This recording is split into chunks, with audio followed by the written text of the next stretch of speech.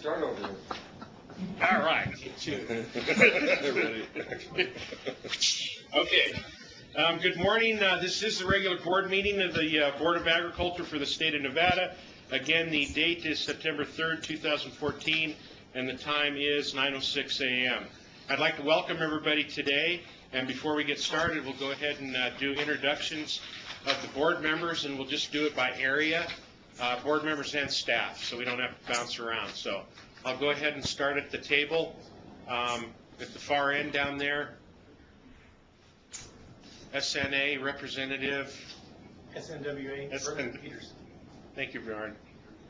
Brian Nakaguchi, Pest Control Industry. Sherry Conrad, NDA. Tim Barbie, Department Ag. David Sticks, board member. Paul Anderson, board member. Boyd Sprouting, board member. Pete Harris, board member. Mark Jensen, Wildlife Services. Ron? Yeah, Ron Terrell, representing Nevada Cattle Association. Clint Wright, NDA. Tina Mudd, NDA. Barnum School, NDA. Mike Howard, NDA. Okay, Sparks, go ahead. Who's there? Right here, Alan Ferrazzo, board member representing dairies, Churchill County. Charlie Frey, board member, Churchill County. Jim Snyder, row crops, Lyon County. Dennis Belcourt, Deputy Attorney General. Robert Little, NDA. Janelle Gimlin, NDA. Bob Conrad, NDA. Dale Hanson, NDA. Deborah Harris, Agency HR Services. Jenny Hudson, Agency HR Services. Very good. How about Vegas?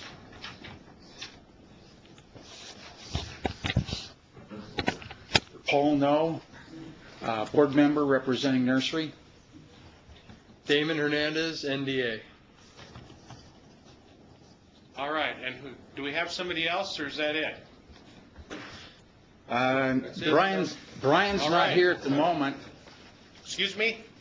Brian's not here at the moment. I expected him to be here. I'm sorry?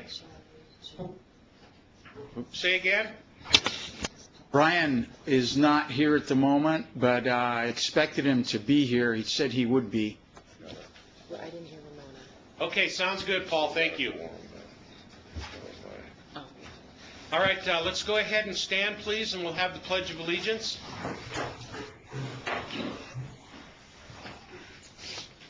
I pledge allegiance To the flag of the United States of America, to the republic for which it stands, one nation, under God, indivisible, with liberty and justice for all. Do we have any public comment before we get started? Anybody from the public? This is an opportunity for you to comment about an item that's not on the agenda, or request a future item be placed on the agenda. We will have public comment again at the end of the meeting before adjournment, so if something pops up, don't be afraid, I'll ask for it again. Now the minutes. Item number 3 is the approval of the March 4th, 2014 board meeting minutes. This is an action item. Did the board get a chance to review the minutes prior to the meeting? And if so, does anybody have any issues or changes or questions to ask?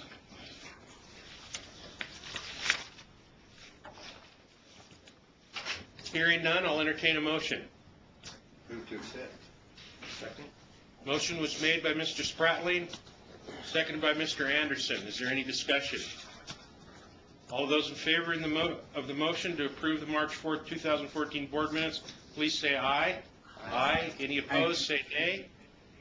Any abstentions? Motion passes unanimous. Item number 3B, is to approve the June 4th, 2014 board minutes. Did everybody get a chance to review the board minutes? If so, do you have any changes, questions, or issues with those minutes as they're written?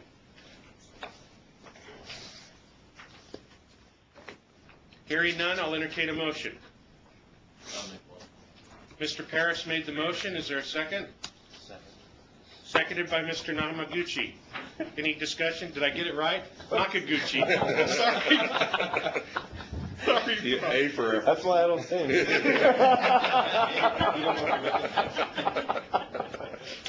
Okay, the chair has officially designated you to not speak during the meeting.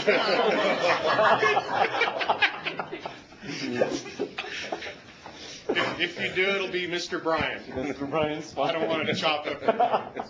All right, motion's been made and seconded. Any discussion? All those in favor, signify by saying aye. Aye. Those opposed, nay. Any abstentions? Motion carries unanimous. And now on to the director's report. Item number 4. I'll briefly kind of go over some of the things I've been working on since our last meeting in June, and then I'll come back to, of course, kind of a budget, a high-level budget overview of some of the enhancement stuff that we're looking at, and then I'll follow up with an update on consumer equitability and the administrator search that we've had going on there. Some of the things over the last few months, we've done quite a bit. And I won't get too deep in several of these because we also have reports later on several of these by staff members. We have opened up a Carson office in Carson City in preparation for the legislative session. And then additionally, we brought in the state FFA office into that same little complex as part of that. The FFA has been at the Department of Education for 13 years at no cost. They are gorging their stuff, and basically that office space was eliminated, so they didn't have a place to go, so they're going to sublease one of the offices that's part of the Carson office that we're putting together for I think $200 a month, something like that. It's not a whole lot, but we want to help and encourage that program as much as we can and keep them up and going. The office space in Carson is at 400 West King Street. It's an old private building that has been leased to state government. For the first state building I ever went into was where Department of Education was office when my dad came to Nevada for a job. So to give you an idea, it's not too posh or fancy, but it's not bad either. It's kind of a nice little situation. It's all within walking distance of the legislative building and the Capitol building. And so basically during the legislative session, I'm in Carson every day. We'll have a spot to work out of. We'll have copy machines, all those kind of things. Additionally, we have not only myself, but tons of staff that have meetings in Carson City. They're able to use that space. It also provides our backup for our data system. You'll remember in January we had our servers crash and we didn't have a backup process for backing up our servers, so we lost quite a bit of data and had to rebuild all of that. This will be the off-site disaster recovery spot for that. And then lastly, we would also take the opportunity to offer that conference space up to our ag associations for meetings during the legislative process.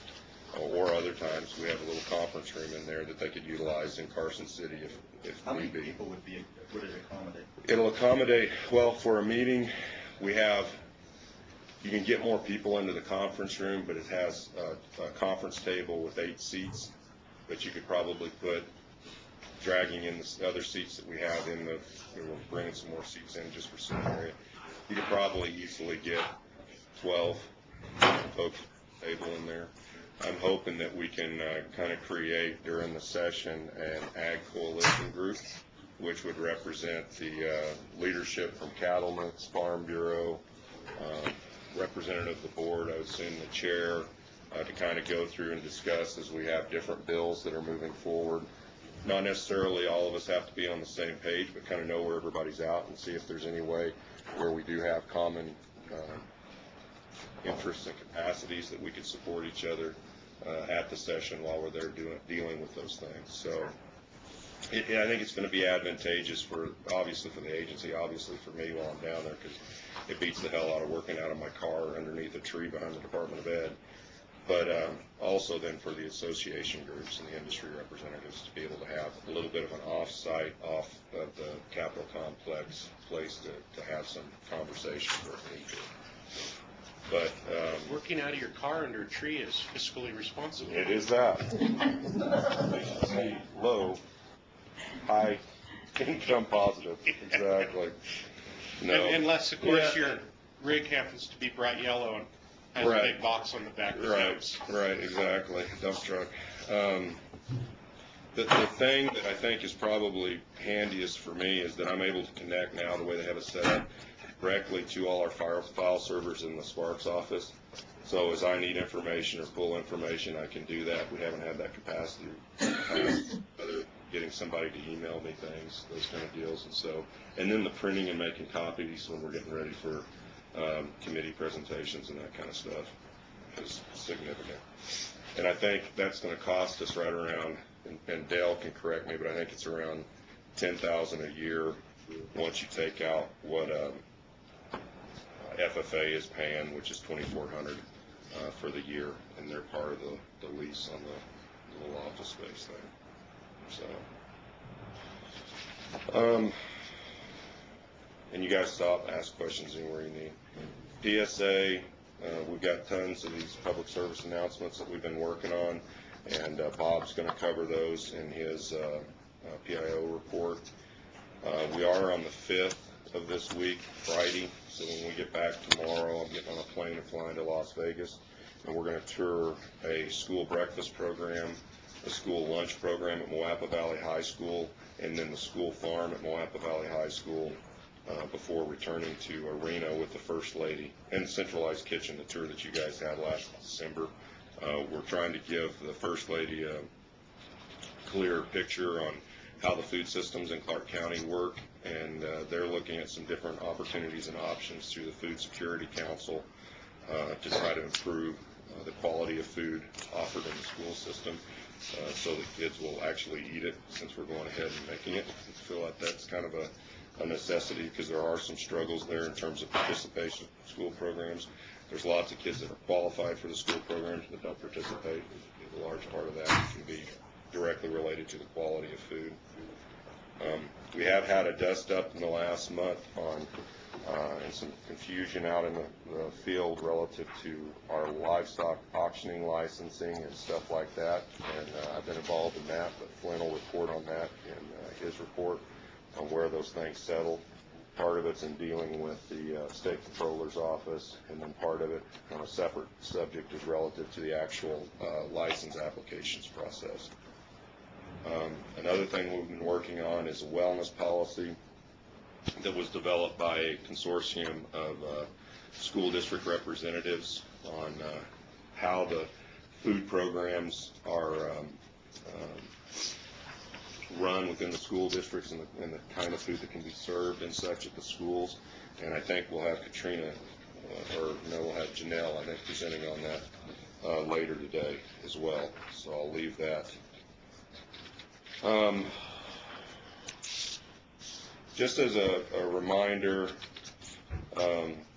back in May, which I reported on during our last meeting, but after that meeting it seemed to get more press attention relative to the border protection and the immigration laws, rules that we have within the United States. I was on a tour of the border back in May in Texas, and actually got to go on a patrol boat on the Rio Grande. A lot of that you've seen on the press, that's actually where I was at as part of this Republican Agriculture Committee that had a meeting in Austin, Texas in May. So as some of those issues come to you, and I can give you my impressions of what I saw down there. Just put that out on the table if you're interested. If you're not, it makes my life easier. So, but I was on a tour of the border last May.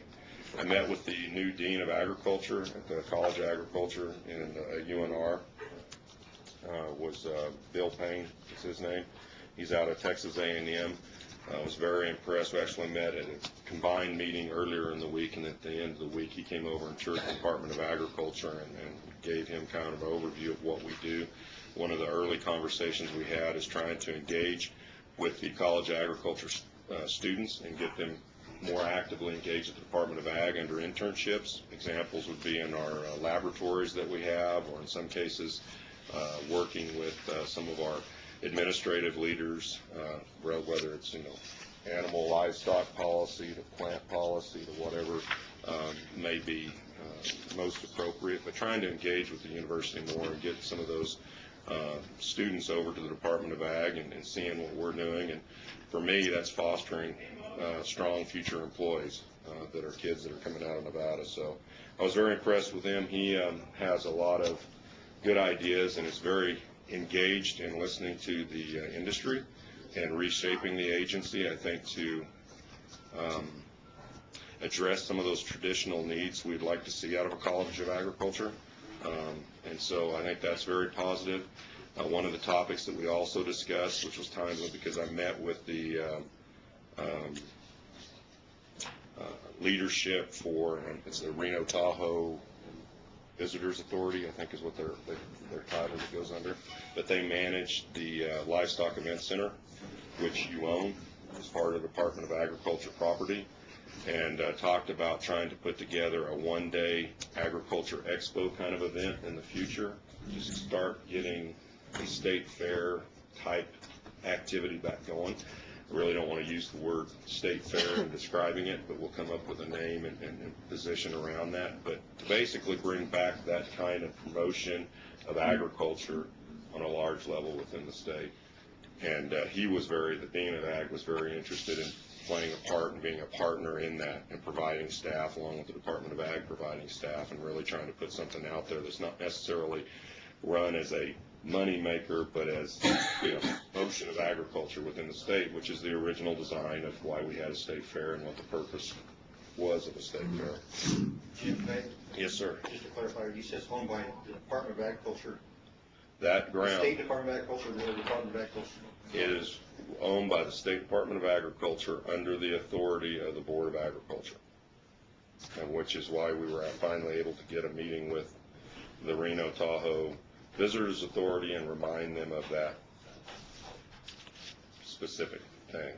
And that's all part of an 1895 act of the state legislature, and requires that that property be utilized to facilitate a state fair, to facilitate 4-H and FFA youth livestock activities, to facilitate the Reno Rodeo, and to facilitate the State Hereford Association show. Those are the 4 primary designations of that facility. And then if leased out to somebody, which it is to the county, could do other activities as they deem necessary to make it a profitable adventure. But those are the primary purposes of that property and why it's set there. Additionally, the Buildings and Grounds folks, or State Lands folks, brought a recommendation for us to sell the property, and we're not interested, I don't think, in doing that right now. Bring that. I want to see if we can get a state expo or whatever reestablished and happening, because I think but at the end of the day, that is owned by the Department of Agriculture and is under the authority of the Board of Ag. You said it was leased to the county. Is Yeah. that for all purposes or just It was very leased. specific uses? Those 4 purposes that I listed as primary use, those have to be addressed by the leasee. Otherwise, it would be a breach of the lease. And then the county can use it for other things as long as those 4 things are addressed. Obviously, the state fair thing hasn't been addressed in like 2 or 3 years. And in some cases, they are charging those organizations not break-even prices, which is also part of. That would be my last Right. question. And so we talked a little bit about that, had that conversation as well. Just basically reestablished that they're under lease, and I want to say it was for 90 years, starting in 1971 was the last lease that was signed. So maybe 100 years, somewhere in there. But we're going to continue to work with them and work with some local businesses that are engaged, encouraging and getting a state expo started again. And as we get a little further down the road and have more to share with you, then we'll bring that back to you. But at some point, that's something that you guys are going to have to discuss but I don't want the board to ever forget that they are the leaseor. And that's why when you come into the agency now, we have that gigantic picture of the Livestock Events Center property. And all of those buildings are county buildings that are built on there.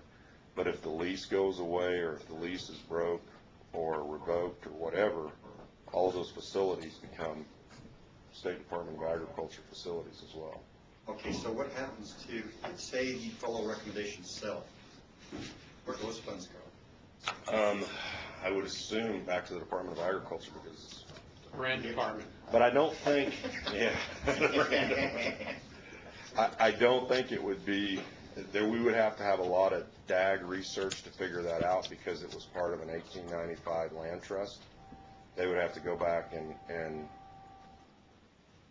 We'll just ask. there'd be some time and effort spent. We'll ask the university how they sell land. Well, that's, Out of here.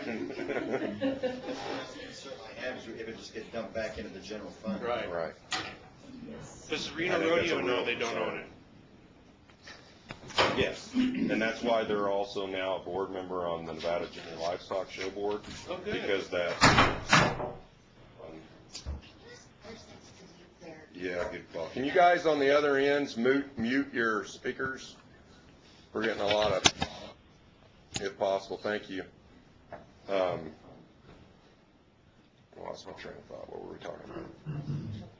Oh, so the Junior Livestock Show Board took over the authorities of what was the State Fair Use Board. That's not the real title, it was something larger than that. But they had never met in 20 years.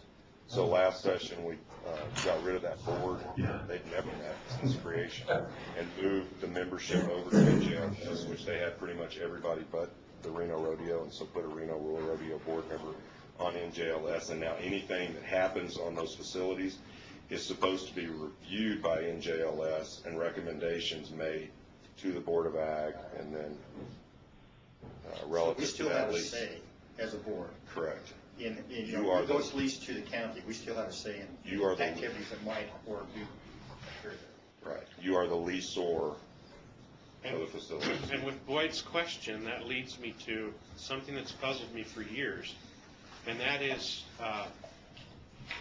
the state livestock show is still held there. NJLS.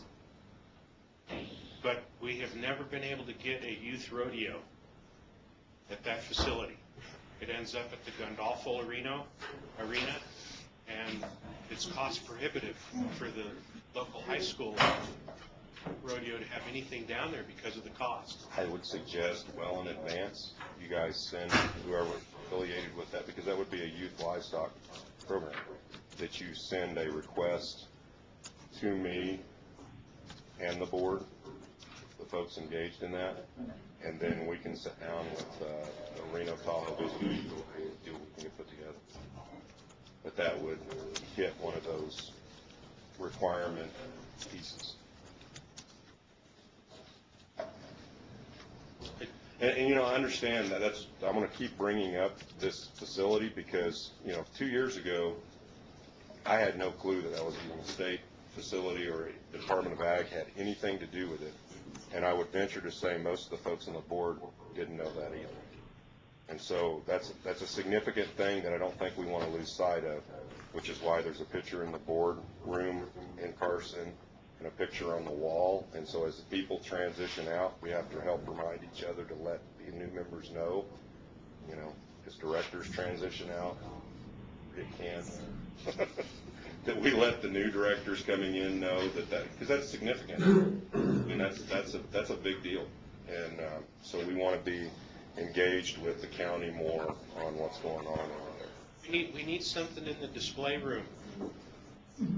There is. That's where the big there picture is. There's a picture about the size of that map that's behind you of the actual property, probably from the 80s, from the sky, and that's why we have that picture. I also want to put a caption there, something to the effect, which we haven't done yet, center, state-owned, leased by the Board of Ag to the County of Washoe, or something to that effect. So that Maybe we should put it in their boardroom, county. right. Well, technically, their boardroom is our boardroom. In a way, I mean, the facilities that are built, that's built on State Department of Agriculture land. All of those county offices on the south side of that. In Sparks, Nevada. Sparks, are you there?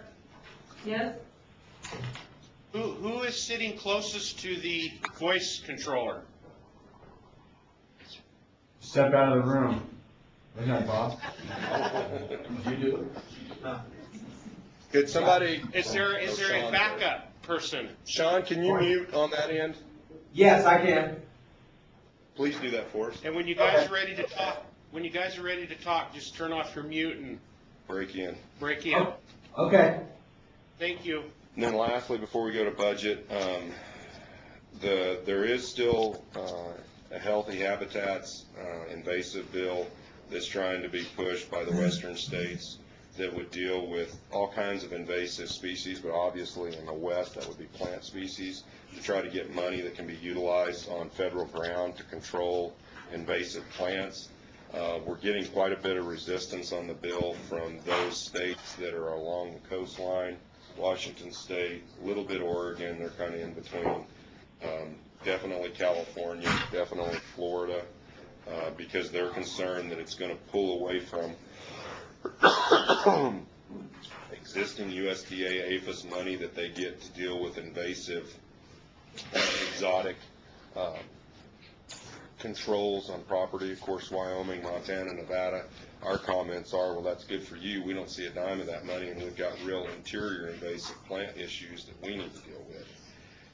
So we're trying to get everybody on the same page to try to get some kind of pot of money put together federally so that we can do something relative to the federal lands if the feds are not willing to manage those grounds. So that's still out there. That's been going for like 2 years now. At one point it was sponsored as an official bill by Doc Hastings and then other signees under the congressional side. But, you know, if things maybe change politically in November, you know, there's a lot of, that could affect a lot of things. Who knows how, but I mean, it could really shake things up if the Senate were to switch over or whatever. The thing is, right now, I think some of the worst offenders with plant species in this state are the federal agencies. I mean, the Truckee River is, you know. Oh, you know, wait till you see some of our maps. That's why Tina's grinning on the back row. Disgusting situation, you know. Yeah. You know, and half the southern Washoe Valley's just nothing but monoculture pepperweed, you know. Mm-hmm. Yeah. And nothing's being addressed, you know. And they'll GIS it or GPS it and map it and identify it, but no, it never causes any kills the action. plant, Right. So. And it's not just the agencies. I mean, I was just driving down the street in Elko on that back frontage road the other day, and in the city of Elko, they got Scotch thistle follows the roof building.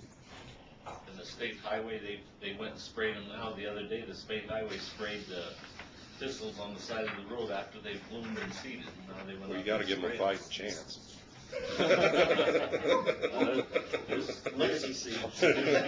This weed deal's getting plumb out of hand. There's some BLM allotments out there now that you can't hardly ride horse to. Thistles. And yeah, so I know that's we're going to talk some more about that program as we move through the meetings, or as we move through the agenda. So with that, park meeting was yesterday, and Pete was at that and chaired that, obviously, and we talked a little bit about the park budget, but we'll also talk about it here in a second as I go through the budget highlights. So with that, if there are any questions relative, you can kind of see what my itinerary's been over the last 3 months. If you don't have any questions there, I'll move on to budget. So on the budget, recognizing that we are an agency, request was submitted this last Friday, and it's still quasi-confidential, but we can share kind of some of the high-level things that we've put into the budget as we go through each one of these. And I would also ask, as I'm doing this, Dale, if I mess something up, jump in and correct me. Feel free to unmute and correct me as I go through this.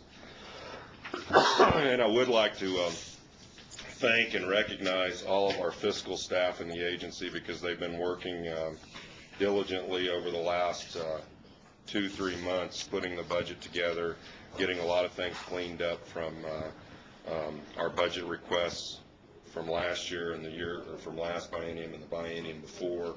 This is really basically the first budget that we've had fiscal staff in 2 sessions to actually put together and organize, recognizing that the last budget was basically built in, and when I say built in the NEB system, which is where they build the budget, by the budget office. So we're pretty excited that we have the capacity to do that now. And so I commend Dale and his staff for their hard work. Some of the things that we're working on, and largely these are enhancements or changes in the budget that as we're moving through. We're looking at combining the food commodities and the child nutrition budget. I don't believe we got that done in agency rec. Is that correct, Dale? Yeah, that's correct. We kind of ran out of time to do that. And you know, we're each year we're hoping, or each biennium will improve the budget as we're moving forward. Eventually that'll be something that we'll chase down in the next biennium. We have a replacement freezer that we're looking at in the food facilities for the commodity foods program. That's the first one I'm starting with. We're kind of looking at food and nutrition division at this point. We also have some equipment like forklifts that we're putting in place. They're a replacement of aged equipment. And then we have some position changes and moves that we're making.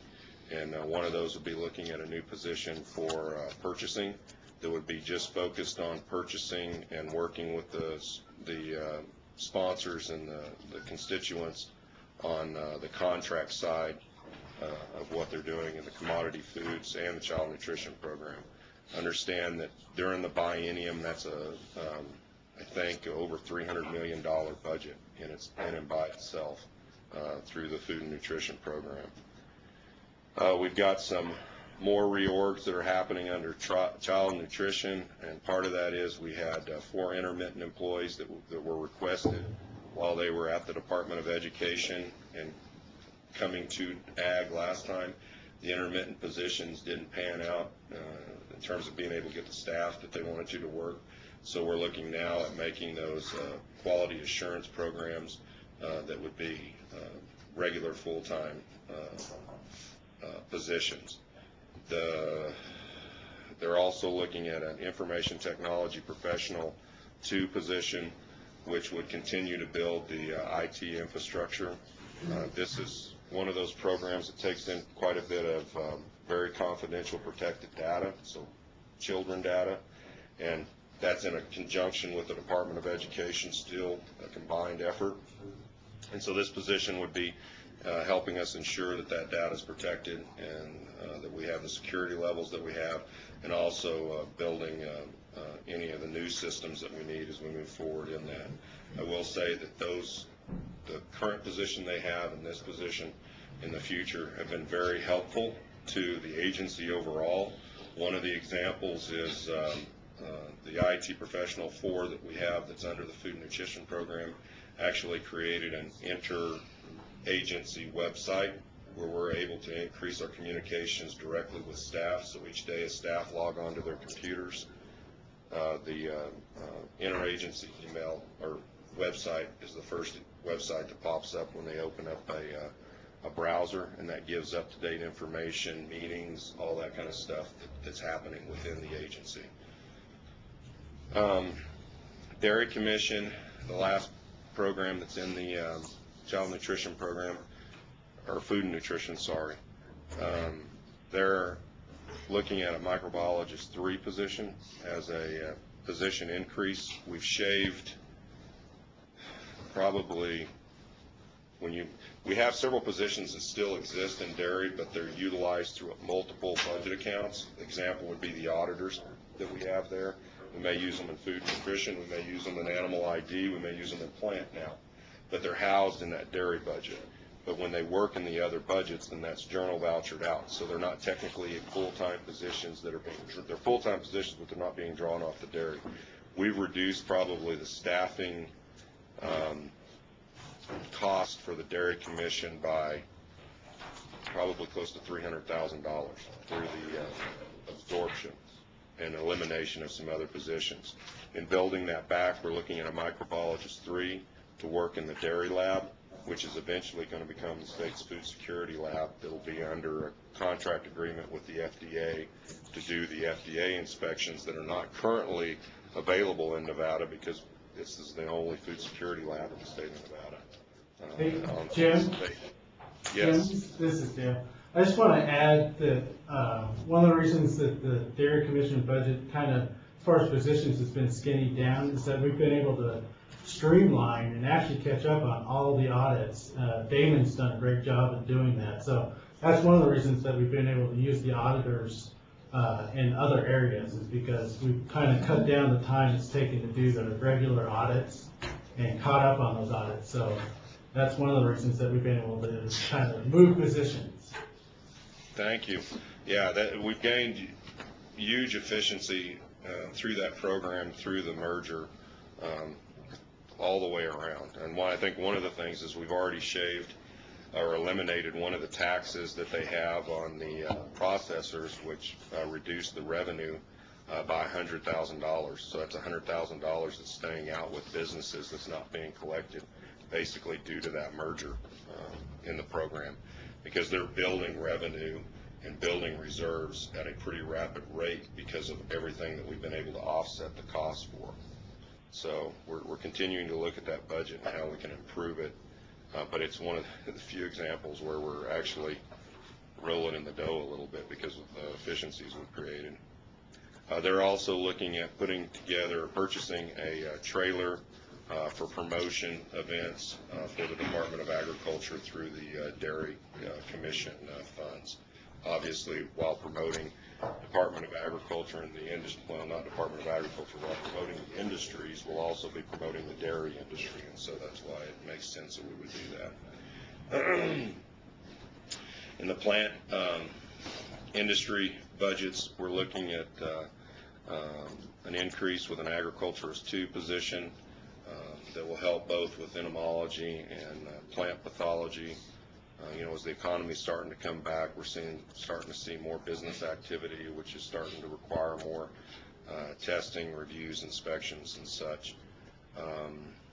The conservationist specialist position that we have that's in plant, that's actually part of the sagebrush ecosystem, has been funded half by Department of Ag through the plant program and half general fund as part of that council creation in the last session. We're now going to take that and make that completely general fund program. So position will still be located in the plant division, reporting to Don, but it'll all be general fund, so it won't be a cost on any of the plant fees moving forward.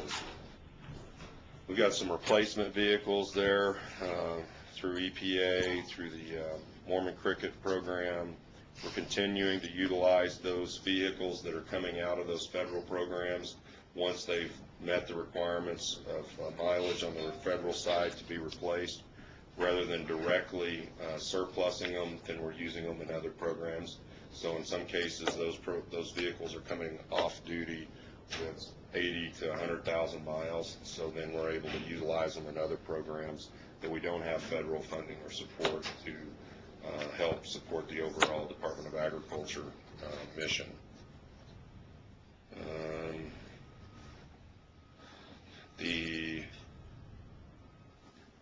We've got some other positions that are moving around there, and we're also continuing to combine some accounts. Animal industry, we are putting in for general fund to support the veterinary diagnostician position here in Elko, to reestablish the Elko laboratory, and looking at some testing equipment that would be located here to increase the capacity of the lab and what they're doing on this end of the state. This is where the majority of livestock and wildlife are, so it makes sense that we would have someone located here working with the laboratory out of Sparks. Additionally, we're looking at a wildlife staff specialist to help us coordinate with wildlife services, to help us work with the industry on these many wildlife issues that we have, to validate some of the issues and be able to look at the wildlife issues and how they influence the livestock industry with a mind to the importance of the livestock economy within the agency. That would also be general fund. And then lastly is to also represent us on the animal disease side, as we are still the agency in charge of animal disease, whether it's wildlife or livestock. Those authorities still fall at the Department of Agriculture. It makes sense that we would have a wildlife specialist working with that laboratory as well. That would be housed in Sparks. No, that position, oh yes, that position would be, not the vet would be here, the wildlife position would be in Sparks. But would be another one of our positions that's on the road traveling with vet. We're looking at restoring the park budget to a balanced budget that Jim, what's the need of a wildlife? the example would be when we're talking about habitat, and there's multiple. So one example would be when we're talking about habitat issues and how wildlife are interfacing with livestock, and as we're working with our management programs and everything, to have someone that can represent that specialty, that understanding within the agency, to represent the agency on those issues, as we're also having conversations and meetings with Fish and Wildlife Service, with Department of Wildlife, representing agriculture with an understanding, with a scientific expertise in wildlife, validating. So this person would be equivalent to a wildlife biologist at the Department of Wildlife? Correct. They probably wouldn't admit that, but that's our goal. No, it's that classification. Oh, good. It would be a wildlife biologist specialist working at the Department of Agriculture. Additionally, Through the laboratory, under the animal industry administrator. So through the, and then on the other side, where we're in charge of all animal disease in the state, and part of that population is wildlife, they would be our representative, for example, relative to issues on the domestic sheep, relative to the bighorns, just as one example. Obviously, the many issues we have relative to the sage grouse, those kind of activities that we're engaged in, but we don't have anyone in-house that has that expertise, so we're relying on other agencies' expertise in that area to fulfill our statutory authorities. Depredation. Doesn't make a lot of sense, all of that. Depredation would be. They would work relative to the park, all of that. That's why it would be under animal disease. And that would be general fund as well. I guarantee you, my prediction is that the wildlife advocates will say anything coming from a wildlife biologist through the Department of Agriculture is going to be junk science. I mean, they've made that accusation repeatedly over other personnel in the department. No matter how good the science is, you know, if it doesn't agree with what their agenda is, it's going to be junk. That's. But I think there's a flip side to that too, Boyd. Right. On our side, looking at them. Right. When their science comes out, it's exactly geared more No, towards. I agree. We need that counterbalance, but. And that's what this would be. Screaming. But there's certain realities there on both extremes of any subject matter where listening is not an option. So you have to know that in the conversation when you go in, and then you have to do the best you can to carry out the authorities that fall within the Department of Agriculture, and part of those authorities overlap with wildlife, and so it would make sense to have wildlife.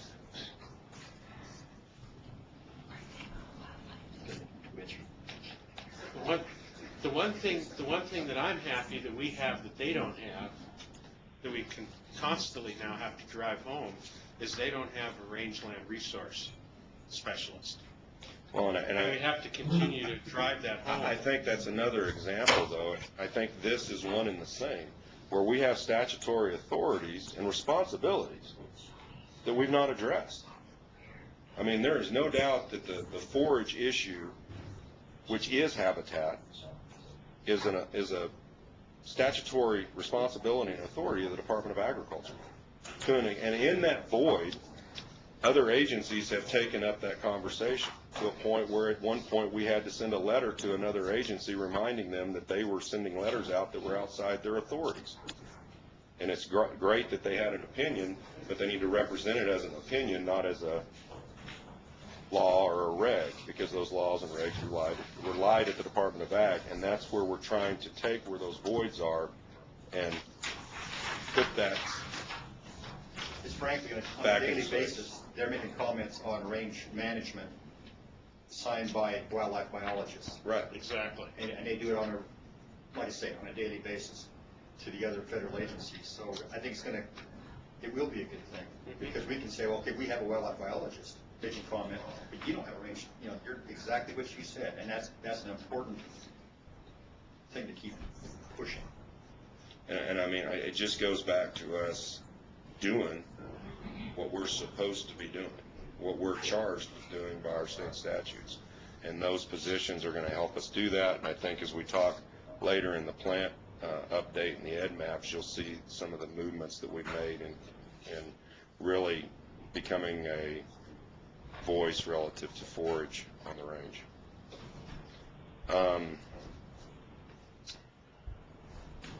Then under, we have 8 Nevada Highway Patrol vehicles that we have put into the budget for brand inspectors. Again, as we've talked about previously, and we have, I want to say 10 or 12 Highway Patrol vehicles that we're going to purchase in the next few months for our brand inspectors to offset the operating cost in the animal ID account.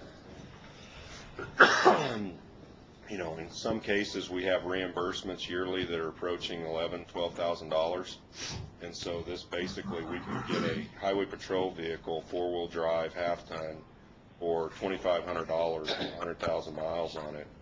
And then, as you're going to see later on today when we demo some of the stuff that Flint's group's been working on, we can do the job and do it in a much more effective, efficient way of stewarding the money from the industries.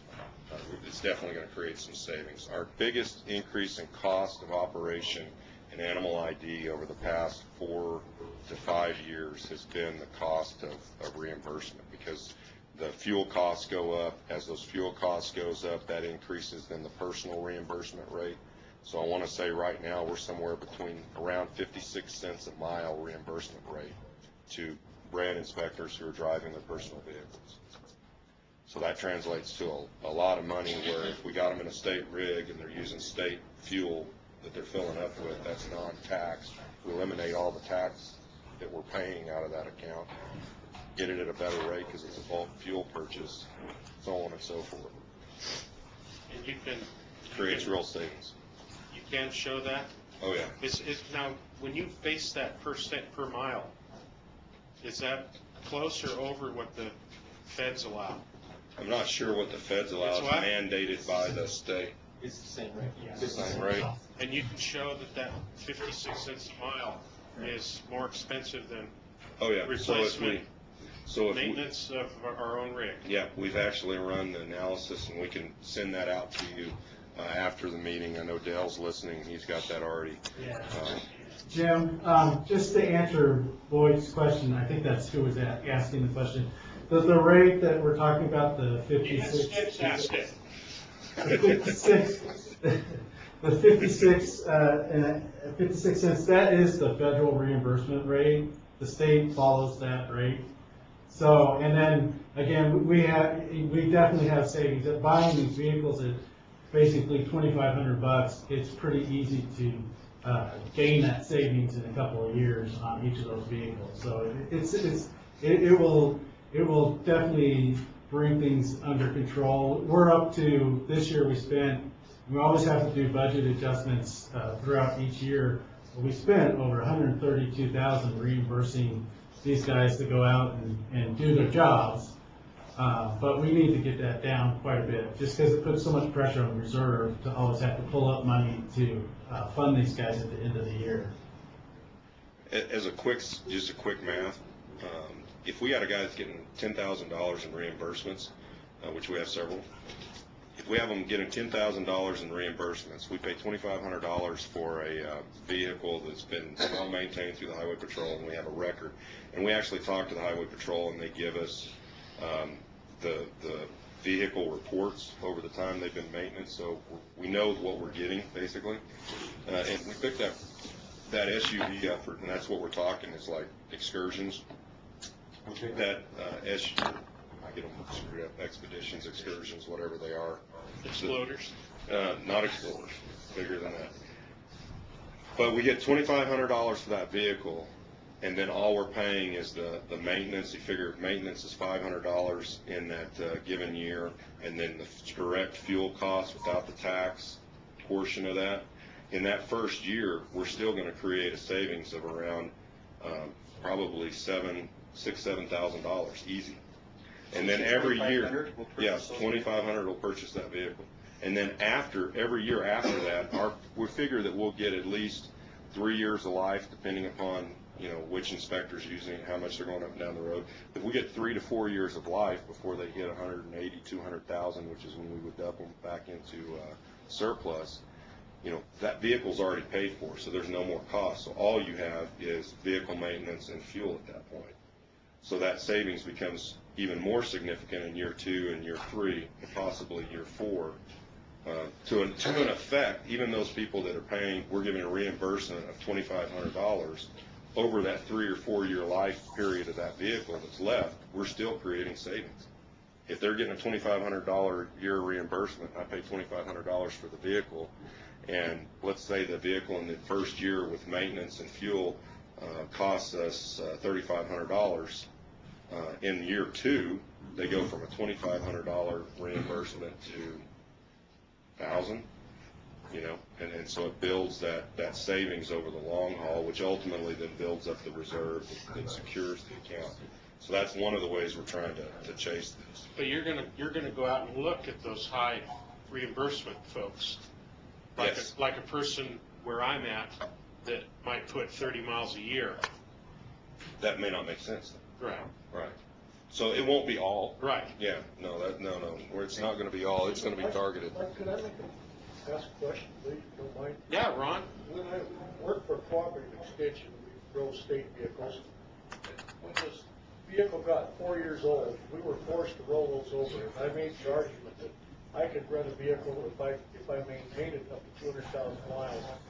And I think I got a snow job, but they told me they couldn't do that because of liability. I got it in action. So I was very confident I was getting a snow job at that rate. See that Dodge out there? Yeah. That's got over 180,000 on it. I thought I was being lied to. I just wanted to confirm. You were being lied to, Ron. No. I mean, we see that as a real and significant efficiency that we can get, because these vehicles, it's not like 1978. I mean, I think these vehicles are built to go. You look at any of the construction, I have several friends that are involved in the construction business, and I mean, they're running, I'm getting this because I'm looking at what industry is doing out there. They're not turning rigs over unless they're the big chief and the big boss, and usually those rigs are then passed down to somebody else. In our situation, the big chief, the big boss gets them when they get 180,000 miles on them, or 115 in the one that I'm driving now. But yeah, we were surprised, because originally we were looking at the trucks, Highway Patrol trucks. Those are a different story. Those are $7,000. Still a good price for what you're getting with 100,000. But as we were engaged in that conversation, we realized that the what would be SUVs, they're getting $2,500 a pop at 100,000 miles, and for me, that seemed like a no-brainer. It's basically a half-ton truck, and it actually makes sense if we're going to have some of those rigs are going to have printers and stuff in them, because we're going to use this kind of technology moving forward with the brand. So anyway, the 8 Highway Patrol rigs over the next biennium would then give us the capacity to add a few more rigs in there, and then kind of do replacement as rigs go down. Even if we only get 2 years out of a rig and something catastrophic happens, you're still ahead of the game. You make that money back in the second year, and then we have a replacement rig to start it all over again. So,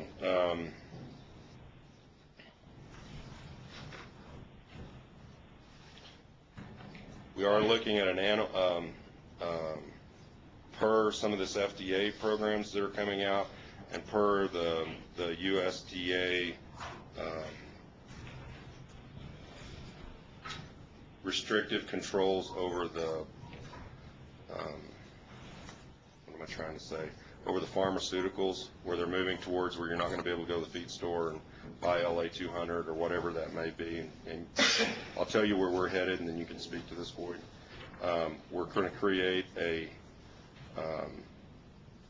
animal feed manufacturing registration program. So if you are manufacturing feed in the state of Nevada for commercial sale, in other words, not for self-use, but like, I guess an example would be Purina or some other factory, right, that's producing and selling commercially, you would do a registration program, or you would have to register your feeds and your company and everything with the Department of Agriculture. In 2 years, then, we'll have generated some revenue or resources to then engage in the FDA feed inspection program that's being required. And then we would pick up that inspection program once we get to that point. The FDA is basically saying, oh, you're going to start it now, but we're not going to start it if we don't have anything in the bank to start it from. And so we want to use 2 years of feed registration to basically build up an account so that we could then start an inspection program to start meeting those qualifications for FDA. On the veterinary biological registration, or the pharmaceuticals, basically we see that as being another way that we can generate money to support the animal identification program, the veterinary lab, so on and so forth. And this is a fee program that exists in other states around us. And so it's something that and it would be kind of like our pesticide registration, where basically you have a corporate company that's going to sell their pharmaceuticals into the state of Nevada, then they would pay a registration with the Department of Agriculture to do that. Then with the requirements of the more controls on those biologicals, then we have a registration of all the pharmaceuticals that are being sold in the state. So you have the traceability, you have all that kind of piece. So that would come from the manufacturer? From the manufacturer. From the individual retailer? Well, it'd probably come from the manufacturer. I think that's how it's done in most other states. And correct me, Flint or Lynn in Sparks, if I'm wrong on that. So in other words, if Merck is the corporate pharmaceutical and producer, and they're trying to sell that specific drug to veterinarians in the state of Nevada, and it's veterinary controlled, then they would have to register it with the Department of Ag. And this is all being done because? So the one's FDA, the other one's USDA on the veterinary side, and I would defer to Boyd to kind of tell you more on the background on that. The antibiotics would be FDA. Right. Well, that's FDA as well. Okay. FDA. Yeah, but I'm trying to figure, so the FDA. So the FDA. Food and Drug Administration, United States. So 2 years ago, they passed a federal act, FSMA, the Food Safety Modernization Act. Okay. And in that Food Safety Modernization Act, they increased regulatory controls on food manufacturing, which is kind of where but it's where we're going with the food security. So a company like Kimmy Candy in Reno is producing candy and shipping either across state lines or internationally, they have to get an FDA inspection. Currently, no one in the state of Nevada is doing that job. I thought the Department of Health obviously did that job, but they don't have a food security laboratory. And so when they go do a food inspection on any kind of facility, it's basically how clean does it appear, but they're not taking samples that are then going to a laboratory and being tested for microbial or any of those kind of issues or bacterial. So that's one program in there. Then they have the produce safety. So anybody that's doing growing produce, so like Perry and Sons, they've come under the FSMA law, and anybody that's under $500,000 is then under the Good Ag Practices requirement, which we're also hosting at the Department of Agriculture, those trainings. But we would do the produce inspection. So you got feed, and then you have the feed one. They're requiring the feed inspections as part of the FSMA. Same kind of deal as the FDA food manufacturing. So that's 1, 2, 3. And then the vet one would be 4. And there may be one more that I'm missing off the top of my head. But that's all part of FSMA. Okay, but you alluded to that somebody making feed to feed the cattle as well would fall under this? For commercial sale to feed with cattle. So if you're making feed to feed with your own cattle, and Lynn, correct me if I'm off on this, Lynn's been the one who put the research together, you would not be under inspection, but if you were producing feed to sell to other entities commercially. Jim, Dale went to go grab Lynn really quick. Okay. Because he's actually went to the regional conference around that specific issue. Then you have to get FDA inspection. What we're trying to do is house those inspections within the Department of Agriculture within Nevada versus you having to go back to D.C. and get somebody from a D.C. office, for example, to come out to Perry & Sons to do their produce inspection.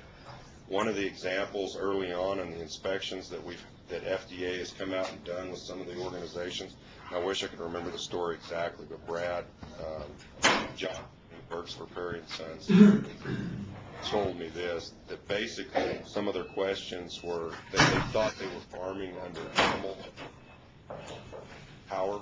In other words, horses drawing plows. Yes. So they have white lab people that have never been around agriculture in any way, shape, or form that they're sending out to do these inspections, which is why the states are trying to enter cooperative agreements with FDA to do the inspections on site. Because where the feds have come in and done it, it's been unreasonable, it's been unrealistic, and there's been a complete disconnect with the requirements of ag production, or feed manufacturing, or food manufacturing. So all your companies that make sacked grains, your hog grow, all that's going to be subject to it? That's my understanding. Okay. And in the short term, what you're going to see is a lot of because they have financial, like if you're generating this much revenue, then you fall into this level of inspection, this much revenue, this level of inspection, so on and so forth. And in the beginning, you're going to see a lot of waivers simply because they don't have the capacity or the staff in D.C. to do the inspections or even within their regional offices. The example would be, which impedes business. So like Kimmy Candy, it took them 3 years to get an FDA inspection on their food manufacturing side.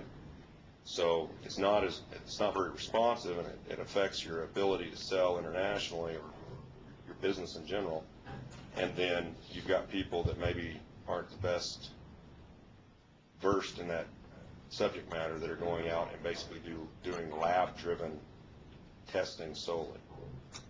Now, are these organic folks, these small backyard that are going for public sale, are they going to be required to be under 500,000? They're required to be part of the good ag practices in revenue. They're part of the good agriculture practices, and I'll have Don correct me if I miss up on this one. But over the long term, so that's short term, so maybe out to 2016, 2017, but eventually they come under the same requirements as those above 500,000, like Perry and Sons. That's for organic certification? That's for any produce, organic or not.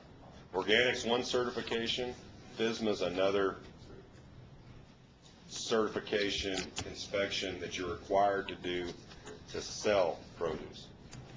So an example, in North Carolina, FDA came out and did one of their inspections, and one of their findings was that you couldn't use the same conveyor belt to carry potatoes and carry onions because they want to see them different and separately sourced because there's different levels of danger relative to bacterial exposure on that produce. And so they shut a major producer down in North Carolina. So there's been big battles back and forth, and so we're trying to get ahead of it and become a cooperative so that we can hopefully avoid that on Nevada producers. Kind of meeting in the middle. Is Lynn there? Yes.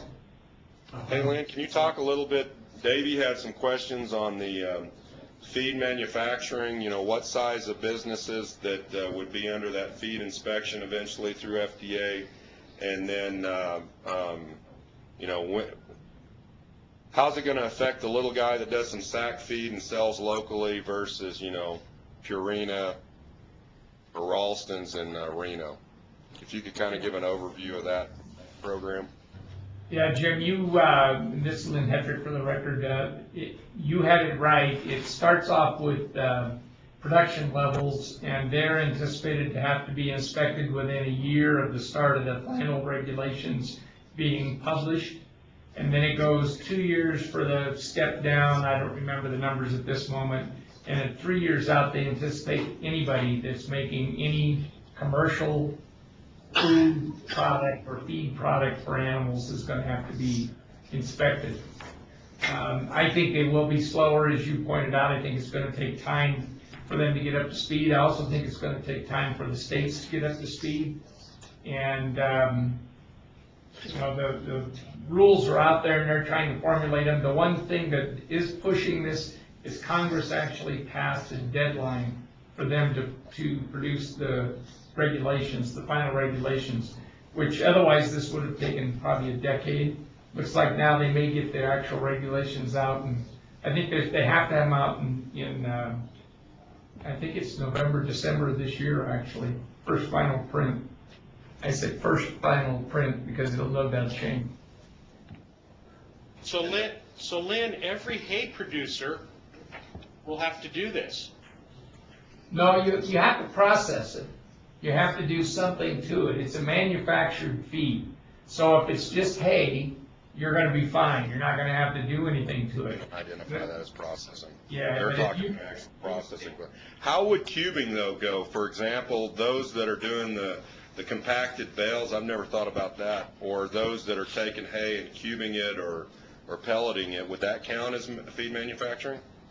And my understanding when I went to that conference in Sacramento was that it would not. Now, if you started to add things to it, if you said, well, when I did my pelleting, or I did my cubing, or I did my compacted bale, I added calcium dioxide because it was a mold inhibitor or something, then you might fall under the restrictions, because now you're starting to put something into it that could affect food safety down the chain.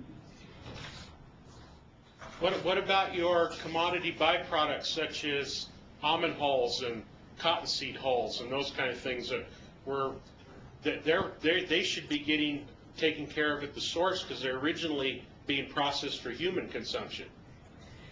I think the byproduct, if it's not changed in any way, won't be checked at the source. I think what's going to happen to you is that byproduct is going to get checked when you buy it and you start to put it into a finished product that you make. So if it becomes an ingredient in your product, you're going to get checked. If it's almond hulls from the source as raw almond hulls, they don't know what it's going to. Are you going to use it as a filter medium, or are you going to take it out and make it an organic ground additive and say it's organic matter? They're not going to check there. One of the rules that comes with FSMA is everybody who makes manufactured feed has to keep track of their inventory source. And you have to be able to tell somebody when they come inspect you, where did you get those almond hulls? And that's on every single ingredient you use. They even had a guy stand up there and tell us that he was buying a product from Germany, and he had to go inspect the plant in Germany to verify they had certain types of safety measures built in to their production. But Lynn, this also is, it's about the human consumption food as well, right? No, we won't deal with that. Would be the food manufacturing side. No, we won't deal with that. That won't be in Department of Agriculture's bailiwick. We're talking about manufactured animal feeds. Well, it will under the food security part with the dairy lab that we're going to turn into the food security. So in other words, if Ralston is producing a cereal, just because I know 2-year deal. So if Ralston is manufacturing a cereal, they have to get an FDA inspection. That company in Reno has been there, so I'm sure they've had FDA inspection, and they've been there for a long time. In the future, if we get a cooperative agreement with FDA to take over the food manufacturing inspection run through our food safety lab, then we would be inspecting that facility.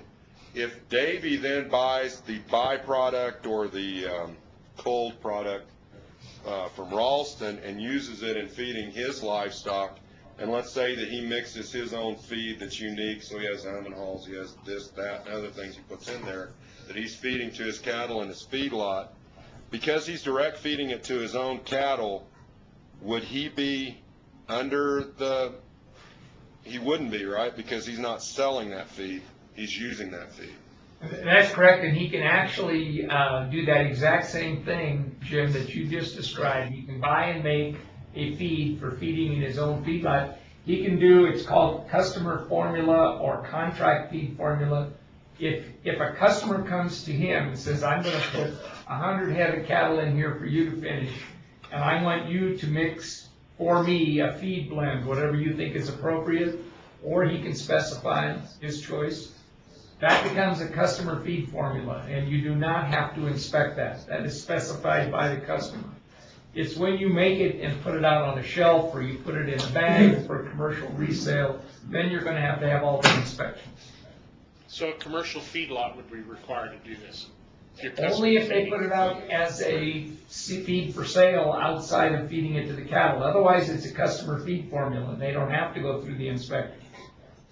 So if Boyd comes to you, puts cattle in your feedlot under contract, and you agree to what the mixed ration is going to be, that's a customer ration, feeding their own cattle. You're feeding their cattle for them. Right. You're mixing the ration, but they're driving the train on what the ration is.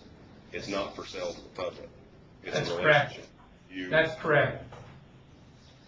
So that would not be required for inspection. When do you want to send them down? Anytime. Okay.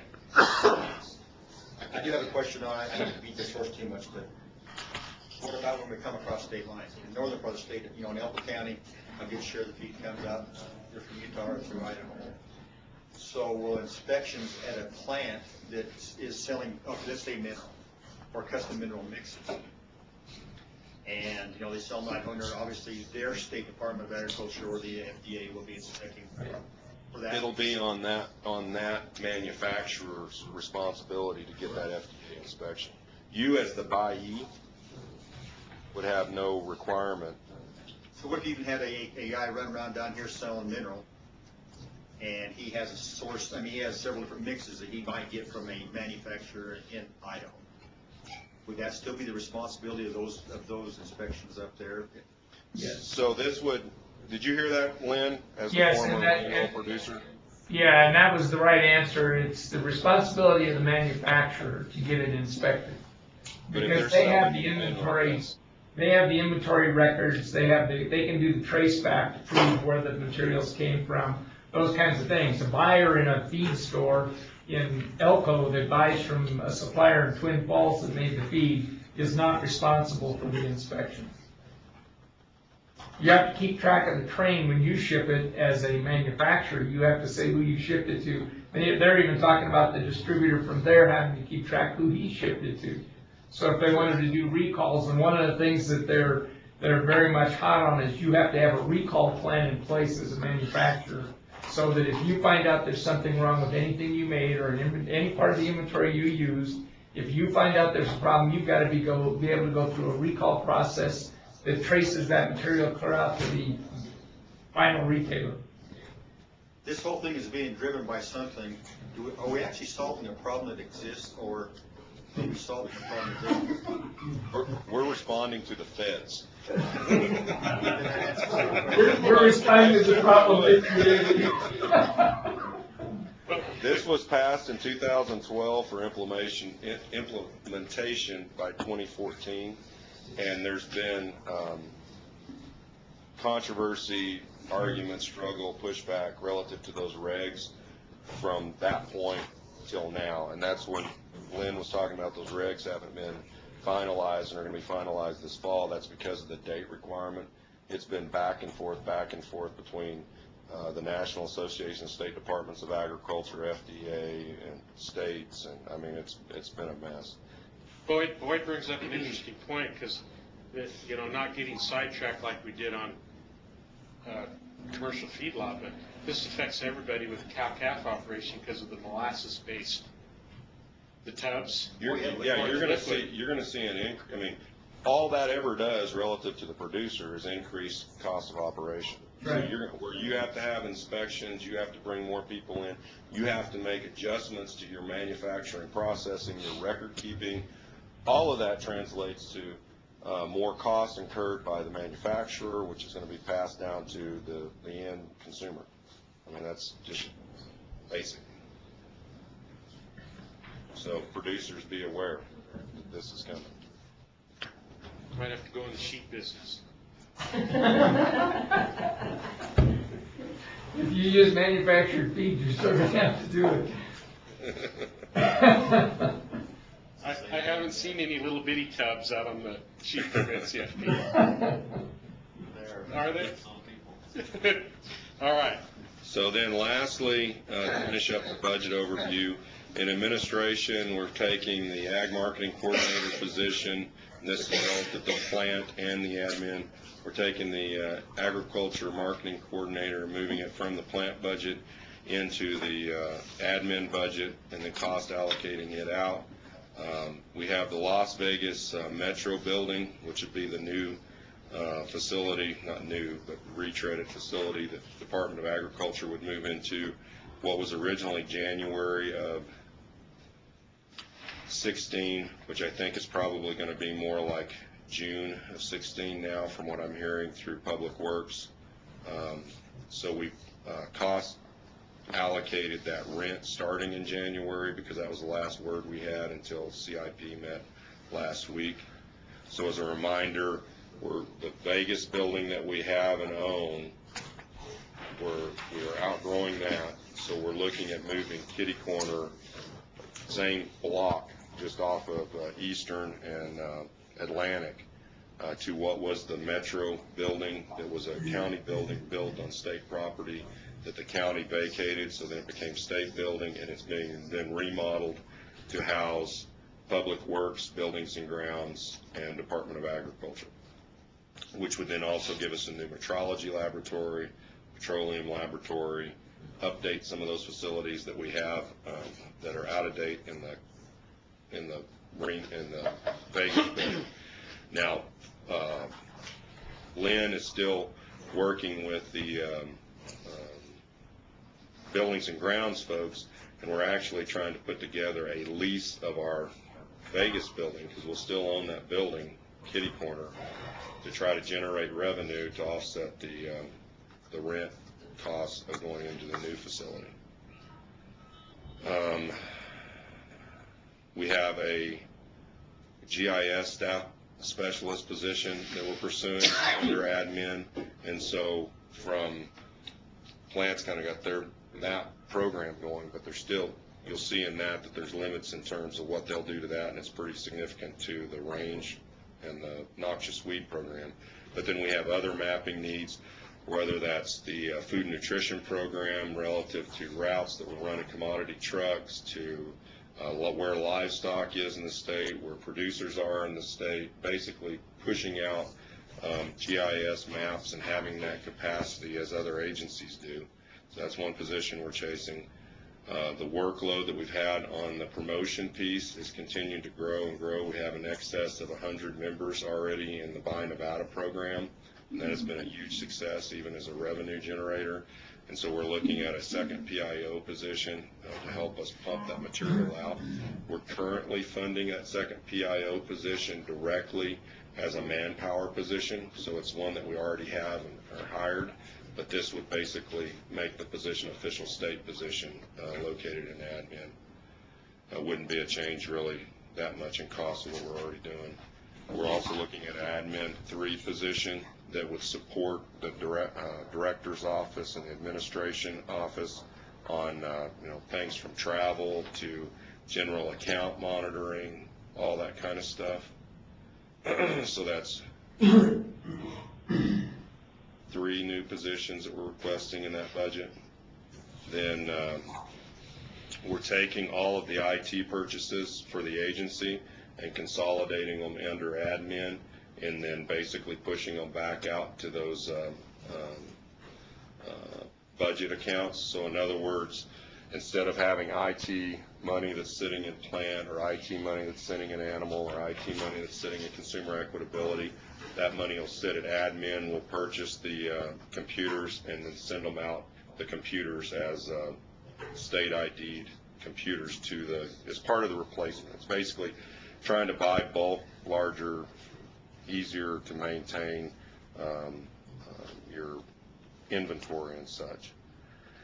And then we're also consolidating all email, voicemail, and copier costs. So basically, each one of the budget programs will pay a cost relative to support their email, their voicemail, but it'll be located at admin and managed out of admin, and then cost allocated out.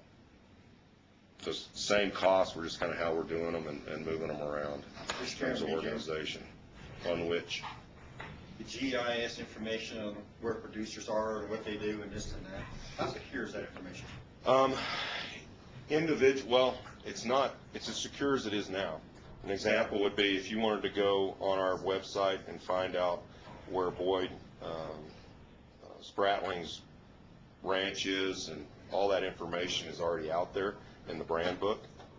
Google Earth, anything like that. Basically what we're trying to do is create an opportunity to create more marketing for producers in the state, to create a reference of where we're not going to put out any more information that isn't already public. Example would be your brand certificates. Your brand certificates, as we start to talk about this other program, are public information. Okay, anybody can do a request. I want to see Boyd's brand slips from this date to this date, and we would have to provide that to whoever that public entity is vis-a-vis Freedom of Information Act. We could make it where they can just go online and click that and pull that off, but in conversations that we've had with you, you guys don't want to do that. So what we're going to do is make them a request to do a FOIA. But in terms of showing where we have ag production in the state as a means of promoting agriculture and the significance to the state economy, in a generic, like a pinpoint. So in other words, where's ranchers in my local community? Here's the pinpoints. You can highlight over that, and it would give you the same information that you would get in the brands book. Such and such, well, not the brand, we won't give you, that's not the point. The point is they want to see that, yeah, there's beef production in Wells, Nevada with Boyd. There's beef production in Lovelock with Davey. There's produce production in Yerington with Jim Snyder. You know what I mean? It's basically the kind of production. I understand the upside of what you're doing that, as far as marketing is concerned. I really think there are a lot of individuals and groups out there that want to, for nefarious reasons, would like that information. I mean, it's what happened to the FSA and NRCS a few years back, publishing a lot of information, personal, financial information. It really got out there. No, I hear you, but that's not what we're going to do. We have some secure means to know that's all further goes. Right. Well, that's not what we're going to do. We're going to push out there. There's a producer that's over here. Here's their contact information, which is on, what do you call it, on file with the Department of Agriculture, so that if you wanted to contact Boyd Spratling and say, I want to get locally sourced beef, are you an option for that? Or if I want to show to a group or the legislature, we have agriculture production in this state. When you pass a law that's relative to producers, here's a map that shows all the little pins of the number of producers that this law is going to affect or impact.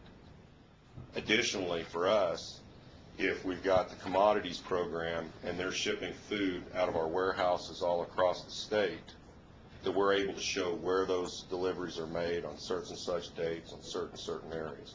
If we want to do a specialty program that's tied to the forage and the type of forage, that's beyond the capacity that we have with our ed maps, which you're going to see here in a minute, then this person would be able to create that for us.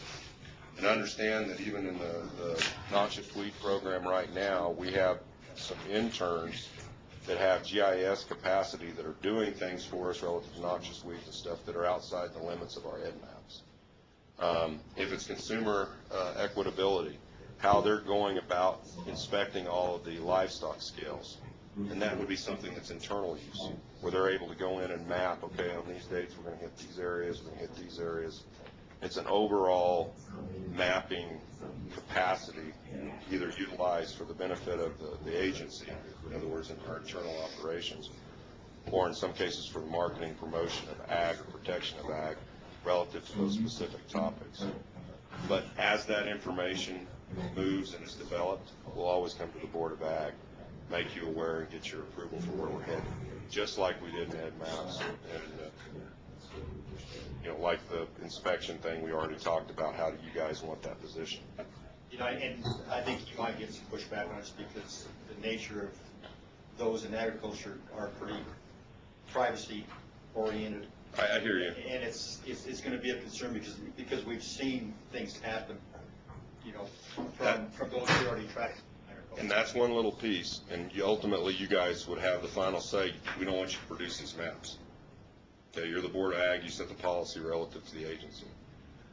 Jim? My flip side argument and concern on that, if we don't do it, somebody else is going to develop it. And it would be better that we control that messaging and that picture when and how that time comes. But I think that's an argument for when we get to that point. This would just give us the capacity to create those type of things. But you guys may decide that you don't want those produced at all. Somebody have a question? Yes, Ramona Morrison for the record. I might also add, and Rachel Bezzetti's the one that pointed it out to me, I already knew about this with regard to the Forest Service, but the Forest Service already has every bit of allotment information already online, including company name or individual name, and as does the BLM. A lot of this stuff that Jim is talking about is in many ways already public. And you can already easily access it on their websites. So I tend to agree with Jim. We have to be careful with data, obviously for privacy reasons. But Western Watersheds has made a lot of it public already. And really, thank you. And really, I'm looking at this from us being able. These maps are utilized if you've been engaged in any of these conversations, and totally disagree if you think I'm out there. But these maps are utilized for a reason. They're utilized to try to convey a message in many cases. They're utilized for efficiency and effectiveness, which would be like consumer equitability or our commodities program that we're trying to utilize. But in the cases where it's interfacing with plant or animal industry, they're used to convey a message. This would give us the capacity to convey our own messages relative to those industries. Because right now, every other agency in the state that plays in this realm, including Department of Transportation, has the capacity to create these maps and convey those messages. The data that we would be utilizing and conveying messages with is stuff that already exists and is already out there, but we don't have the capacity to use this tool to message our issues or your positions. Here's something that's a fact as well, and we can thank our organic, all-natural, grass-fed friends of creating this. Is the American public, and this is really sad, has a huge concern about processing of, let's say, beef in America. And it's amazing how it seems to be more so making sure we toe the mark than anything on the outside coming in to America. And with that being said, I think the last thing beef producers want to do is try to be off the grid. It'll just give more fuel to see we told you so, because I can't believe how big these co-ops now are becoming in these communities where people can go to a small place because they like the idea of knowing what's being fed to it, where it's coming from. When all of us sitting here know that, right now the mass production of beef in America is so clean right now, and the process that they're using for shelf life is incredible. for keeping bacteria out. So, Boyd, I know exactly where you're going, but I can go on Google Earth, and if I have a general idea where that permit is, I can count and look at every head of animal we have on a permit. Yeah, and I mean, if you want to pay the money, you can get a live satellite feed at a given moment in time by paying for it and them shifting a satellite over to look anywhere you want to look. That technology is all, you can do that from your computer at your house right now. Star Valley is not so remote anymore. Trying to hunker down. You got the bunker check. Well, the last picture I saw, you were doing this. You were getting low, but they still had you on the camera. Jim, how much more do you have on 4? That's it. That's it? Okay, board members and guests and staff, we're going to take a quick break. Before we do, though, Alan Perazzo, are you still there? Yes. Alan? Yes. Yes. As a former chairman, before we break, I'm going to designate you as a vice chairman in charge of the Sparks office today. So if you would sit up where Lynn was and during the break get a rundown on how to control the mute button, I'm going to put you in charge if somebody has a question, or you'll be the one to let me know, okay? Okay, sounds great, Dave. And then Thanks. you too, yeah, thank you. And you too, Paul, no? In Las Vegas? Yes, sir, gotcha.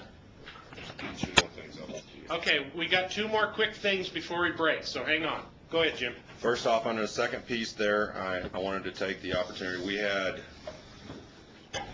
well into the double digits applications for our division administrator position in consumer equitability, and we had 3 outstanding candidates that we interviewed at the end of the day that I would have taken at different places in the agency without a second's thought.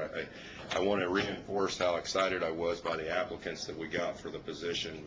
I don't know what's different out there. Maybe things are getting worse and people are unemployed and looking. I know that isn't the case with the individual that we hired, but we had tremendous applicants for the position. And so with that said, I'm very excited that I think that we selected someone that is a great fit for the consumer equitability program and where they're headed. With that, I would also like to recognize Mike Gower as the acting administrator for the last month and a half, 2 months. A tremendous job that he did in stepping up and filling the gap that we had in that short interim while we were able to identify our new consumer equitability administrator, Mr. Bart O'Toole. Would you go ahead and stand, Bart? Bart comes to us from actually a production agriculture ranching background out of Austin, Nevada, that he grew up on the O'Toole Ranch out in that country.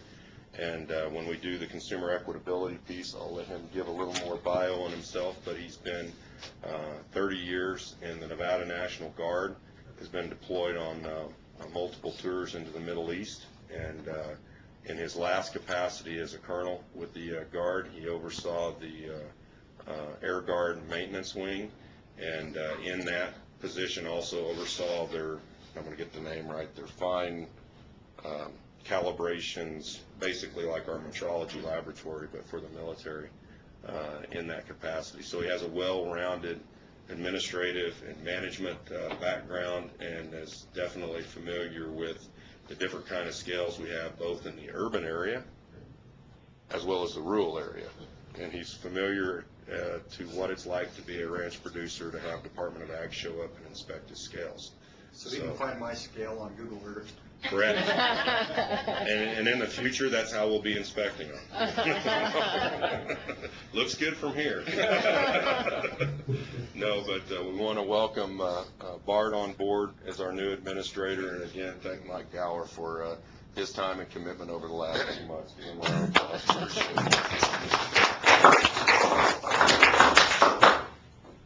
And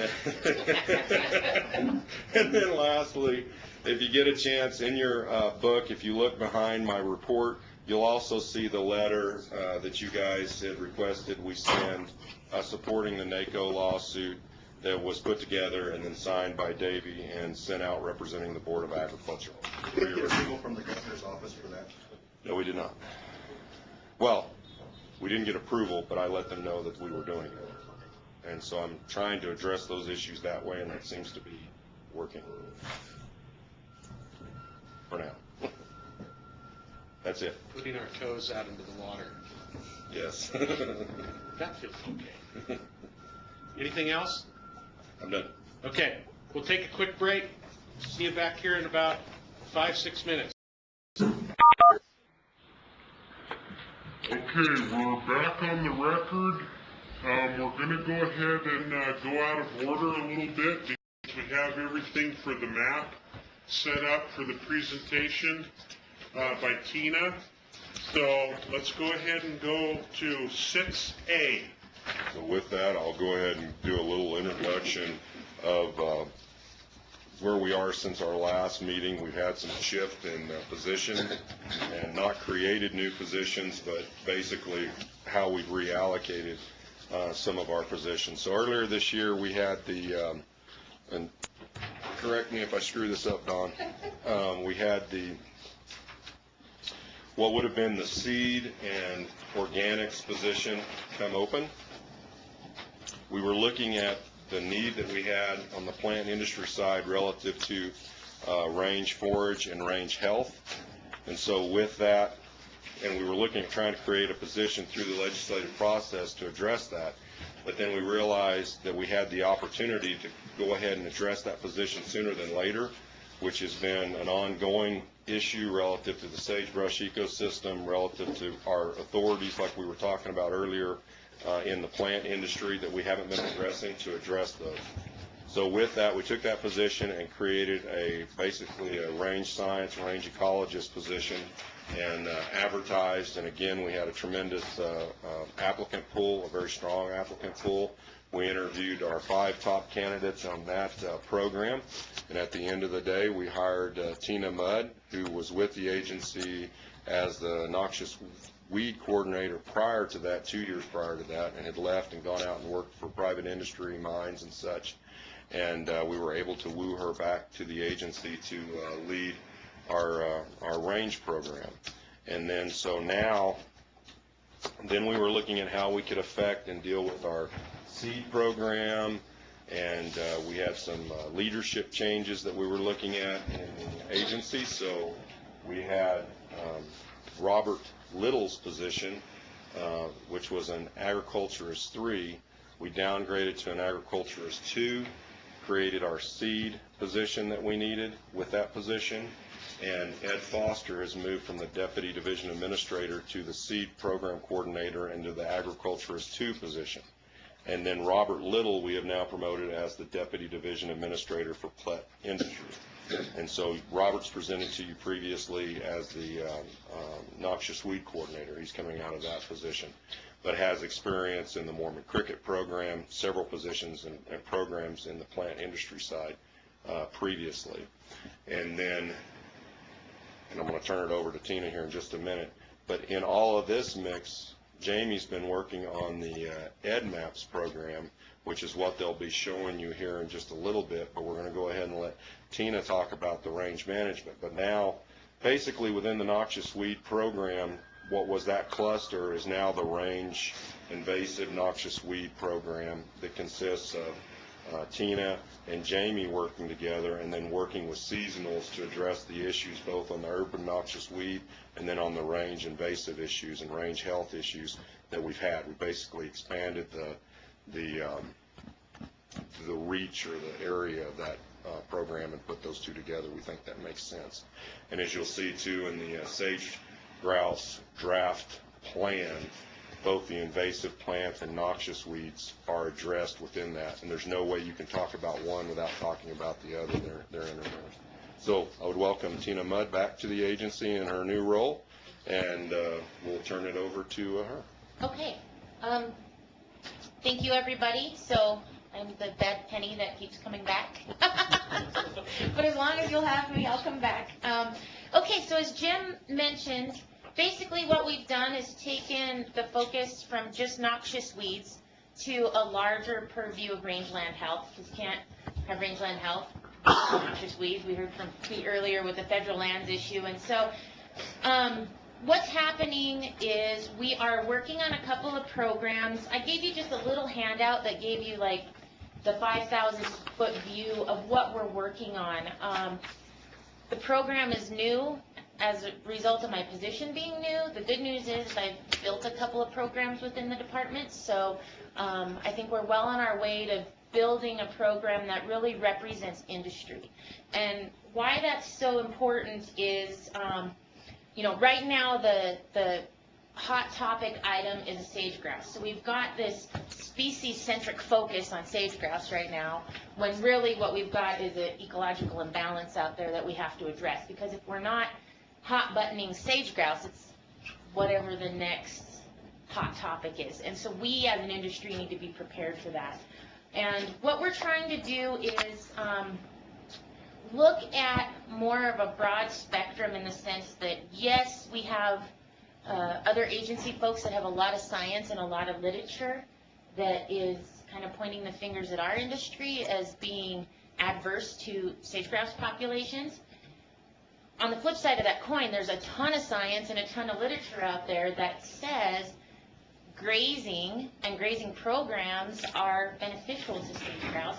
However, none of that is ever displayed. So what we're trying to do is round up that data, round up that information, and make sure that it's a scientific-based information, not, you know, Bob down the street told me this is how it's going to be. We're not using that type of data. We're pulling together our literature and our data so that we have a scientific pool of data on our side that we can join the conversation. Instead of the conversation being directed at us around sage grouse and rangeland health, for our industry, we want to drive that conversation. So that's kind of what we're working on developing. And based on that, we need our industry folks' assistance. We've been really successful with our cooperative weed management areas, getting buy-in from our local partners, and we'll kind of use that same approach and that same method moving forward. And why that's important is if you look at the work being done on sage grouse improvement projects right now, 953 ranches in the West for 3.8 million acres has been addressed or approved on private lands.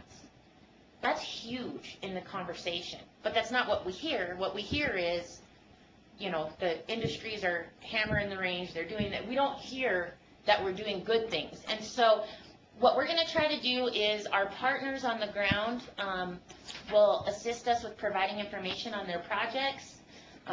It's information that we hold close, but we like to be able to say, in Nevada, this is what we're doing. So while our agency partners are getting their stuff together to do projects, we're already on the ground doing projects. With the weed fee money, I know Jim has come to you previously and let you know that we're going to do projects. We've awarded 5 projects this year. We have a project in Paradise Valley, one within the Humboldt Watershed Group, which is Elko, Humboldt County, that whole watershed area. We've got one directed down in the Eastern Nevada Landscape Coalition for Ely.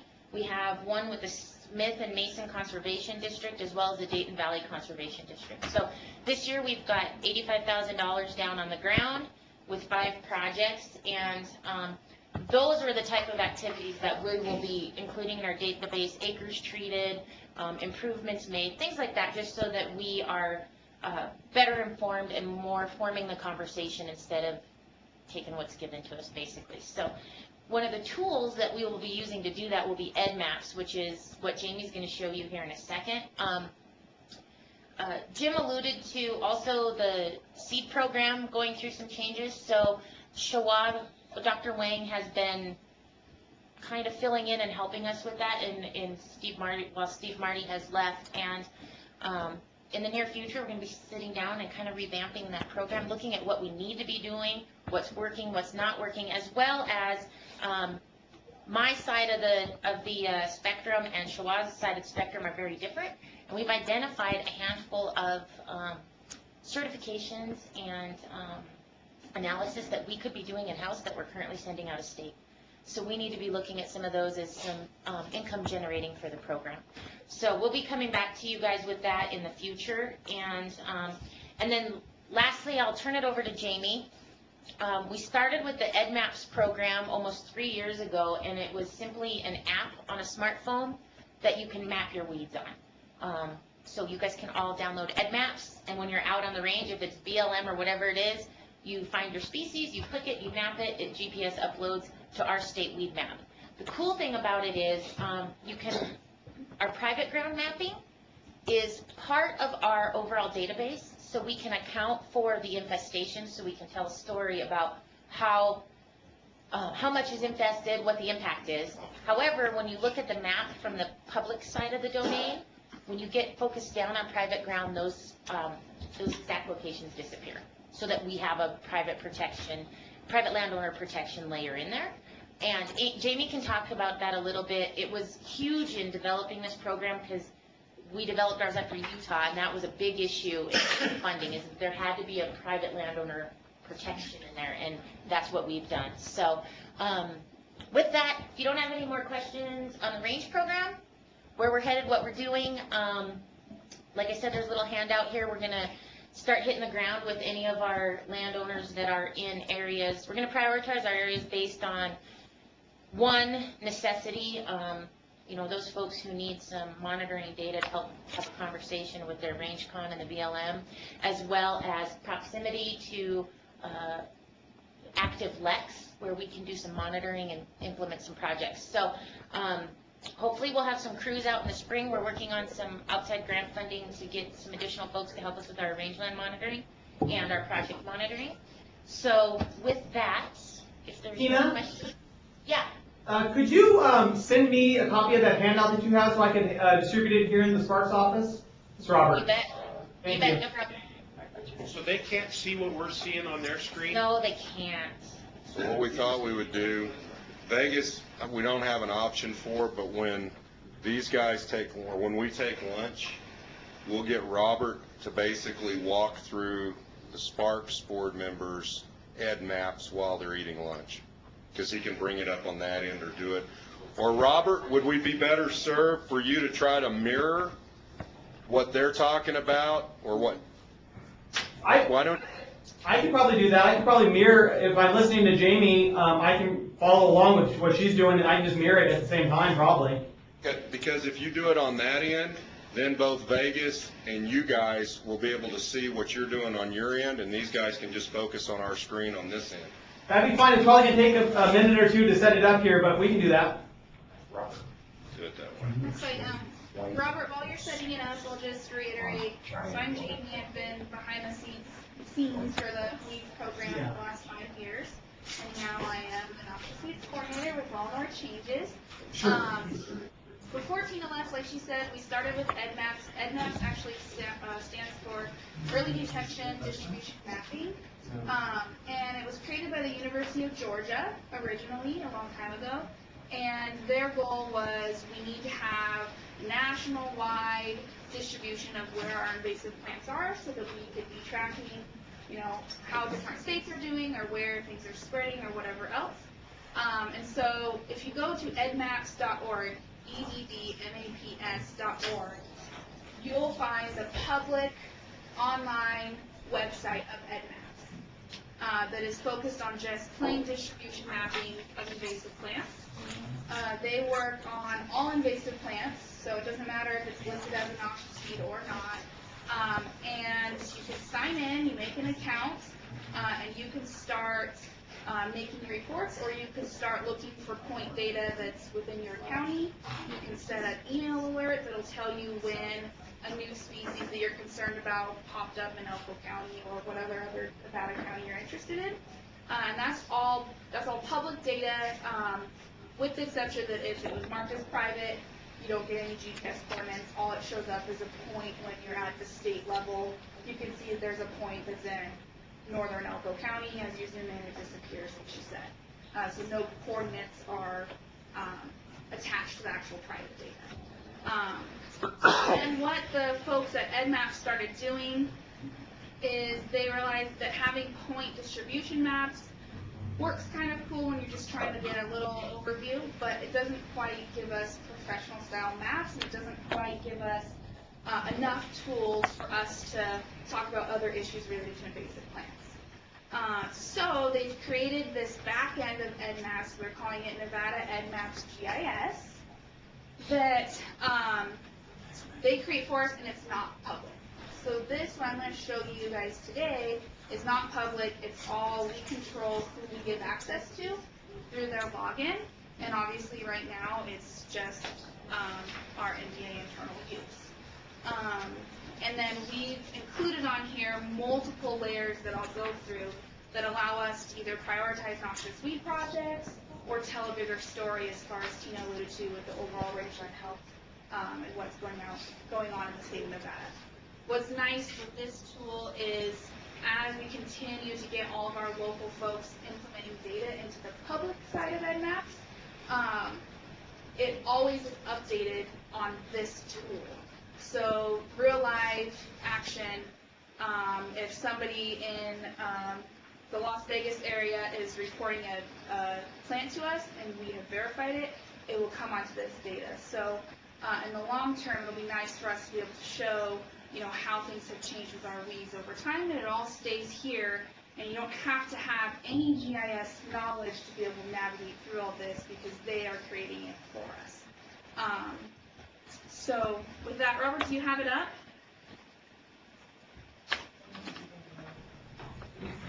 I do, Jamie, we're good. Okay. So this is showing you what a screen looks like for a power user. We've navigated that we know that we want two different kinds of users.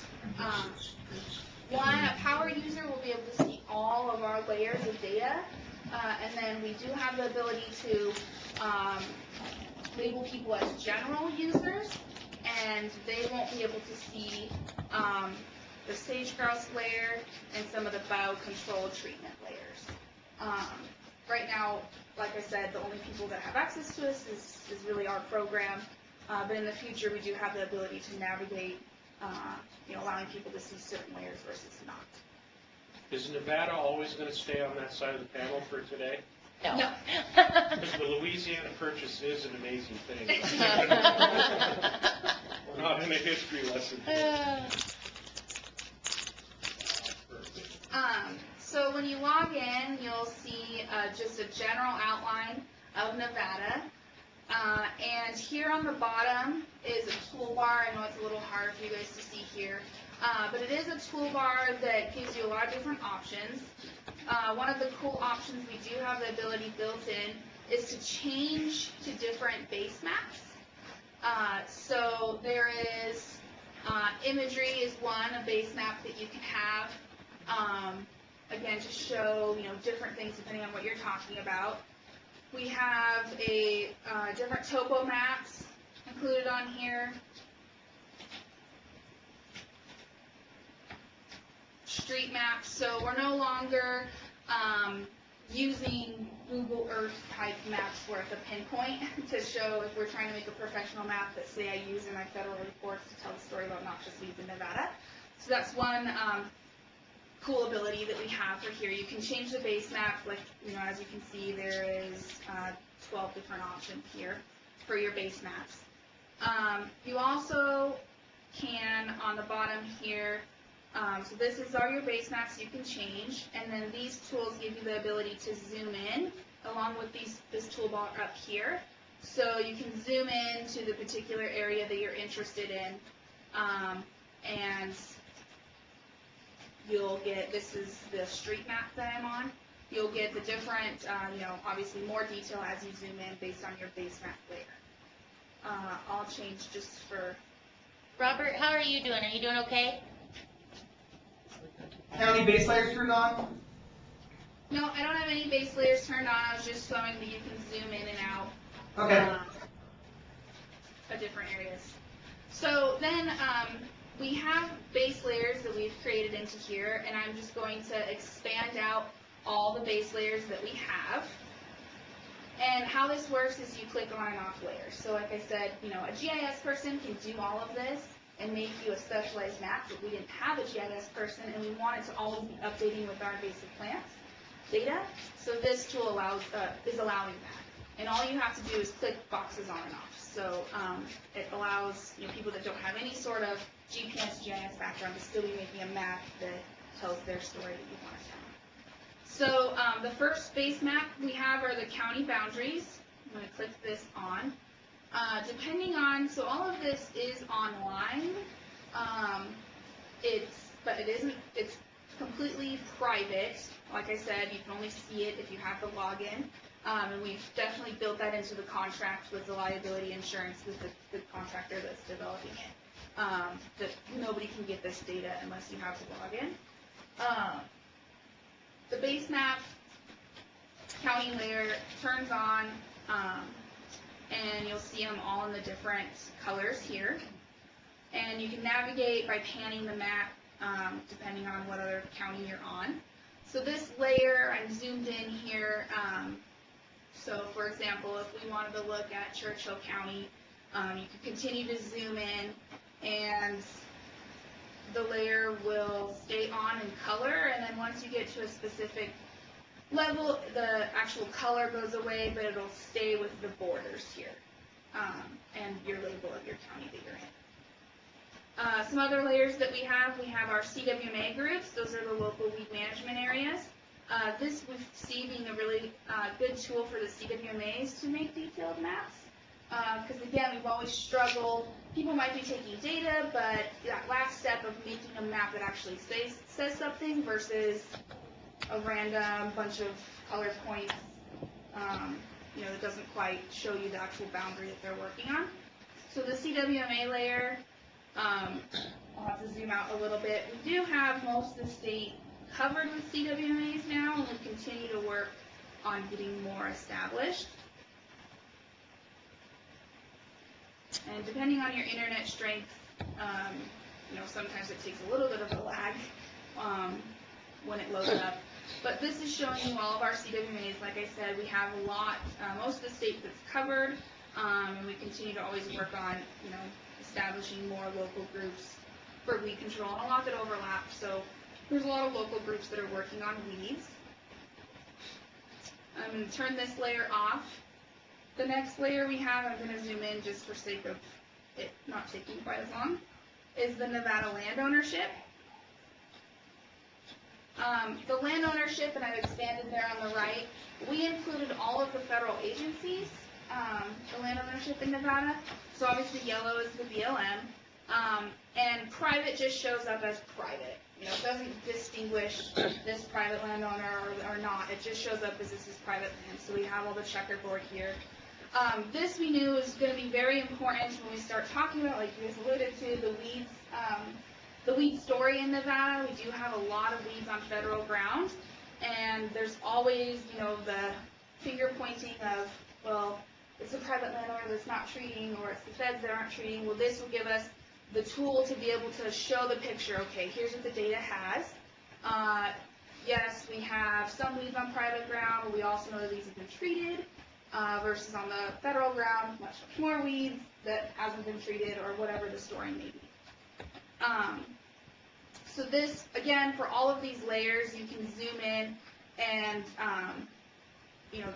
tell whatever story you might have. We did break it out, like I said, by all the federal agencies, so that's what all the different colors are. And when you print this map, this EdMaps GIS gives us the option to print a map, which is save a map, as a JPEG, as a PDF, or just to print, and it automatically updates with a scale, with the legend. It'll show exactly what is going on the map. And at any time, if you guys have a burning question that comes into your mind, please just let me know, and I can answer it. The next layer is the conservation districts. This is similar to the county layer, but we've included all the conservation districts. So again, for all these layers, you can select a certain conservation district you're interested in. So if I wanted to show the work that the Dayton Valley or the Elko County or whatever conservation district is doing, I can select that conservation district boundary and make a map specific to that area where we might have a project going on. The next layers here, so this tool, like I said in the beginning, was originally created just for invasive plant mapping.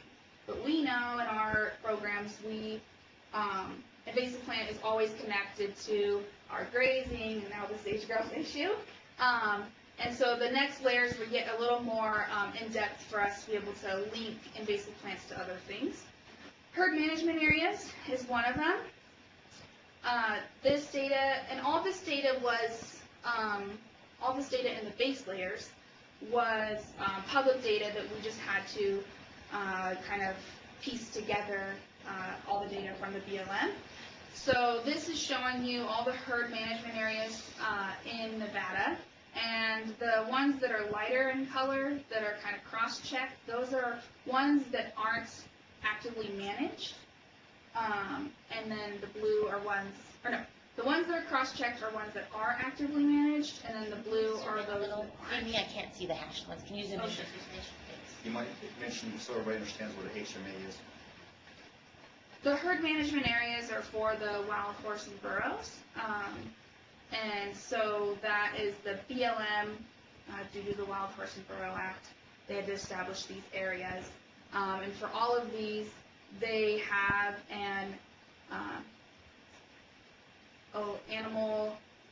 AML, what that stands for, is Animal Managed Level, that they are supposed to be keeping this area at that, that level of what the wild horses should be, or the burros. And so these are their management units for the wild horses and burros. Did you pull the shape files straight from the BLM, or did you make them yourself? Did you pull them? Yeah, we pulled them straight from the BLM. They had them as two separate shape files, but we still wanted to show, even if they weren't actively managing an area, that it was still distinguished as an area, a management area. And so that's why we have the two different shades going on. For all of these, when you click on an area, it will give you the information that came with that data. So it'll tell you if this is a horse, or if it was burro, or if it was both. It'll tell you it's actively managed. This is the North Stillwater. We did have to piece together these attributes. So the attributes of AML didn't come with the shape file, but it was another public document. So we had interns working on, okay, here's the AML name. We're going to put the AML to this name in the shape file. So, And will those change year to year, Jane? and Flint might know more than me. No, they won't. The management numbers don't change. Well, not unless it has to go through the resource management plan and the district to change that. Correct. And do we have in this like the survey counts? And we did find public documents that had the last current number when they surveyed on some of them. I mean, obviously, who knows if that data is actually correct or accurate or not. So we didn't include it on here. It's as accurate as they would give us numbers as of about 5 months ago. And so, I mean, we're probably going to have to maintain those numbers, have to go back to them again and say, hey, where are those numbers at? Just figure that they're doubling every 4 years. So. Yeah, right. Okay. So, I mean, that's as accurate as we could get it 4 or 5 months. And you had to actually physically ask them for this information? No, this was all public. Public? Okay. Yeah, this was all public. The one thing we're still physically asking as a organization, that the Western Weeds Coordinators Group, as well as the North American Invasive Species Association, is still asking the BLM for their weed mapping data. We have the Forest Service, we have the states, we have everybody else's, but we're still working on getting the BLMs, and we'll talk about that as we go forward. So there are some gaps in our data that we're actively pursuing. And please, everybody, keep in mind that this is hot off the press, just released for us. So we know, obviously we know how we're going to use it, or I do. I know how I'll use it to prioritize where weed projects go. But as far as additional attributes that is public data that might be out there that might be useful to be in and with these attributes, or any other suggestions, this might be useful for me because, or whatever, we'll take it. This also kind of ties into the need for the GIS person, because we have limited capabilities with this. We have server restrictions because we do this off-site as part of the national program. So we kind of had to beg and plead to get the layers and attributes we have on here. Nevada's special in that we have this in EdMaps. Many of the other states do not. And so we are kind of limited with how many more layers we can add to this. So in the future, there might be some that we take off and put more important ones on. But like Jamie said, for our tools, it helps her prioritize where her weed projects will go, and it helps me prioritize where some of our sage grouse projects need to occur, where our critical areas are, where we need more information. So it's a work in progress, like she said, and there will be changes, but we have limitations, so. And one good thing that I've already been asked, well, our federal sponsors are using this to kind of help other states develop a more useful tool for them. And then also, we've been asked to present about what Nevada's doing and how it's going to help us prioritize weed projects related to the sage grouse or any other, the wild horses, any other big issues we have. And so other states, I have access to the other states' data, but they're not putting in all this other, related layers as of yet. But you can take all the data off of here, and a GIS person could do that. So I'm going to turn off this. Jamie, can you leave that the way it is and then put the cities up? We don't have the actual cities. That would be in a base map, so we don't have a.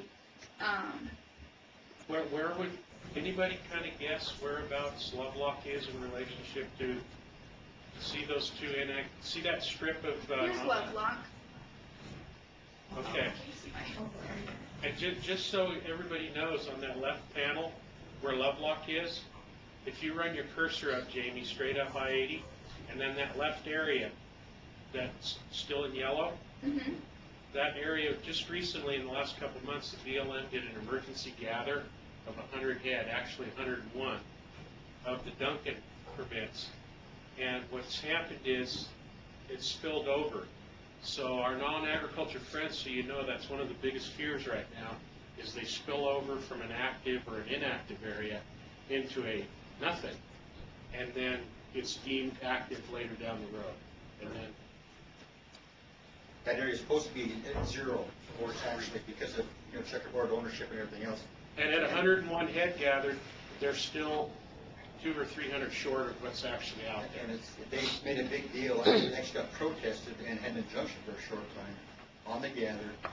Only take a third of what was supposed to be zero. Yeah. And one of the other biggest fears too that I would hate to see happen with any of our brothers in the cattle business is there's rumors, and I'll just say rumors, that there may be a pushing of these animals by private land or permit holders into non-active areas. So that's something that we, the NCA, that we got to instill in our people that that has to be a no-no, because that just hurts everybody. But you have to, let's take that a step further. That sort of thing happens outside of an HMA that may or may not be fenced. And there are a number of HMAs that are not fenced, so you have that migration of horses out of that management area. There's one way for them to go. And then just the process of recreationists or hunters, sportsmen, leaving gates open is a potential exit for horses coming out of an HMA and other areas. Yeah, and the drought with the lack of water. Exactly. So this gives us the tool to just look at where the HMAs are relative to other data sets that we might be looking at. So I should say I'm turning these all on just for ease of viewing. I'm turning them all individually, but all of these can be overlaid on top of each other. So if you were interested in, okay, I want to see the county boundaries, the herd management areas, and grazing allotments, and all this together, you can do that, but just for today, for sake of easy viewing, I'm just doing them one by one. Okay, so I'll turn off the herd management areas, and the next one we have is grazing allotments. And the grazing allotments we've set up to be the same as the herd management areas, where you click on one, and it will tell you the allotment name, the landowner is a BLM, and the overall area in acres. We're working right now, we have all the BLM grazing allotment AMLs, or AUMs, sorry. We have all the BLM AUMs, but we're still working to piece together the Forest Service AUMs.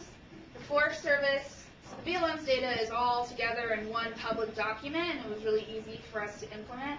but the Forest Service, it's, district by district, and we got some, but then they have head months, and some have AUM. So right now we're implementing it all, and I would say, hopefully, within the next couple weeks, we'll have it to where you click on this, and it'll tell you the AUM. So for all of these, and like I said, there are tools you can query, and you could look at one grazing allotment in particular, and the area of that grazing allotment, and then overlay it with any of the other data that we have here in the system. Question, Ramona Morrison for the record. Yep. On those allotments, are you showing vacant allotments? Ramona, you cut out on us. Could you ask the question again? Are you also identifying, in fact, if you go down to Clark County, are you showing vacant allotments? We don't, so this data is only showing the area of an allotment. We didn't put any permittee information yet onto here. So we're not distinguishing, is it vacant, has no permittees, does it have 3, or who and what? Or active or inactive. Right, we haven't got that far yet. This is a monster, yeah. You have everything, including the permit name as well. Yep. Yeah, you have the permit name. So right now, no, we aren't distinguishing through that, but we can say that it's inactive or hasn't had any permit. It will get really complicated if we were actually going to list out. I don't think we want to do that, but certainly to distinguish between vacant versus not. To keep in the back of your mind as we're going through these, as we're viewing these are the base layers that we can pull up, and then we can manipulate, kind of like we were talking about earlier in terms of telling a story. So if we create databases that are maybe not in here permanently, because we're only limited to how many base layers we can create through our contract and everything, but if we create databases that maybe identify the numbers of permits, let's say, the numbers involved in the permits back in 1950, and then 1960, and then 1970. So we create that database on our website separate from the program. These guys can then go out and connect with that program, pull that data. It's almost magical, because I don't understand how this works. So for me, it's magical. And basically instantaneously create multiple layers by pulling from those databases that are outside the program. So it's not built into the program, but per request and per us putting the databases. So for example, where Tatiana started working on updating the permittee database that was done by Resource Concepts back in 2000. Now Tina's also working in that, because she obviously understands the programs and the systems. When that database is updated, we can show over time the changes visually, the changes in the number of cattle allotted to those allotments. In other words, we can visually show those stories that we know that we're interested in telling and that are advantageous to what we're trying to share with public or with legislators. Does that make sense, Ramona? And was just double checking and asking how it was going to happen. Missed the first part, Ramona, sorry. I assumed that's where you were going. Okay. And like, So you'll see some of that here in a minute as we move on. And so this is, thus far what we'll have in the grazing allotments would be what I showed you when you click on one. The allotment name, the total area, is it BLM, Forest Service, and then we'll have the AUMs on there.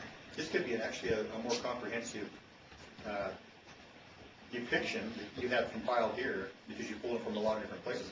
You go to the BLM and try and get something like this, you can't get it. They'll say, well, you'll ask questions, and they'll say, well, that's over here and this is there. Yeah. And Well, a lot of that together. This is something that I saw on that Sagebrush Eco Council, is that there's groups that have the technology to provide maps, and so you basically get the maps that group is willing to provide, because knowledge is power, and if you have the knowledge, you have the power, so you can control what that message looks like visually. So this is going to be rolled out on September 11th, I believe, to the Sagebrush Eco Council.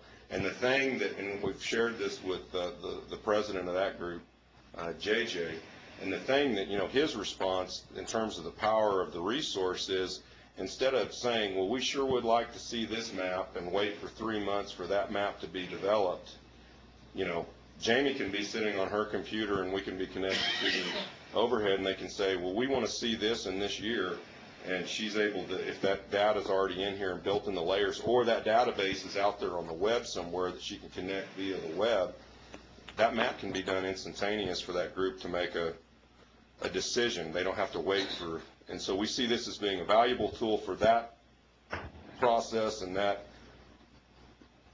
means, but as well for the board, as well for decisions that we make within the agency all the way around. I mean, this really opens up the door to information about our ranges. And as a landowner and a producer, if you get an EdMaps login, you can do these things. So if somebody comes to you, you can build your own case. You can build your own case, and we're there to help. We're there to help. So this is accessible to all of our partners. And you can't mess up the data. You can't mess it up. Yeah, you can play in your. Yeah, so you could be clicking in whatever boxes and clearing the data however you want, and at the end of the day, when you exit, the overall database stays the same. You can't manipulate the data itself. How are you going to organize the ability for permittees or landowners to get a login number? Is that something? Anybody who wants to just goes to EdMaps on your app or on your computer, and you just create a login because it's a public domain. However, there's some information in here that is not public, like sage-grouse left locations, things like that. But if a permittee came to me and said, hey, we need to do a project, we would sit down together, find those locations, develop the project, and do it that way for all the information that's private, or private. What about private lands then? Will you have a specific, can you get a specific login for any kind of information on your private lands? If it's data, you update it. So let's say you were updating weed points on your private land, you can access that, and we can access that, but nobody else can. Does that make sense? And then above and beyond that, we're going to have to develop a policy to become a power user. That's what the terms is for somebody that can go in and see, and there's different levels of power users, so we can make somebody a power user 24/7, or you can make somebody that we give power access for 5 hours, or that has sliding amount of time. That's a policy we're going to have to develop that we'll bring back to the board for endorsement and approval, because it's a powerful tool and we want it to be used for good. I should clarify with what Tina, so right now, if you go to edmaps.org, you can create your own login and you can start reporting invasive plants. You won't see this on edmaps.org. The only time you get to this is when we have that internal policy, somebody asked, I want to see this back-end GIS. That's when it's actually me right now, I would tell I put in that person's public EdMaps login that it will get you to this, and I would give them the link or whatever. So none of this is out there right now if you and additionally, as they continue to go through this, understand that Nevada is the only state that's taken it this direction. And when we get to our next Western meeting, I'm going to start selling the Western States, Western States Departments of Agriculture, because it's already created. We basically created the format with the company, so for a much more affordable rate for them. And understand, I think we got this done for a song. I think it was less than 15 grand that we had this kind of power put together at our fingertips. But I'm going to try to get the other Western states to join in and start inputting their data within their states relative to this, so that we also can create a Western states range visual capacity, because we have many of these issues in common and are on the same positions on these issues, and this could be advantageous for us as Western states to as we engage in these very controversial endangered species issues, Healthy habitat? help, yeah. We can show them, here's your problem. This is why you have to pass this bill. It helps support us in these things that we're dealing that are even larger than Nevada, which sage grouse is, for example. Sorry, Jamie, I keep pirating you. Go ahead. Okay, so I'll move forward. So that was grazing allotments. I'm just going to turn it off because, like I said, just for ease of viewing. Weed districts, this is another one that's just areas, but we only have a few in the state that are active right now. Next is fire boundaries. And so we had the fire boundaries be split up. You zoom out and show the whole state on this one. Yeah. So we had fire boundaries be split up between 1910 to 1999, and then 2000 to 2013. Just to tell a bigger story. When we talk about the impact to sage grouse habitat, right, in regards to land management, and you look at this first set of data and then she turns on the second set of data, it tells a huge, huge story. So I'll go ahead and do that. So this is the 1910 to 99, and then here is 2000 to 2013.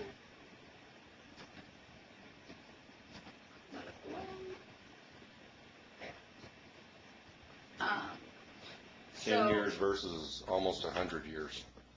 So that's, we split those up just to tell that story, what's happened in the last 13, years versus, like you said, 100. For all of these, as you zoom in,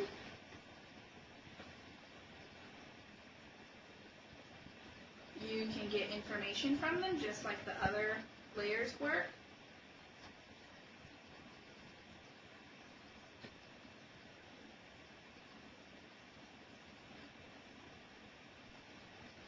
Looks like the last 14 years, there's either been more lightning strikes or more mice with matches. Yeah. And so when you click on a boundary, it will tell you the agency that if it was on, private land, foresters, whatever. It'll tell you the fire name if it had a name. Some of the old ones, they weren't named. The year it happened, month, total acres, cause, natural. Some of them will say, natural lightning or just natural. And then if it was in a greater complex or what other comments came with this data. And again, for all of these layers, you can query to a specific. So if we're looking at, the bison fire that was in Douglas County in recent years, and we want to show, how many weeds have come in after the fire, or how successful maybe, was it at other plants coming in after the fire, we can start showing that with these tools and selecting those fire boundaries. Ramona Morrison, for the record. Just curious, are you going to show how many of those start about 5 o'clock on Friday? Don't have those data. No, Ramona, but however, my comment about lightning and mice with matches was supposed to get you thinking about what this picture of the last 14 years tells us in relationship from 1910. I just couldn't resist. Yeah, but you're still not getting it. What else does it tell us? Now stop the funny stuff. What does it tell us, this data? Well, you could correspond the decline in cattle and sheep to that map. Very good. Well, and I think as you start to put the grazing numbers overlaid in with this, and then you start to put in the sage grouse lex, and then you start to compile all these, and especially where you zoom in on specific, it's really meaningful when you're zoomed out and you can see the whole state.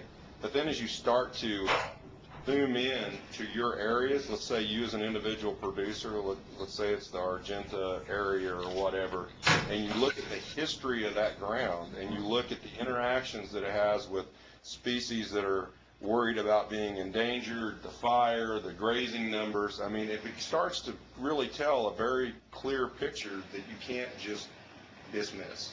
And I think ultimately, outside of all the politics, outside of all that junk, let's really look at what's driving these issues. And I mean, that's how you can impact those issues. And I think this gives us a tool that we've never had without going through another agency to have them try to put a map together for us.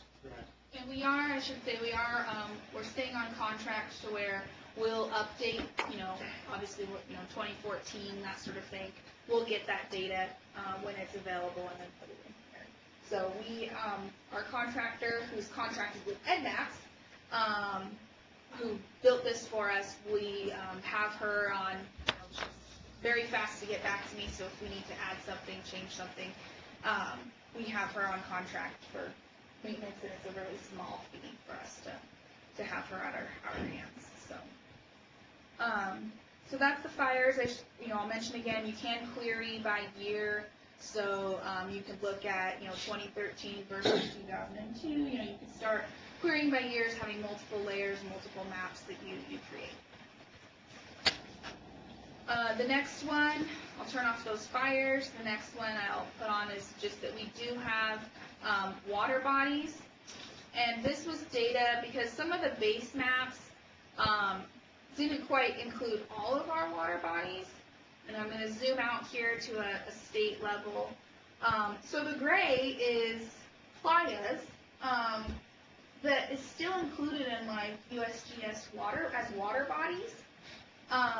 And so when we initially put this data on here, we're like, wait a second, Nevada looks way too wet, for us. I didn't know that there's a huge lake out here.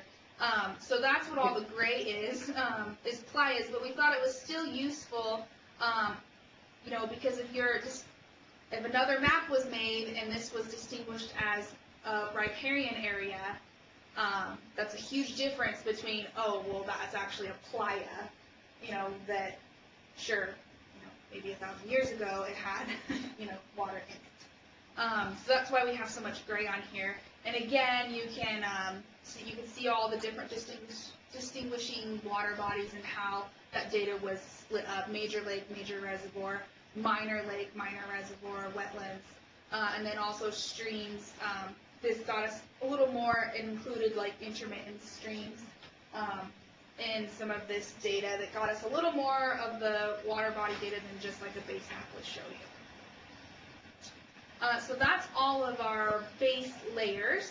So now I'll go into the even more fun stuff.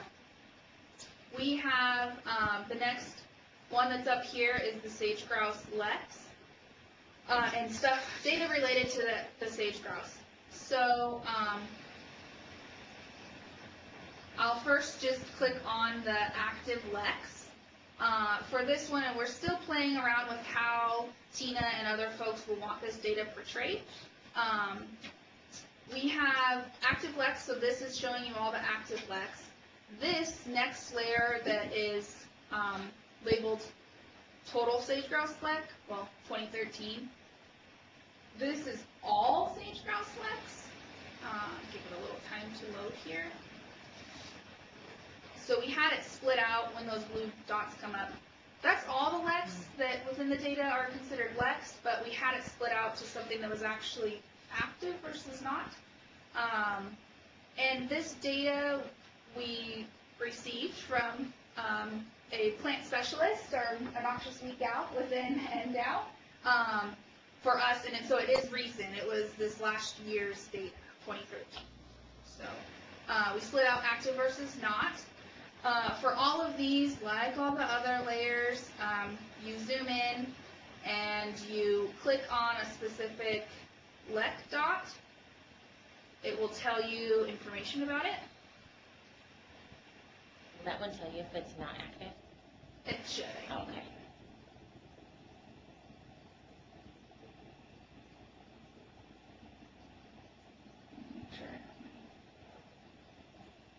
So this layer will help. This layer will help This is Paul Noah in Las Vegas. We've not been able to follow you on the visual on here.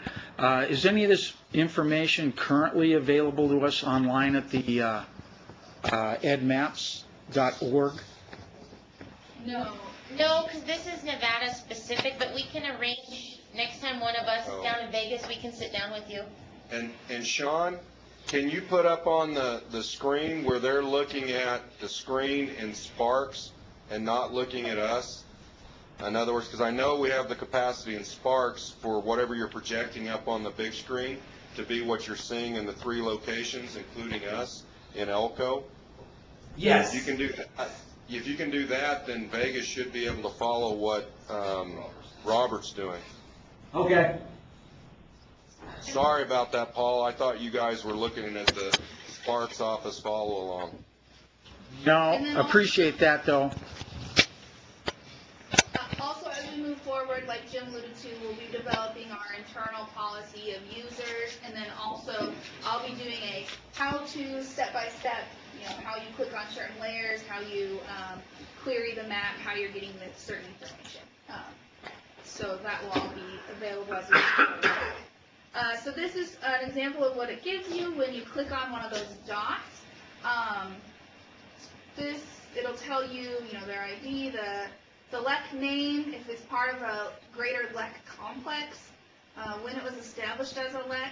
Some of them you'll notice were labeled as unknown, which we took as obviously inactive when we split out this data, but we could have an additional layer that we just say as unknown versus active, inactive. But that was the 3 categories that they labeled their LECs as: unknown, active, and inactive. The last survey date, last activity that they, at the LEC, peak mail count, where it's at, the PMU name, landowner, and I think that's it. So that's all the information that is included within the Endow Sage Grouse data. Something that obviously we all know that this would be really useful for us. Biggest thing for me with invasive plants is we do have the capability to start measuring. So there's this measuring tool, and you'll see it at the bottom too. There's a measuring tool. So I can say, if I had the weeds data on, I can, say, okay, well, here's this LEC that, I know is really valuable because of X, Y, Z reasons, that somebody else told me, somebody else told me this was a really valuable LEC. I can then say, okay, well, what are you guys doing for your Medusa head controls, because you're within 10 miles of a known Medusa head infestation. Or you're right in the middle of a Medusa head infestation, and this is how you start to be able to measure these things out. This also, I know when we were showing this to the president of the SEC, he said, well, that, can we look how far apart, we were looking at his particular grazing allotment, and he knew that they had reported to him there's 2 LECs, but we could see the 2 dots very, very close. And you could measure that those were within like 0.5 miles. They were distinguished as 2 different LECs, but that, one LEC, actually. So we have this measuring tool that you can start measuring, total areas, distance to, distance from, that sort of thing. Which kind of leads us to believe there's potentially some double counting of LECs in these numbers, because it depends on who's taking the observations and indicating them as active LECs. So now that we can see the data, we can start asking questions that change things a little bit instead of being forced fed. Is there any population trend information as far as the LECs? What we can do is any trend data that's been published by like the Sage Grouse Initiative and those guys, if it's a web link, we can pull that data down and layer it. So we can do that. Have we dove into that yet? No, because we just got full access. Trying to get it built. But there's population trends that Endow keeps, we know, sure. And they're tied to LECs, and so basically through interagency requests or through public, Freedom of Information Act requests, that information can be provided, and then we can create off-site or on our site data links. If it doesn't have, if it's not out at Endow, we can create those within our agency or the public organizations, cattlemen's, whoever can create those databases that can then be linked back and forth to create those maps that are year to year, that are a look at 10 years, or whatever capacity of data that exists, as we can bring that in and create the databases, they can be linked into the program. Tina just mentioned that you can pull information from the database on the Off-site. Off-site and put it into this. Do you have to then manually enter that information in, or is it has the capability of sorting all that out? We'll close probably, can you? I have the link, yeah. Okay, we'll probably close with an example of that, which I want to do the succession data one, but you can do whatever you want. We'll show you how you can pull that in and what it looks like. So it'll look how quick it is. And how quick it is. Fully understanding, we're still teaching ourselves how to use it. So would that be something that a user could, in developing his own, If you have power user access, if we create a policy. Then you want to bring something else into it for your own set of. If we create power user access and we come up with a policy on how you could get that access, maybe we said, we want to give one person at Cattlemen's Association power access, and a producer came in and said, well, I'm using their power access, I want to be able to create this, whatever this is, from this database. Then they would be able to come in using that power access and be able to do the same things that you're seeing Jamie do. If you're just regular access vis-a-vis the website, you don't even see any of this. So that's kind of how we control the gate. Does that make sense? And then to answer your question, if you had your own data that was specific to you and was on your computer, you can pull that into this and overlay it with our. And that would be your own personal account with. Yeah, and then when ADD maps. Right. And let's say that so we gave you access to. And let's say that you're doing your own range monitoring. So you're doing pictures, you're doing evaluations, you're doing them at the same monitoring points that BLM's doing, and you're uploading those. That becomes your management tool to be able to show, reference, so on and so forth. Hey, Jim, this is Robert. Robert. Hey, we got an update. Unfortunately, we cannot broadcast this to the Las Vegas office because of the way the Polycom system works. It focuses on who is actually talking at the time and goes back and forth. So we cannot broadcast what we're looking at on the website to Las Vegas at this time. So it would have to come from you leading the overview. Correct. Can we switch and give Robert authority to lead the overview? I know this is not where we were headed, but that way at least Las Vegas could see what's going on. Well, before we do that, I just wanted to ask, whereabouts are we in this presentation? Because we're scheduled for a one-day meeting. Yeah. This one could take all day. And it's one of the coolest things I've seen since I've been on the board. But we do have some decision-making stuff we have to do, so I think we probably ought to start wrapping it up. We're very close, yeah. Okay. We're close to a wrap-up. We'll just go with it, and then we'll talk. Paul, we'll get you an individual tour of this at some point. Okay, so Great, I appreciate that, Jim. It sounds very, very, very interesting, and I have been able to follow along with what the basic idea is, and I think it's a great, great tool for the department. Yeah, I apologize. So this is the LEC. We also broke it into, we put on the buffers. So for these, we have layers that will give you a 3-mile buffer and a 6-mile buffer for both active and inactive. Well, active and then all LECs. So that's some of the other stuff you see here under LEC. We have biocontrol releases, which that is a management tool that we use and that we are managing with insects to control weeds. The next layer that I have here on the right-hand side that I'm looking at and opening up is our noxious weeds data.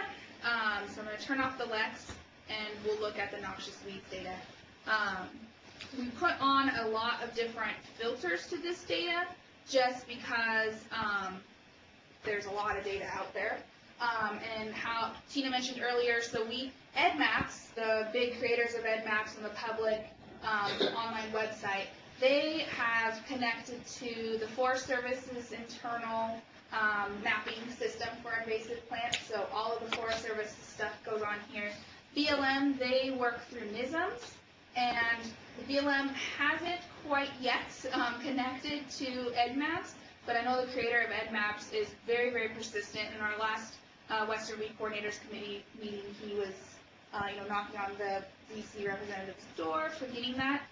For Nevada, we do have some districts that have put their data on here, and we have BLM data that has come from local groups, but we don't have their all-inclusive database, which we just haven't seen.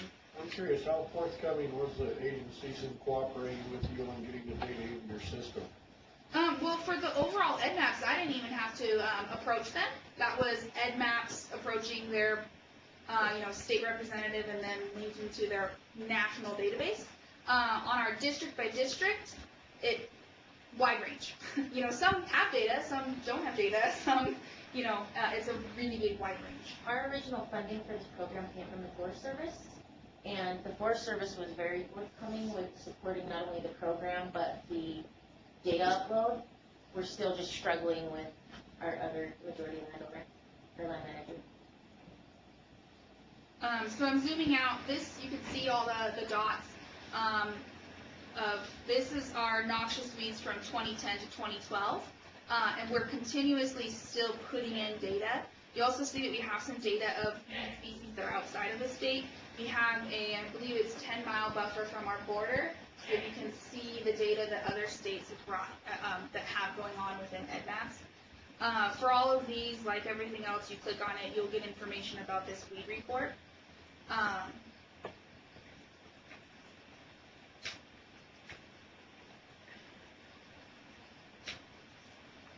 And for many of them, just for sake of time, you click on it and it'll tell you, it should load,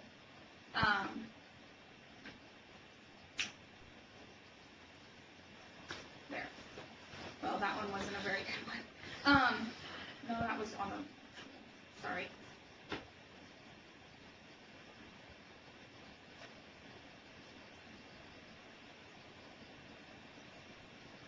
Okay, so for these weed points, you click on a weed point, and it will tell you all the information that was uploaded. I happened to click on one of mine.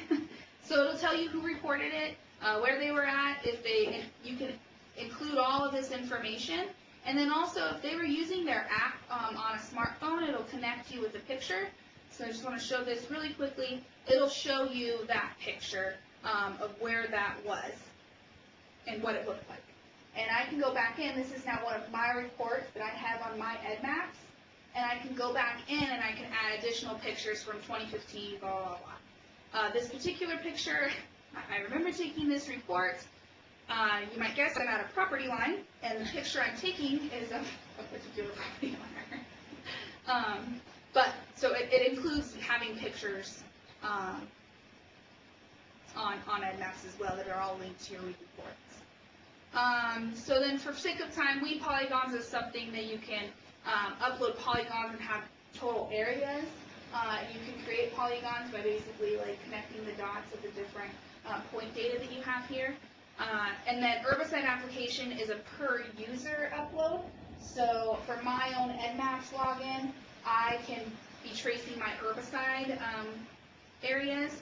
That will stay on my EdMaps. And when Boyd goes and logs into his EdMaps, he won't see my herbicide log. But all of it goes to the states? But all of it can go to the state. And so obviously uploading that, we would require the treatment data to be uploaded for anything we get funded to. But, we don't track who average Joe, if they were spraying herbicide, that would be their own voluntary putting their, stuff on. That's important to us because when we get cooperative weed management area money from, the Forest Service or the state or whomever we can squeeze it out of, they want to report at the end of the year. So that allows us to say, the Elko County, that's not a good one to pick, the Humboldt Watershed, CWMA, sprayed X amount of acres of these species. We keep it pretty generic in that sense, but what's important there is it says who did the work and who's not doing the work in our story. So we have to keep that in mind. And how that also translates into land management. Yeah. By landowners. In other words, not by individual owners, but private versus federal. On this map, what are the different colors designate? Those are all different weed species. And I just clicked on, so this is the all noxious weeds from the last 4 years. But those are all the different weed species that are showing up. So that was perennial pepperweed, the purple that I clicked on. For all of these, I won't go into all the query tools. Like Dave said, we can spend all day on showing this, but this is our first hot off the press. Wanted to show you guys our tool. Down here, this gets you into adding the data, which just sake of time I won't show, but really you just need to have a URL link. You put it in and it uploads it up. Right now we have a link to the University of Idaho's susceptibility modeling. And so Tim Prather, professor at University of Idaho, he looks at weed species and taking in all the different climate, habitat, other slope aspect factors he can, and he projects out with a modeling system where you might be able to find this species, and which for the weed world, is going to be really exciting for us because rush skeleton weed, for example, that we don't have a lot of, but Idaho has lost a lot of grazing ground to. We have that susceptibility model built, and we can pull it in, and we can show that a lot of the state could easily get invaded by this weed species. Then also we have the query tools that are down here, where you can start doing, search for non-noxious weeds. So I can do a search for showing you all the cheatgrass. I can show you weeds by county, weeds by year, weeds by conservation district. These are all the different ways that we start getting more specific as far as the map and what we're trying to show. I think an opportunity we have too with landowners is when we start assisting them with setting up their monitoring plots and stuff, this will be our opportunity to one-on-one show people how they can use this tool from their end for their needs. And we'll be a little bit better versed in it, and we'll have our policy manual together and our training manual together going through the winter. And if you've got multiple evaluations at set monitoring points, and you as a producer can reference that on your permit over time, well, in 1999 it looked like this, and you did this, and 2000 it looked like this, and you did this. It gives you as producers the wherewithal to help reinforce the case that you're trying to make. And you talk about management procedures that would beyond just weed management. Right, but in other words, range monitoring, range management. In other words, these could be on BLM permit areas where you're the permittee, and you're doing self-monitoring activities so that you're building a data string over your time on that, so you can show, well, this is what it does in the droughts over time, this is what it does in the good years. This data already exists, and know what the outcomes or the results are going to be, where you can make the case, whatever that case may be that you're trying to make. More information is at your fingertips than you've had previously. And also, in that time, the responses that the agencies involved are making at that given point in time, under that given point in condition. Okay, good, all done, right? Yep. All right.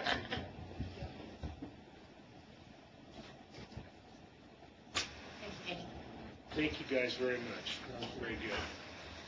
Jim, you had some stuff on the budget you wanted to less than 5 minutes. One thing, the most probably important budget update that I wanted to give you is, over the past, and we talked about this yesterday in our park meeting, one of the biggest budget hurdles that we have this year is on our Sparks building. When I was hired in 2011, we had what was called SWICAS, and you're going to ask, what does that stand for? And it's basically the centralized charge that we get from the Department of Administration to offset centralized activities provided by administration or whoever that may be. Budget office that's helping us create our budget, all those kind of things. So in 2011, it was $150,000. That SWICAP is reevaluated around this time of year, and Dale, you can respond to this. I don't think we have the final number. We have a guesstimate number of what we think SWICAP's going to be for 16 or 17. Yeah, Jim, it actually went up 90,000 for this next biennium. 90,000 each year, so That's what it is, and so it'll be over 900,000. Okay, so that's a little bit actually good news, because I thought it was going to be $1,050,000. So 2011, it's 150,000. 2012, 13, it goes to like 350,000 roughly. And when I start asking, well, what's changed, what's different, why would our SWI cap double? I keep getting this comment, well, your building depreciation is increased. That means to me what it means to Pete with this look of, okay, so that has to do with the price of tea in China, how? And I could never get an answer. But what I finally figured out in the last, thanks to Dale and his push with the administration, what it is our building was built on a bond. And after basically 5 years of being in the building, you start having to pay the bond off. This was never discussed at the legislature. We pulled the minutes on how this building is going to be paid for. It just was ignored. But basically that cost comes to the agency in a fact that this year and last year, FY13 and FY14, we're at like $850,000 in our SWI cap. So accounts that we went into, like the livestock account where we raised fees and balanced that account out and said, we're all good, that account's solid. It's not solid because we went from $350,000, unbeknownst to us, to $850,000 in SWI cap costs, which is basically all building costs. If you look at, we weren't paying anything on the building in 11, our centralized cost was $150,000. That difference between $150,000 and $850,000 is basically the cost of the Sparks headquarters. That's a 40-year commitment. So we've been scrambling trying to figure out how we're going to offset that because there's no way our fees programs can pay it. It just doesn't exist. The fee programs alone represent roughly $10 million a year. You know, pulling $1 million out of that to support each year the cost of the building, plus then the other things that we have in terms of centralized administration, is just not doable. So we had that conversation with the administration office, and currently we're proposing basically a general fund offset into those accounts, which would help us offset the cost of the building. You can't use general fund to pay the SWI cap, but we offset the cost of SWI cap in the fee accounts with general fund to even out where that brunt isn't taken by the fees accounts. You know, I hope that stays in the budget. I hope it makes it through the legislative process. If it does, great, and we're probably in good shape. If it doesn't, then we're going to have to address the fee issue. The only other fee capacity that I could see, and Paul may come over the table at me on it, is the DMV fuel tax, and Lynn identified this, and I think wisely, that we currently get a transfer from DMV for $750,000 to support consumer equitability program. In our statutes, it says to support this chapter, meaning 561, the agency, the department, administration, or 590, 580, and one other chapter in there. So, to be frank, we could basically, through legislative process, it would have to be legislatively approved, increase that tax set aside basically for the period that we have to pay the building off to equal that cost on the building. So if it's, you know, whatever it would be more than double it, because we're getting $750,000 right now from it, but basically to increase it where we were getting around 1.6 million, the part that would support the consumer equitability and the other part that would offset the cost of the building, which is basically a public safety to-do because we're dealing with animal disease, water quality, all these other things in the laboratory. That's where we're at. That's what I was able to come up with in terms of this, addressing that fee. Like I say, I hope the general fund addresses it, but we felt like if that doesn't happen, this is maybe a fallback because it's paid by everybody, you know, the citizenry to support. Otherwise, my only other third option is we move back to Capitol Hill, and hopefully they get rid of the building because we can't afford the building we're in. That's the short story. And this was all basically news to me, and the final picture that we got through Dale and Lynn's research on the legislative minutes and Dale working through the Department of Administration. But there was never as far as I can tell, there was never a cohesive plan or even a cohesive conversation on how the building would be paid for that we could find, unless you guys have historical information from your involvement in the board that's before me. You know, I was at the county legislature at the time this was going on, and not like I testified or anything else a whole bunch, but, you know, you had the feeling, for everybody that was talking about it and bringing it up, that it was being approved by the state to be paid for by the state. You know, that's, you know, and wherever, you know, it's like it was manna from heaven, I mean. That's what we found in the minutes. That's what Lynn found in the minutes. And it, you know, and he says, well, we're getting approved, you know, you're making it sound like, you know, that the properties and stuff, you know, the state, whatever division that's in, was gonna be the one that's gonna be footing the bond on this deal. And it was never, you know, in any of those discussions, just, you know, out in the hallways and stuff, you know, talking back and forth what it's gonna be. It was never brought up that it was gonna be paid for through fees, the agency, through the department, the fees, right. it funds themselves. Well, and I don't know how you could have that conversation and conclude that it could be. Not sure as hell not at where the fees were then, because we can't do it where the fees are now, and fees have been raised over the last 4 years in different areas since I've been here, and then the capacity does not exist. The math doesn't work out, because we've done that.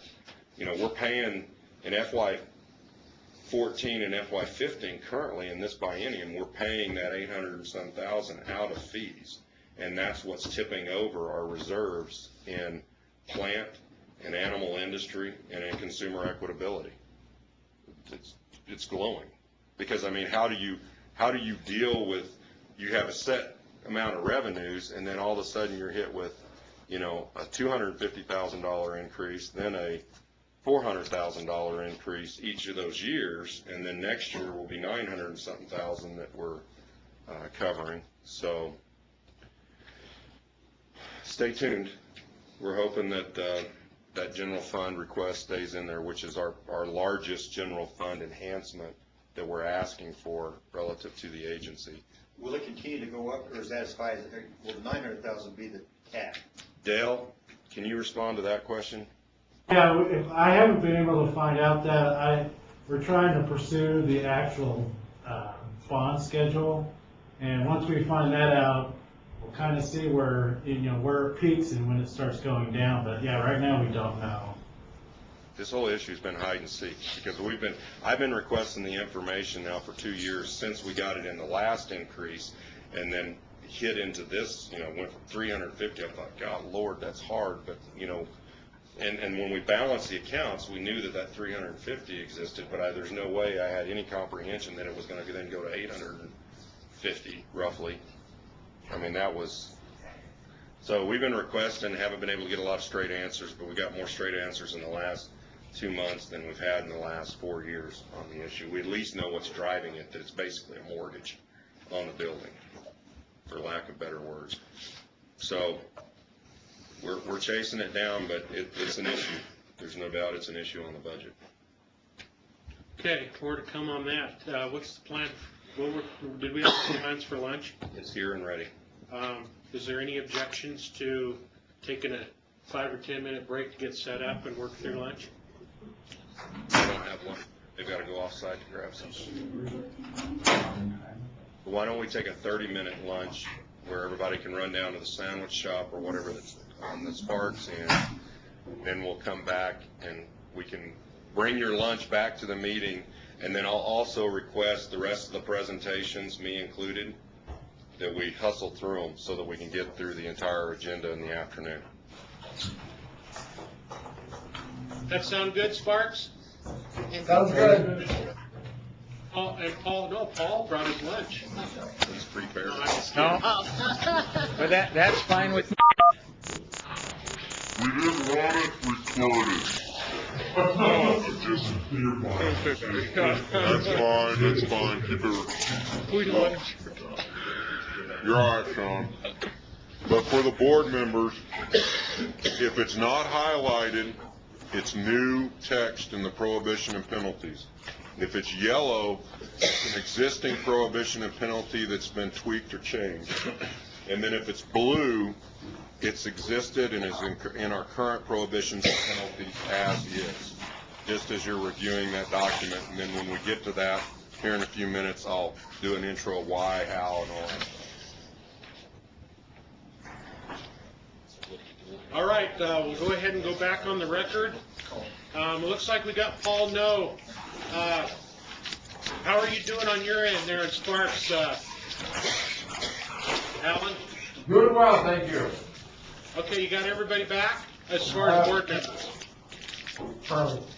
Charlie, I think, had to go get some parts, so he'll be a little bit, but Ramona's just went to the restroom. I think she'll be back here shortly, but. Okay, we'll go ahead and start. I think go ahead and start. We'll go to 5A, and that's what Jim was just reporting on. So, 5A. So, what we've got here is our draft on our prohibitions and penalties.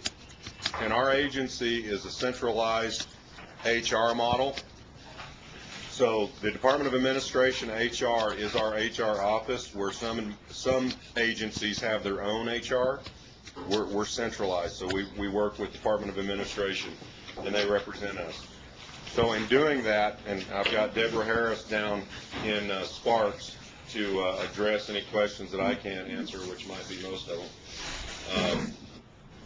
We have prohibitions and penalties, which all the employees hired by the agency have to sign on to, and it basically lays out expectations on what basically you can and you can't do, or really what you can't do is the reality. And then basically, if you do those things, you know, what happens in sequence? Do you get a warning? Do you get a immediate dismissal, whatever that may be, a verbal warning, a written warning, a suspension, or a dismissal? As you look at that document, anything that's highlighted blue is what we currently have, no change, no difference. Anything that's yellow has been amended or modified, and then anything that's not highlighted at all is completely new. And so what they've done is they've gone through and consolidated amongst several other agencies so that our prohibitions and penalties, which haven't been changed since 2008, are reflective of all other agencies under HR management currently in the state, are consistent with those. Is there anything that you would add, Deborah? Thanks, Jim. For the record, Deborah Harris, Agency HR Services. What we did is we actually looked at statewide. The Division of Human Resource Management keeps a spreadsheet on every state agency and the prohibitions and penalties that they have in play. So what we did is we looked at any agency that's comparable to what the Department of Agriculture as far as business, and you have several different classifications of employees to include peace officers. So we included all of that.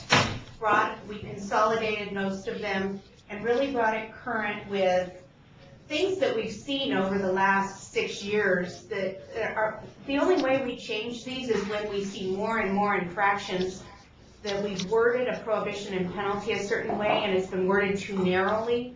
So, for example, we'll see if we say that you can't be destructive to state property, we added in that you can't mutilate state property because someone's gone to hearing and say they didn't destroy it, they just marked it up or something to that effect. I mean, it's that crazy. So what we're trying to do is make sure that it's a catch-all for everything. Now, we don't go in and police it. We look to the director and to the managers within the organization that if it's becoming a problem, they use this as a tool when they decide that disciplinary action is necessary. So it's really, if it's something that they don't feel is substantive, then they may go to someone and just say, you know, hey, don't be doing this anymore because it's a prohibited conduct, and that's where it ends. So those are some things. It's a tool for management to use, something that employees are notified about when taking disciplinary action and managing performance. I don't know how far, if you've had a chance to even look at it, but you will see on page 3 that it does outline the numbers that you will see after that page. And it starts with, if you see something that is referred to as a number 1, That is an oral warning, and that's the first official step in the disciplinary process. Number 2 is a written reprimand. Number 3 is a suspension. And number 4 is a demotion. And number 5 is a dismissal. And you'll see when you're looking at the infractions that you'll see a variation between 1 and 5 sometimes, or 1 and 2 for first offense. So I just kind of wanted to lay out what that meant exactly, because it's confusing. And other than that, it's a very comprehensive document. So if you have any questions, myself and Jenny Hudson is a personnel analyst with us, and Jenny put together the document. And she, again, has done this for all of the agencies that we support, but in accordance with what's being used statewide. So even for the agencies that we don't, we just looked at everything. Thank you, Deborah. And so for the board members, if you approve this document today, take action on it, approve it, then it'll be dispersed to the agency employees for their review and comments, all before going to the final, what is the commission called, Deborah? The Personnel Commission. The Personnel Commission, which will has the final authority and approval on the prohibitions and penalties. And then at that point, it would become our official new, updated since 2008 prohibitions and penalties for the Department of Ag.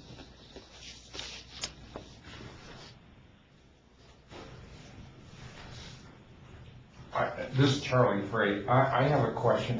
Do most of all the state agencies adopt the same type of policy, like the Gaming Control Board Well, and all the other? all classified employees are held to prohibitions and penalties.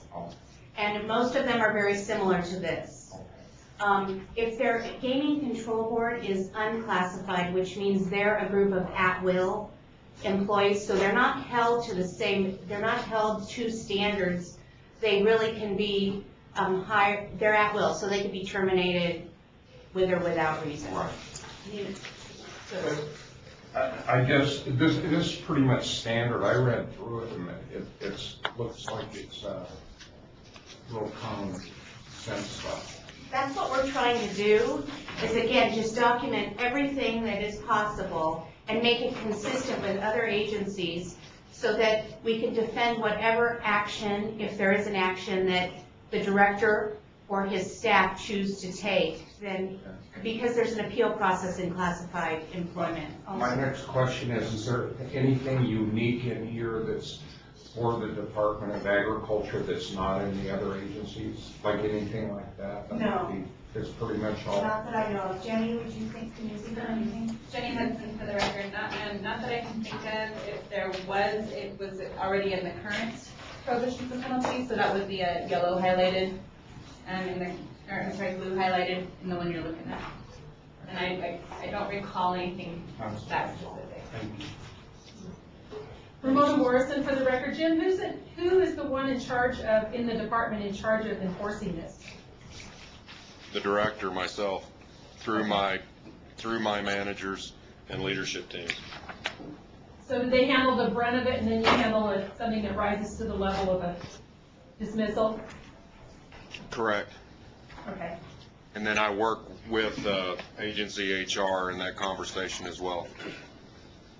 It's a team effort. In other words, if we have disciplinary issues or items that arise, depending upon what level they're at, we may be just internally me working with that division administrator, or if it's something more significant, I try never to surprise Deborah and her staff. We have a really good working relationship and have had a good history over the last 3 years in working through some of these issues, because we have had some issues that have arisen all the way to the top. And once we pass certain steps in this process, in the appeals process, it really becomes upon HR to kind of take the lead in presenting these cases as they're under review and under appeal. And so, we work very closely with Deborah and her staff when we do those higher level actions. Okay, ladies, I have a question. Page 12. It's at the top, and it has to do with the alcohol and drug portion. The second one down, number 9. Refusal to submit to a screening. In this case, it's meaning a Class A driver's license. The first offense, number 2, is just a written reprimand. If they do it again, it's a suspension. What that means is we could go for first offense between a 2, which is a written reprimand, and a 5, which is termination. It's depending upon the recommendation of the director and his staff and the egregiousness of the situation. Because there's so many different things that happen, but we could go between a 2 and a 5 for first offense. If it's second offense, if you can see under number 9, we have to go between a suspension and a dismissal, and if it happens a third time, there isn't any wiggle room, they have to be terminated. So it's set up as a minimum and a maximum for each level of offense, first, Yeah, second. I'm an employee with a Class A driver's license, and I refuse a mandatory, which is a separate, through the state separately, and I refuse to do it. What purposes would you refuse to do it other than to hide something? No argument, and we would have to basically cover that situation as we feel like we could defend. And then my next question was the same one on number 12. Failure to pass any drug or alcohol that still gives you a range. I mean, we've got some stuff in here that are automatic 5s. I think part of this goes with consistency with the rest of the agency. You got to remember, any actions that we take under classified employees, we have to take to basically the Personnel Commission can be reviewed by the Personnel Commission. So if we're saying, 5, Department of Ag, by God, it's a 5, and then we go and we're trying to defend that, yet at Department of Transportation, where they're driving many more rigs, many more vehicles, and they have a lawyer that's defending them, they're saying, well, why is Ag taking such a strong stance when the Department of Transportation? I'm not saying this is a good excuse. Right. I'm saying this is how we become consistent with agencies and what we're willing to do, what action we take that we're willing to defend all the way up the. Because I can take an action, let's say, and I say it's a dismissal, and we take that all the way to the Personnel Commission. Personnel Commission can reverse that, irregardless of what my penalties say, prohibitions and penalties. So it's trying to be consistent in bringing things together across agencies. Well, didn't exist in our prohibitions and penalties at all because that's unhighlighted, so that's new.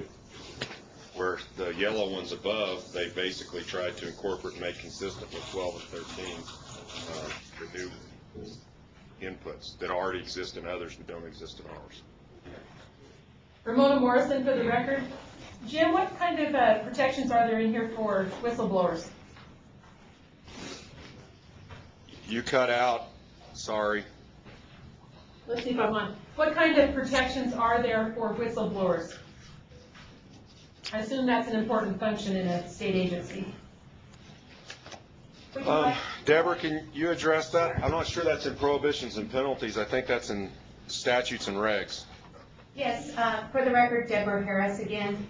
We have a separate process for whistleblowers, and there's a separate form and appeal process they go through.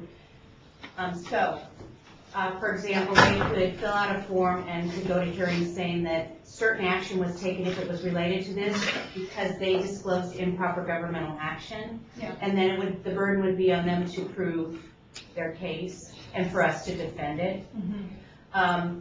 And it's again, we're looking at the whole big picture, and that's why we have the some departments, like for example, some of the things that we're adding here, Department of Health and Human Services, for example, when the first time an employee is, if we drug test an employee for suspected drug or alcohol abuse, the first offense is a referral to an employee assistance program and a 20-day suspension.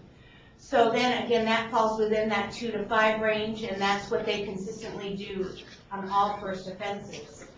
Now, because you have transportation and drivers and different things, the Department of Agriculture may decide to take a different stance, but that's why we give, I mean, A little bit of leeway. yes. Yeah, because we've had situations in the past in the department where there's just internal stuff going on, long time ago. And my question is, this all works as long as if somebody brings it to somebody's attention, they're also protected. And so that was my question.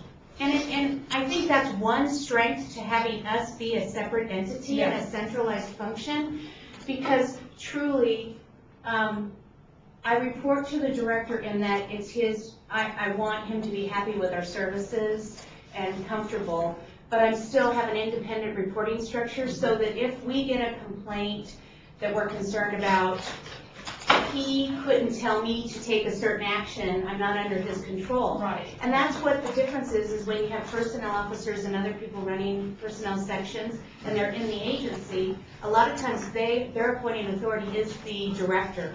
Yeah. So that's one good thing about the separation is that we look at everything just for what it is at face, and we advise employees, and we do feel we're management assistants in a way, because if there's something, if I get a concern from an employee, I will say that we're hearing things about this so that the director can look into it. But at the same time, I give the employee the, just kind of the impartiality that they need. Yeah. Well, and obviously the long-term objective is to have a healthy, well-functioning department. And that's the only reason I asked those questions. Yes. And I really have been impressed with the progress that's been made too at the department. It's really been amazing.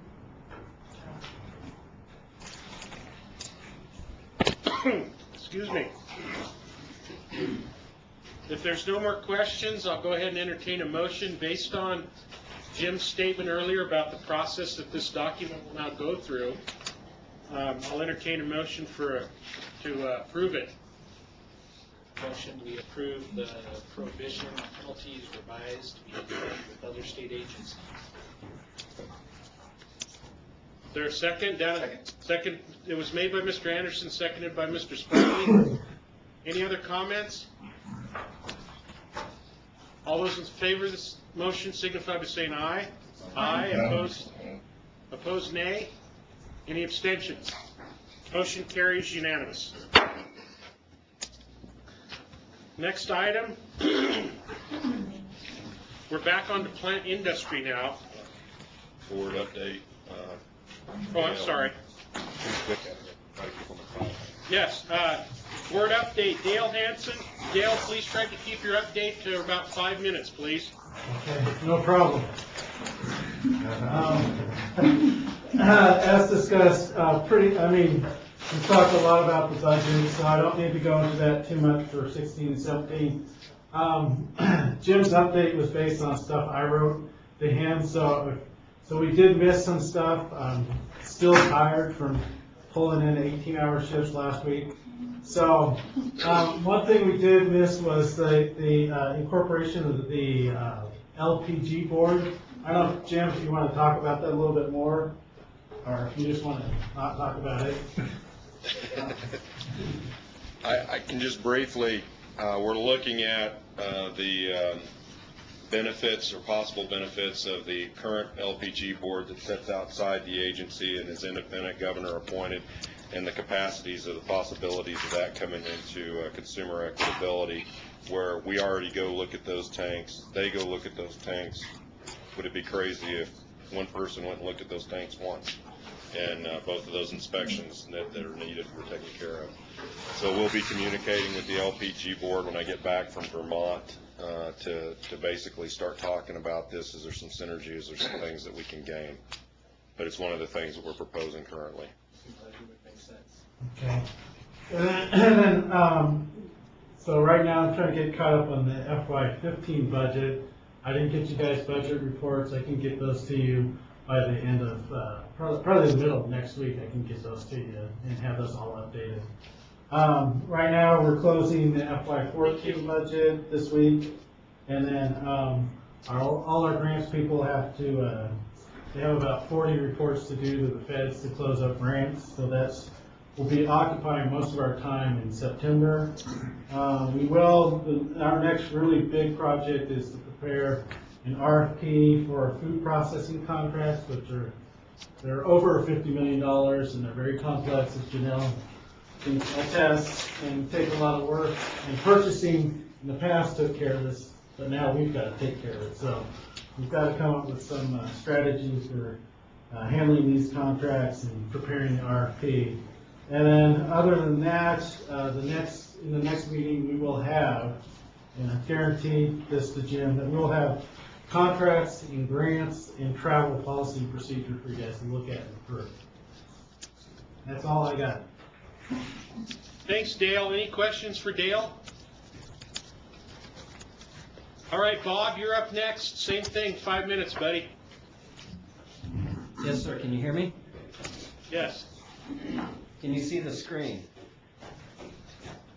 Not yet. Which one, Bob? The one that I'm looking at.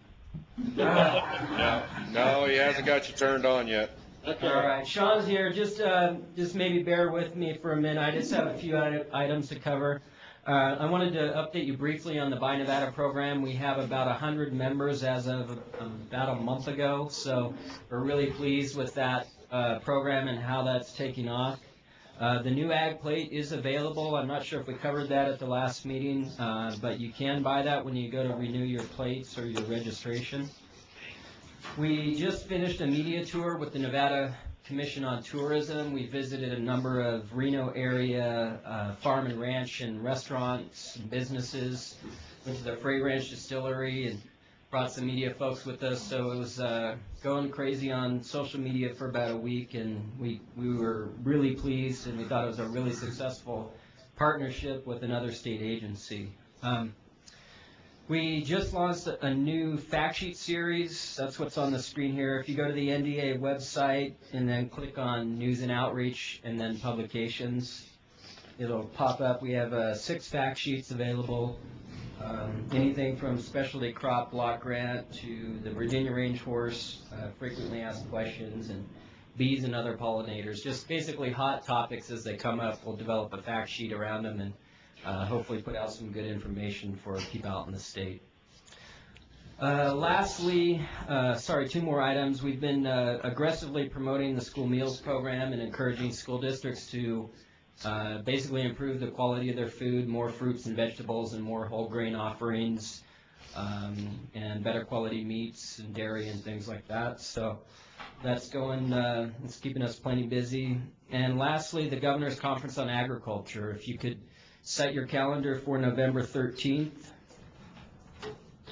We're putting together a conference here with the Governor's Office and a number of our partners. You will all be invited. Some of you may even be speaking and may not know it yet. But you can go to our website. It's the very first tab on the right-hand side. It has information on the conference. We have not sent out a public release on it yet, but we will be in the near future. And that's all I have. Do you have any questions?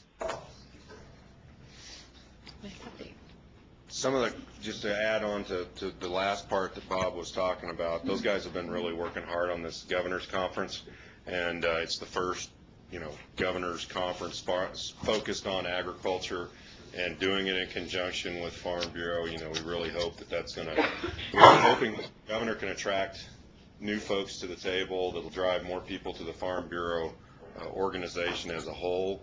And we've got Dave Kuhn confirmed as doing like a keynote, who's the CEO of Anderson Dairy in Las Vegas, and trying to bring somebody from Vegas up north to talk at the north and then go down south next year, kind of going back and forth and make those connections between north and south.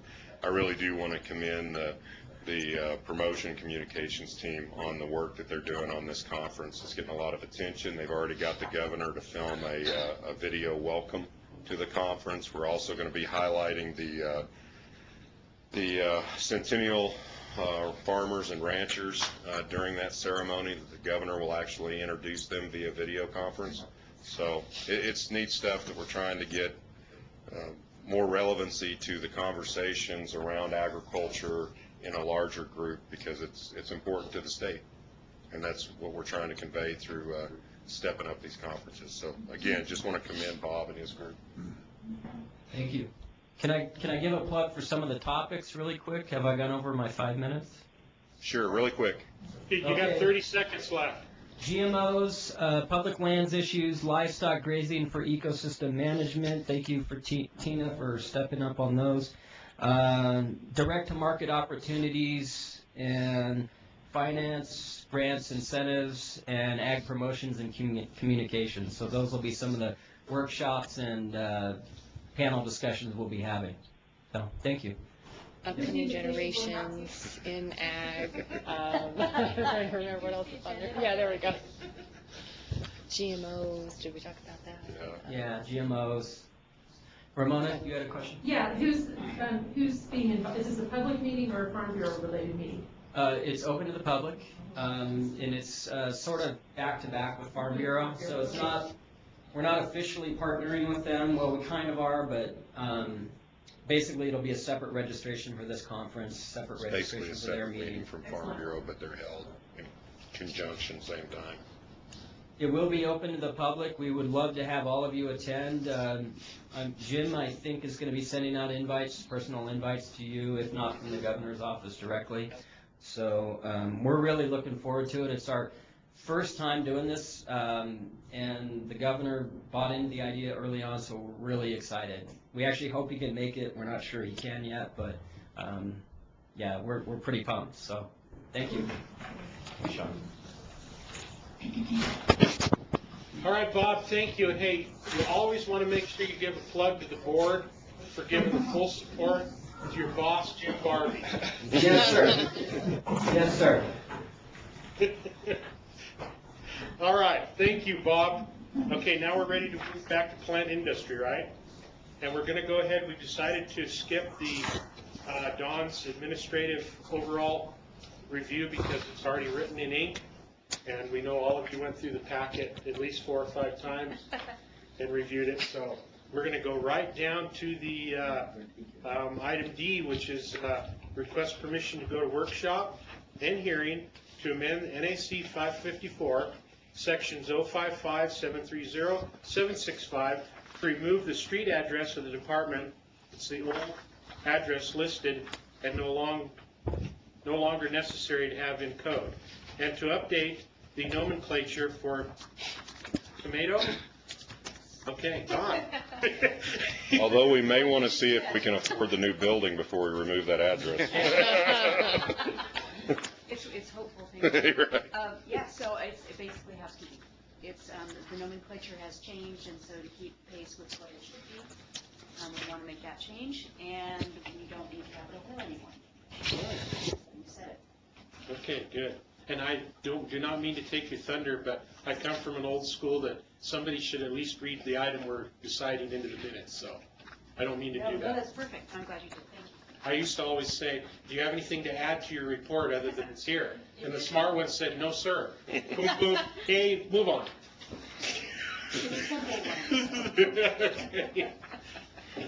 All right, if there's no questions, I'll entertain a motion. Question. Pete Paris made the motion. Is there a second down in Sparks, maybe? Question. Charlie has a question. Question, Charlie.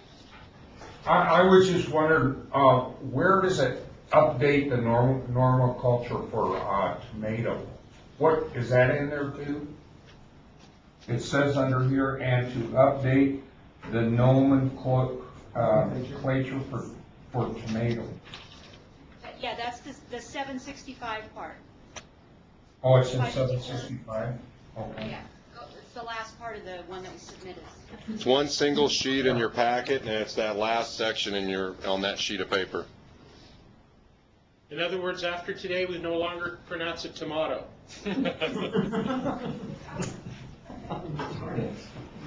Okay, I'll second. Thank you, Charlie. Motion was made by Mr. Paris, seconded by Mr. Frey. Any questions? All of those in favor signify by saying aye. Aye. Opposed, nay. Any abstentions? Motion passes unanimous. Item E.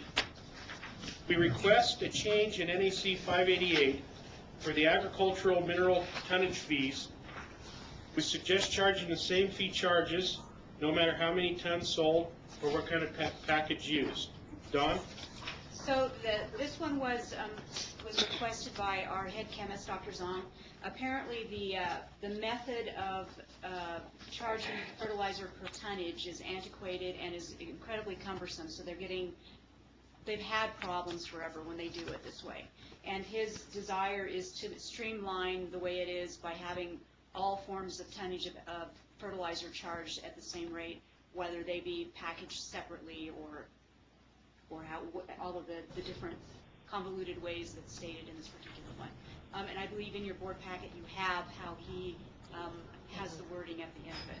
And again, this is to go to workshop and hearings. So this is not saying that this is a done deal. This is for us to take it to the industry and see if they agree or if they have a different way or a better way to do it.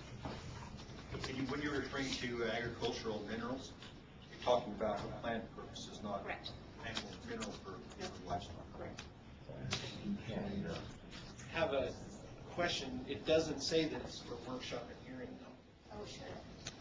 It actually is saying we request to change NAC 588. No, we have to go to workshop and hearing. So maybe when we make the motion, put it in that, add that to the, approval to go to workshop and hearing for NAC 588.025.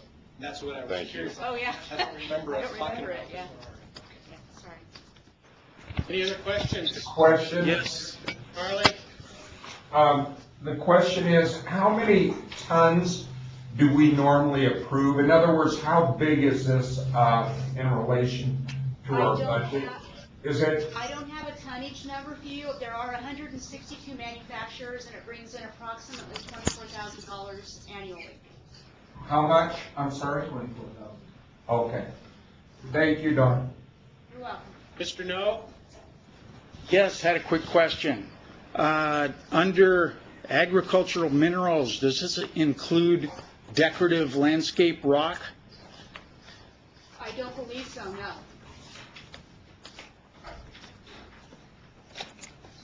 Where would that be found in the regs? I'll look it up right now, Paul. You mean you don't want to get charged for your red rock? No, not particularly. I don't believe that would be defined as agricultural minerals. I mean, there's something that's not regulated in this?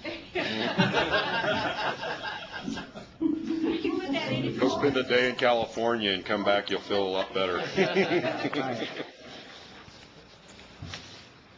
Come on. Yeah, sometimes you don't want to wake a sleeping giant, Paul, no? Yes, I agree, but also don't like any surprises to come later on. So this isn't changing what falls under that regulation, it's simply changing the way our fee structure is. So if you're not being charged for your red rock now, you won't be. Thank you. Good point. Okay, agriculture mineral defined under 588.020. Agriculture minerals mean substances, mixtures of mineral substances, and mixtures of minerals and organic substances containing less than 5% in available form of nitrogen, phosphorus, dioxide, potassium oxide, singly, collectively, or in combination, except sand and soil unless otherwise authorized by the director. So that's crystal not clear. So it could be like potash or phosphorus or other things like that. Right. That does state organic, but it does exclude sand, which would be in that same category for rock and landscape sand. Sand and soil, yes. See if there's anything else in. Depending on what law school you went to, Paul.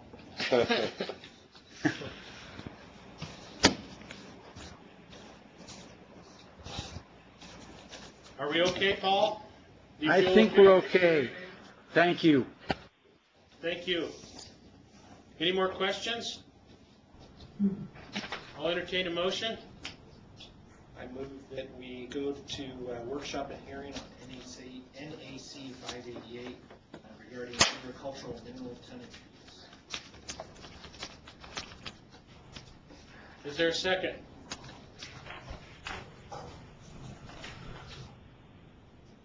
I'll second it. Motion was made by Mr. Anderson. Charlie, did you second that? Yes. Okay, seconded by Mr. Frey. Any other discussions? All those in favor of this motion signify by saying aye. Aye. Aye. Any opposed, say nay.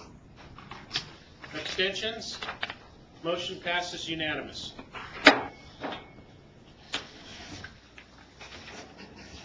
All right, thank you, Don. Item 7, consumer equitability. Board update, Mr. Bart O'Teal, Administrator.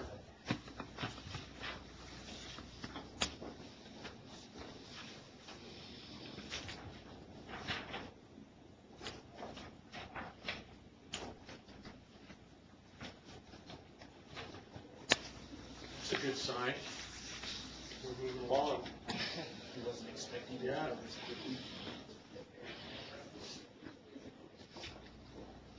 I'll let Bart kind of introduce himself, talk a little bit about his history, give you the opportunity to ask him any questions, and then are you going to do the update, or is Mike going to? I can do the You got update. it. So, Perfect. Bart O'Toole, grew up around Central Nevada. Did about 20 years of production agriculture while flying with the Air National Guard. I joined the Air National Guard in college to get me through college. Joined for 6 years. I forgot to get out. And so spent about 30 years there. Deployed multiple times. Been around the world a couple times. Deployed multiple times. A lot into Southwest Asia. But I can tell you my last deployment was with the Army, and I did an agricultural development team in Afghanistan. So spent a year working with the Afghan farmers on building building governance, so to speak. Came back, spent 2.5 years as the maintenance group commander, sole responsibility for maintenance and operation of HC-130s, along as what Jim was talking about, PMAL, precision laboratory measurement equipment throughout the Air National Guard, everything from scales to torque wrenches. So that's about extent of what I have. Any questions on that? All right, so as an update, 7 days in the job, and I'm lying my way through every second. So what we have right now is our priorities right now in consumer equitability is we just had Steve Schultz retire, so getting a metrologist and trained. So that's kind of a tough venue just because there's not a lot of them out there and there's somewhat of a demand. So we're going to attack that in 2 ways. We've got an ad on the street. We've had an ad 2 weeks, and we're also going to try to build the bench within.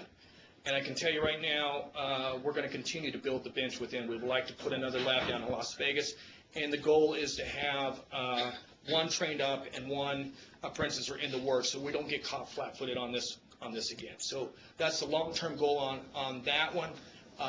And then the second thing is getting an Inspector 4 down in Las Vegas, and we're going to interview that position next week.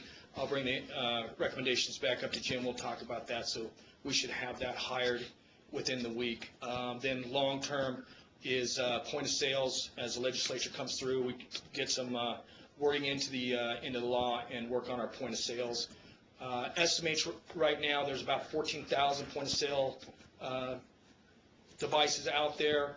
If we put this fee at the same as a small scales, we're looking at about $154,000, and we'll try to man that with 2 technicians. So that's where we stand right there. Any questions for me on that?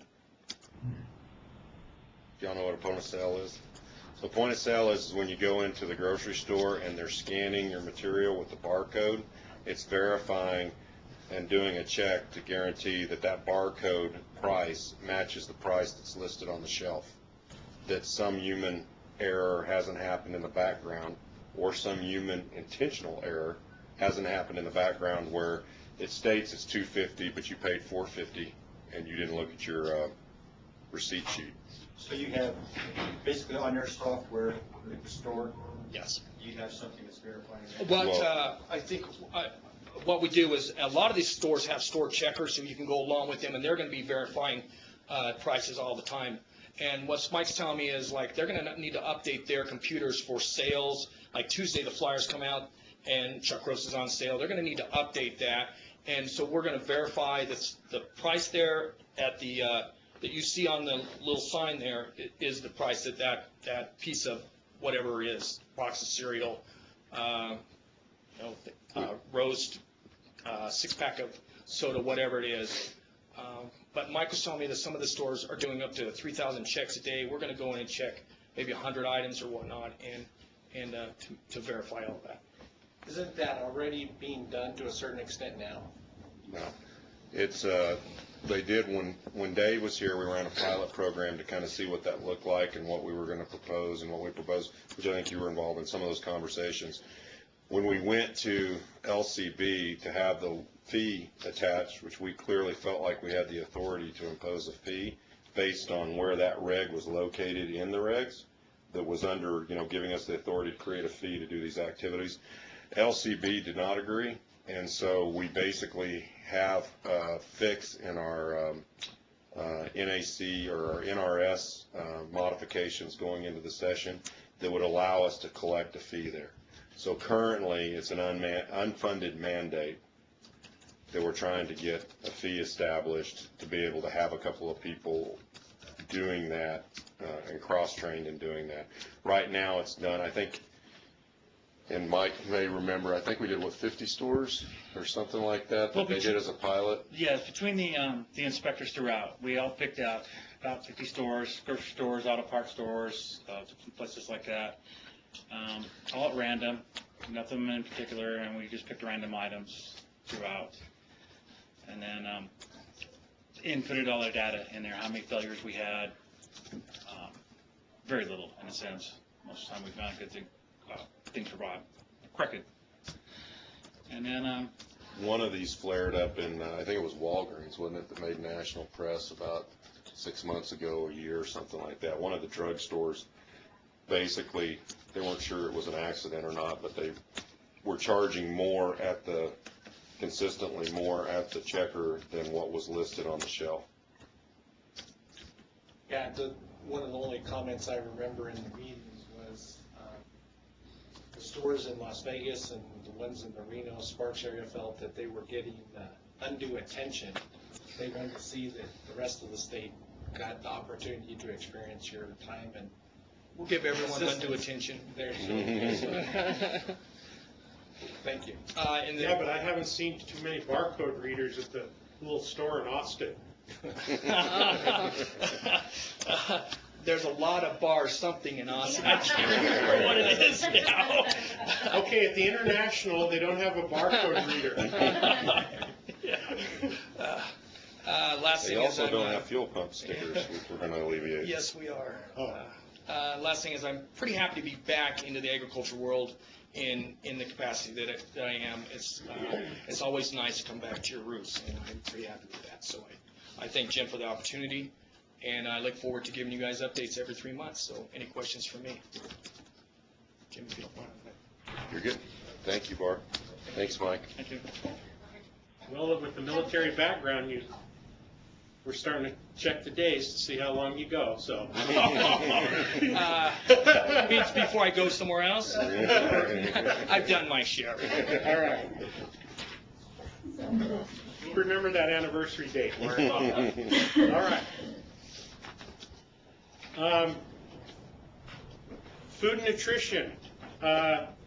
Same thing. I don't know if Donnell's there, but it is reported in your packet, so we're going to move right along. It is in ink form, so unless anybody has some major concerns or questions from what they read, we'll move on to Animal Industries, number 9. Board update by Mr. Wright.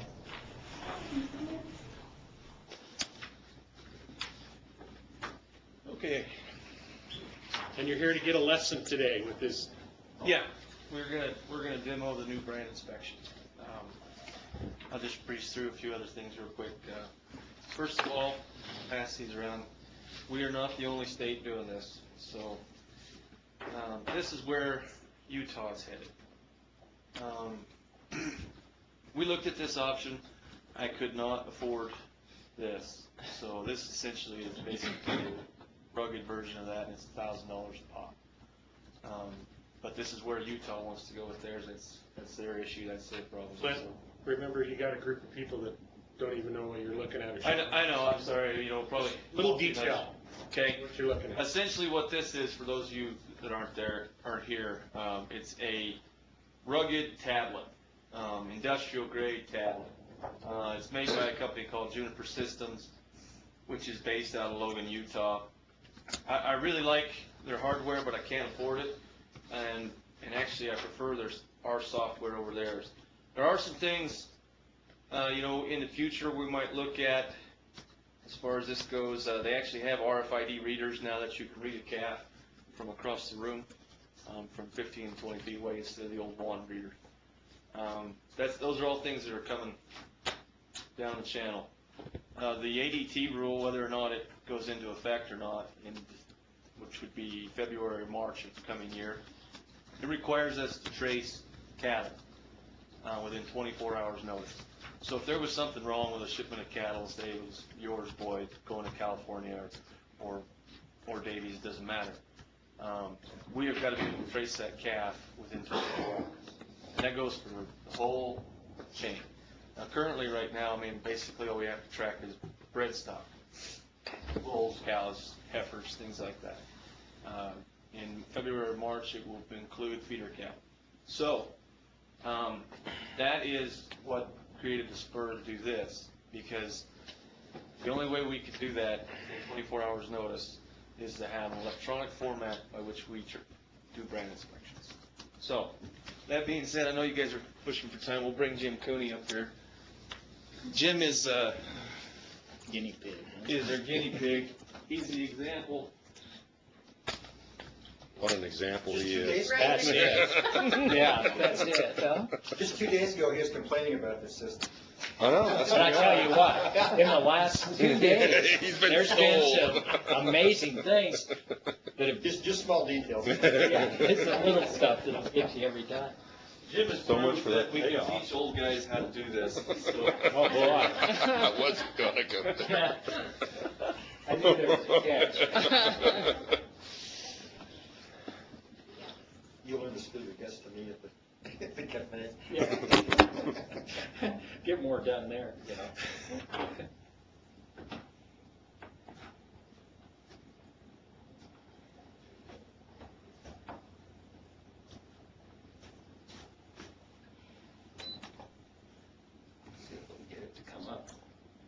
And for you, those of you in Sparks and in Vegas, we'll just open with an apology.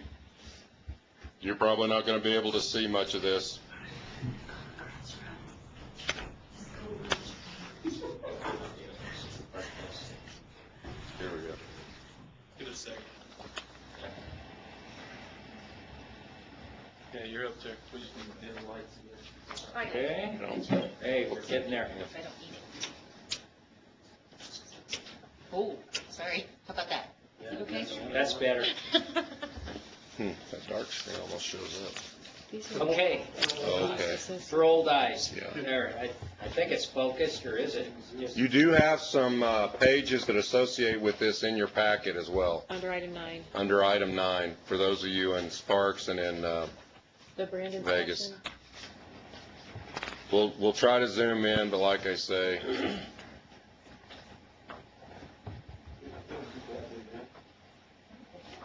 Yeah. yeah, I'm afraid when it goes with the white background. Okay, let me go ahead. That didn't work.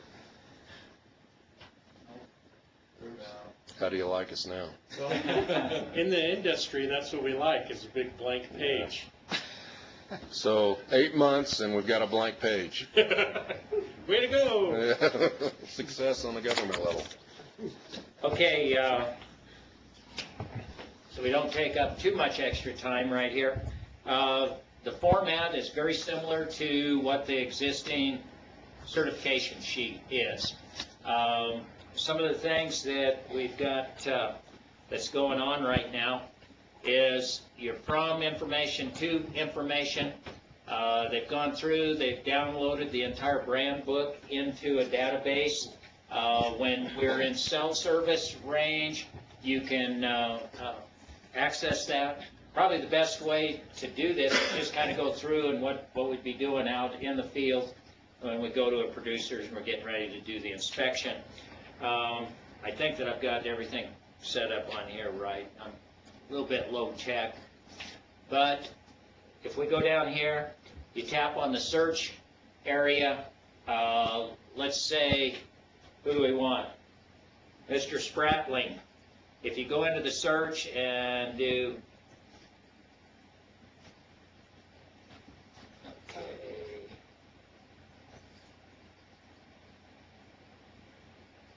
okay, I think what we're, just a second here.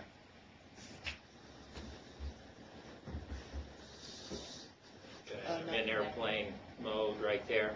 When you're in airplane mode, which is the equivalent of being out of cell service, I was testing it in there here just a few minutes ago. Anyway, we're back. Now, when we're in cell service, we access back on the screen, go to the search.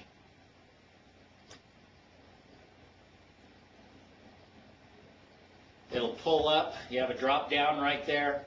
Holy cow. So we look at that. Everybody owns a cow.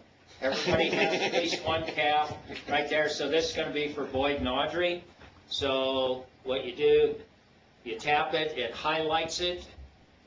You tap that, it downloads automatically all of the information from the from section right there. You do have to put in the place of inspection.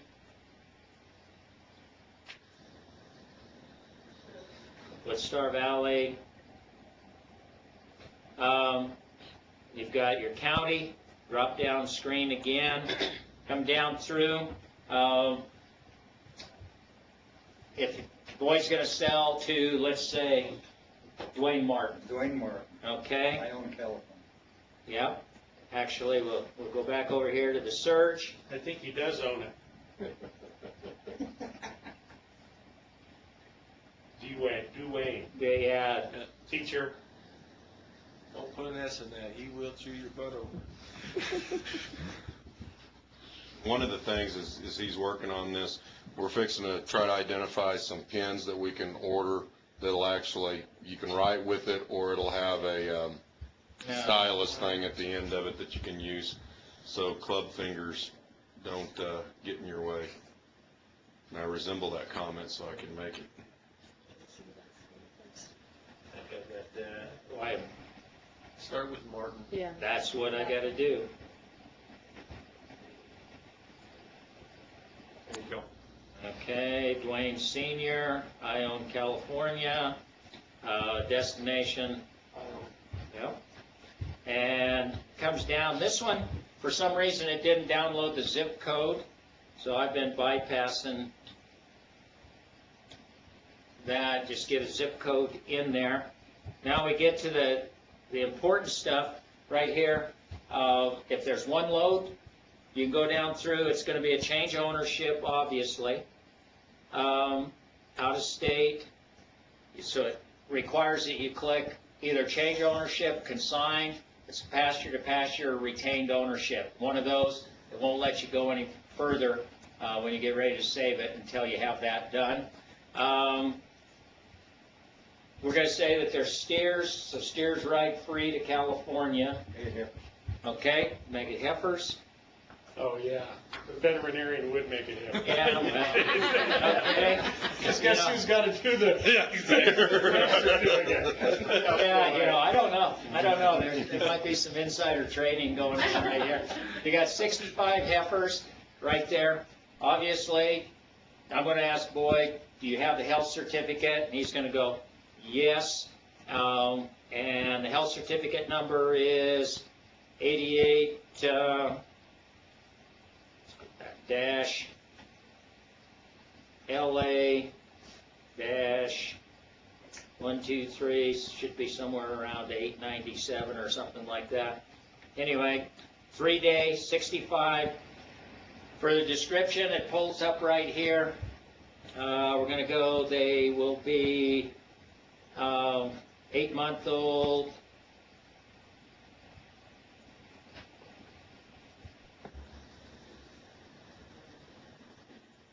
Okay. Get that. Brand. It has a search option in there. Okay, if they're sold cattle and you already have from Boyd and Audrey, shouldn't the brands somehow come up automatically? That would save a step. Yep, it would. It would, except sometimes we've got like two kids, the two kids calves in there, and things like that. So we got to have differentiated. So it comes in at this point right here, where we're inputting it in. Right. Per owner. What's that? Spelling your name? Yeah. Must be. And so you can do that by rows, no different than we do now on the paper position. So like, if we've got 65 of yours and Audrey's Boyd, we'll have one row there. If you got some kids calves in there, we can put that on the next row, on the next row, and the next row.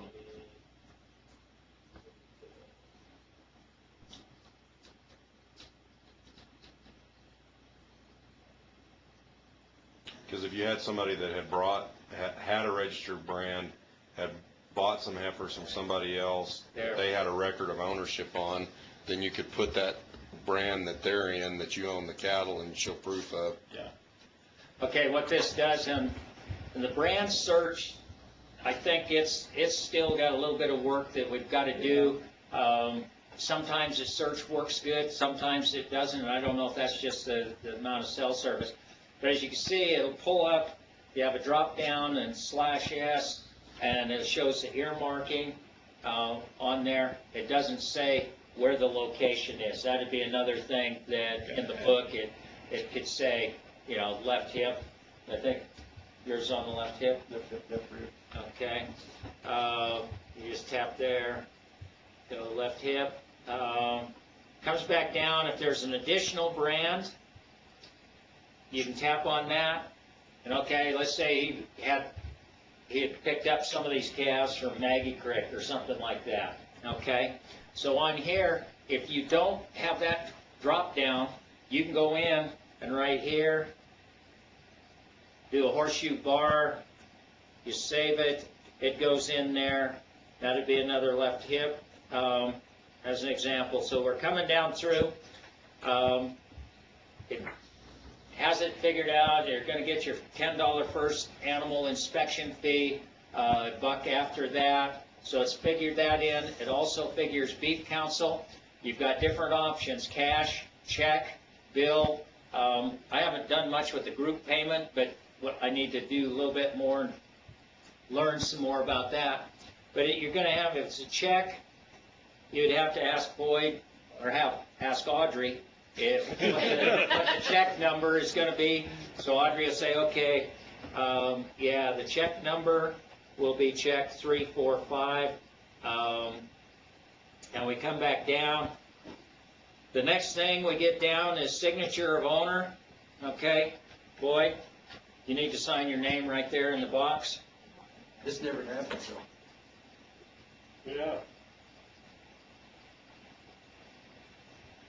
Wow, it's like a doctor. That finger is not too good. Okay. Stylus would help. Yeah, we don't have stylus. Didn't want to make you guys sick. One of the things, it does require that the buyer signs, and so in order to go on, You want me to go up there and sign for Norby? I know how to sign for Norby. Norby.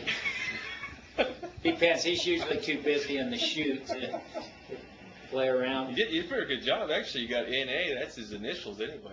So. Well, I guess. Okay, your transporter, if we go down through, I'm going to say that Rose truck, then you've got your license number. Okay, we come back over, you have your number, and you get to the very end. Now, here's something that that I want to point out. Right here, you've got save and you've got save and continue. This is something that just got put on there last night. If I go out, let's say I go to Patan Company, and you got 15 loads that are going out. The time it takes to type in YP, the address, Tuscarora, and wherever they're going, you'd have to do that each time, especially out of cell service. So now what I could do, if this was going to be multiple loads, I can use this save and continue, and it automatically downloads that information on the next sheet. So that's probably the biggest time-saving feature in this whole thing. Now, the other thing is, you notice right there, I've gone through, I've hit a number of these things. If I hit the save form,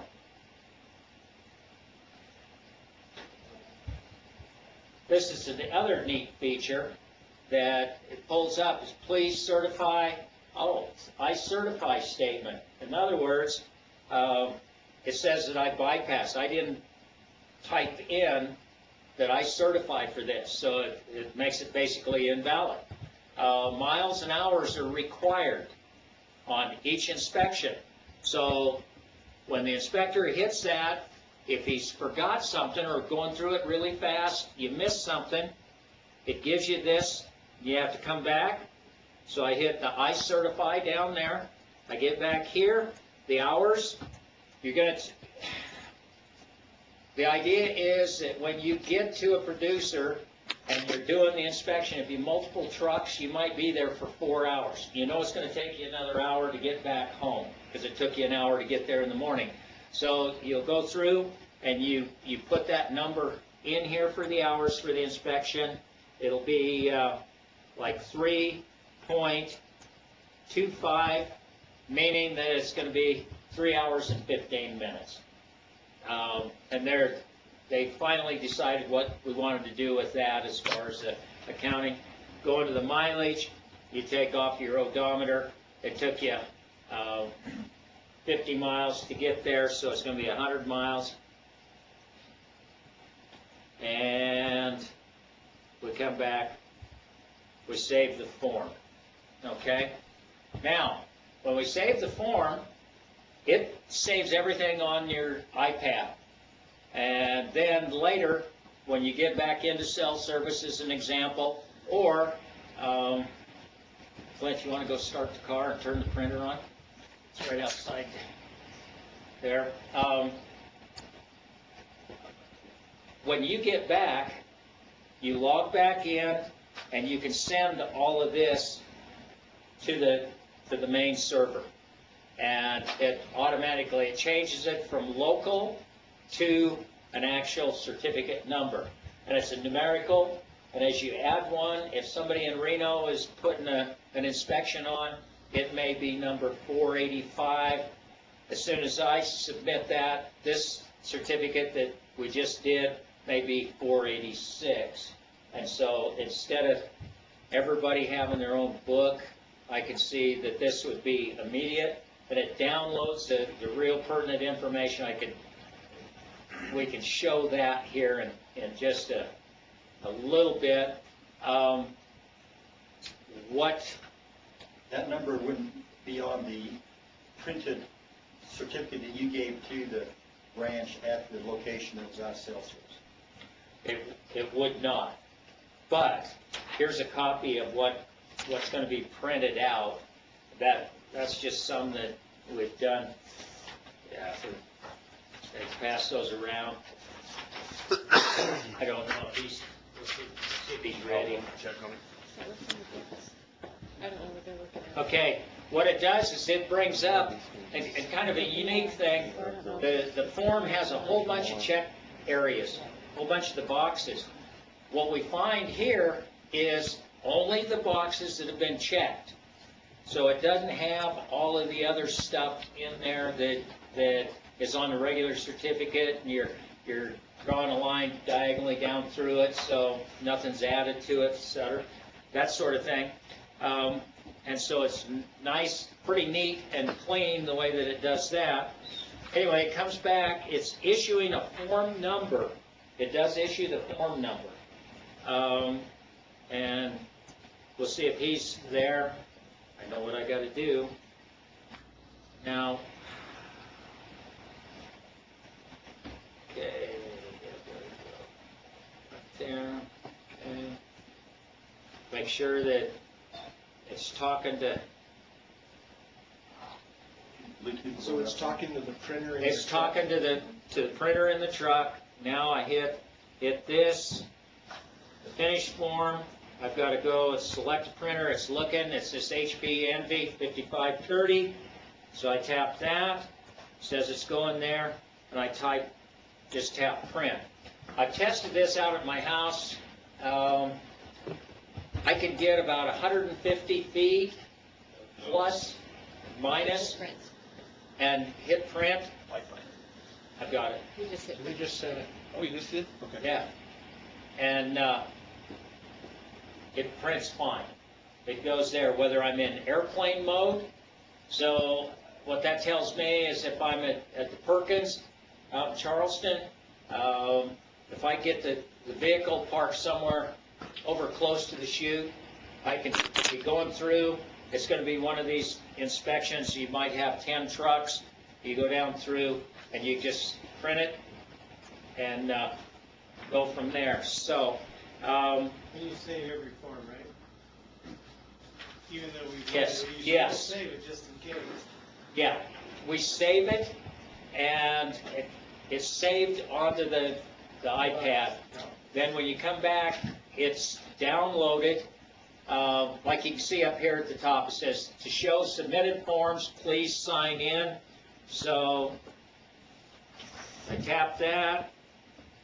I go back through. Everybody, I guess, is going to have a username and a password. So, the question becomes, okay, who was the inspector that did this inspection?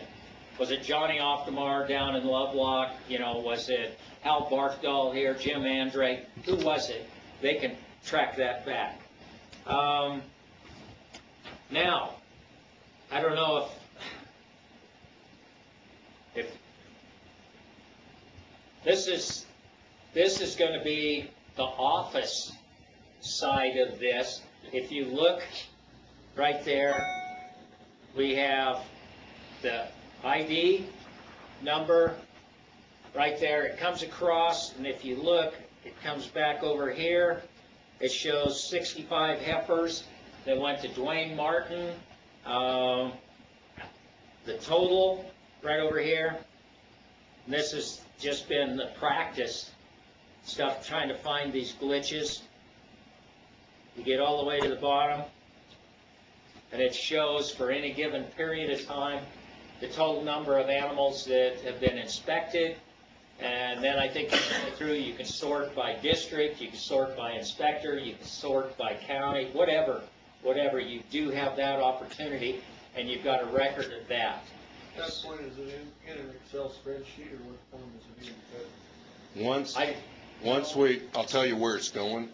Once we get this solid, we get all the glitches, we get everything functioning well, there'll be a public side that we'll build.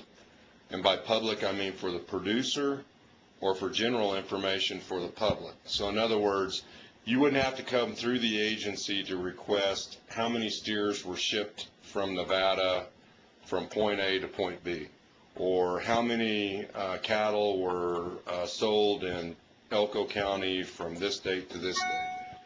General information like that you'll be able to, because we'll have different reports, and you'll be able to pick basically which report you want. When you click on that report, it'll give you an option to either view it in a format like this, or to download it as a Excel document. So you could extract that general data for yourself as a whatever.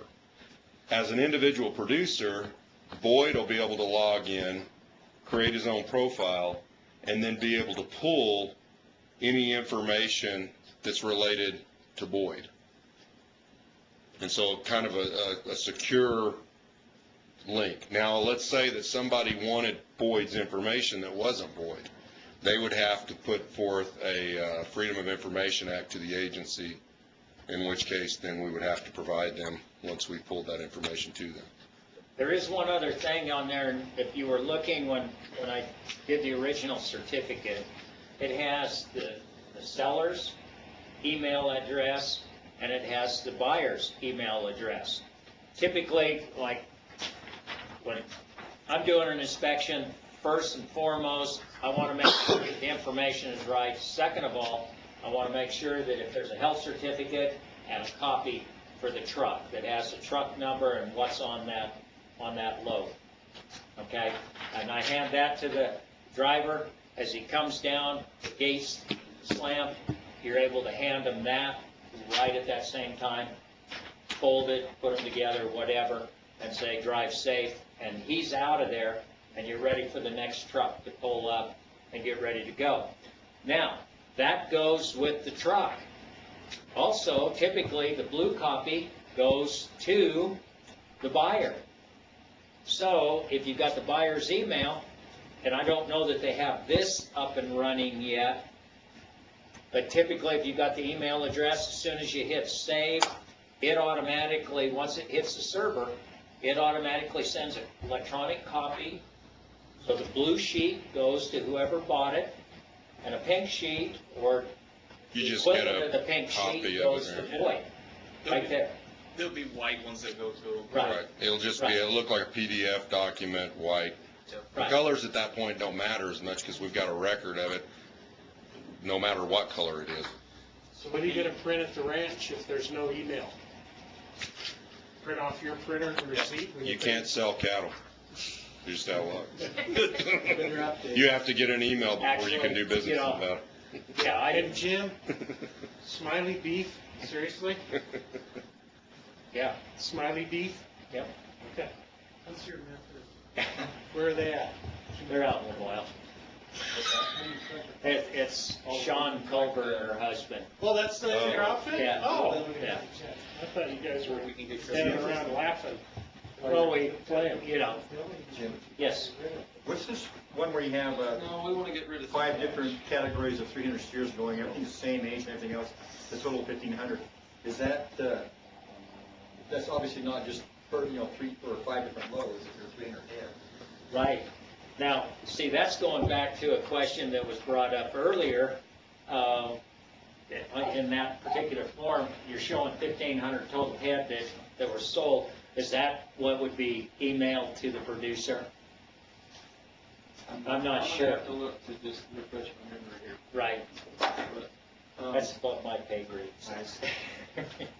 So that'd be the final report to the owner. It's the same thing, yeah. So no different than the way we do it now, where there's a trifold. So that does exactly what Mr. Sticks was asking about, for the producer to know how many cattle were moved that particular time to a feedlot or wherever. So you could print one paper for the seller that has the total for that day with the check number, instead of having 10 pink copies. Yep. Like we've had in the past. Exactly. Okay. Now, Bernard had a question here I wanted to answer, and that's, how do we collect the money on this? So first of all, we still have the traditional payments. We can still take a check, or we can bill them from his office, but now we'll also be able to take credit cards in the field. So, As long as you have self-service. yeah, as long as you have self-service. If you're out of self-service, you won't be able to take a credit card. But you could take, if you choose to continue to pay with a check, you could set it up on the program, scan the check so it's automatic deposit in Jim's account, so you could tear the check in half and hand it back to Boyd that day. Well, and actually, what, Whatever grant inspections collecting the money. well, and to be accurate in how that would work when we build it up, it'll actually be an account transfer. So you would provide them with a check, they'll use the check number information, and then that would activate a bank transfer, which you would hand back to them. The other benefits of, and eventually where we wouldn't collect cash, because of the liability, although we statutorily have the right to collect cash, that's a lot of liability on the actual brand inspectors in terms of stuff disappearing. So eventually, once we get this up and running and good to go, we'll only do check or billing or credit card. But the benefit for us on the agency side is once that's up and running, where we usually would have to have staff take a look at that document, take that check, send that check in to be deposited, input into Advantage, the state accounting system, this check received from this person at this amount, yada, yada, yada, yada. When this is all connected, all of that becomes automated. We never have to do, once that check number's entered, once that credit card charge is taken, as an agency, we don't have to touch it again. The rest of it's already put in Advantage. It saves basically all those hours of labor, in which case then what staff is doing, that energy can be redirected towards other things, one of those things being customer service and what we're able to report, which we haven't been able to focus on at all. So that's kind of how, because you're not going to have, people will be spot checking, and that'll be the ag enforcement guys will be spot checking these and be able to see them as well, and be able to identify where we have mistakes made or those kind of things, and that'll be the focus for review, not for data entry, because that part will be taken care of. What's your projected time frame for implementation? Well, we're got the 4 enforcement officers that we're setting up with the inspection programs right now. We're going to film some different inspectors, Jim, some of the enforcement officers actually doing some of the inspections, because we're going to make a training video, basically, tutorials, thank you. And then once we get all of that stuff kind of done, we feel confident. We don't want to roll it out with screw-ups, so we want it as soon as possible, but if that means that's 3 months away, then that may mean it's 3 months away till we get all the little bugs worked out. And then we have to put training in play. We've got how many iPads have we got sitting there? We've got probably 10 iPads. We've already started that order process. We've got the iPads in place, but then we're going to have to do regional training with all the brand inspectors, in which case Jim, which is one of the reasons we chose Jim, he's got 30-some years of teaching experience. We figured he ought to be able to train some brand inspectors as well. And we're going to use that, using the online video and then using Jim with on-site roadshow kind of training deal. Then we'll also review current brand laws. It'll be bigger than the program, but the program training will be part of it. And then the training thing is going to become annual from then on. Pete? One question about my particular problem. That's my problem. I always forget my checkbook, so you still can't forget your checkbook. Why can you not pay when you email it home and tonight you pay? I mean, tonight you do it. You could go, if you just said, I want a bill, I want a bill. So I tap on the billing over here for your payment. There it is right there. If you have an email address. Right here. I can hit bill, and it automatically bills you. And to your email address. So when you go back to your house, you're going to open up your email, and that invoice is going to be sitting there that you can cut the check on that night. Yep. There are a few things that... Well, invariably, I always walk out the door and packing my check in the morning to go to work is not one of mine. So don't get invited to lunch with Pete Parrott. If you get invited to lunch, you're going out to the house. Raymond's ready to come. There are... Highly recommended, by the way.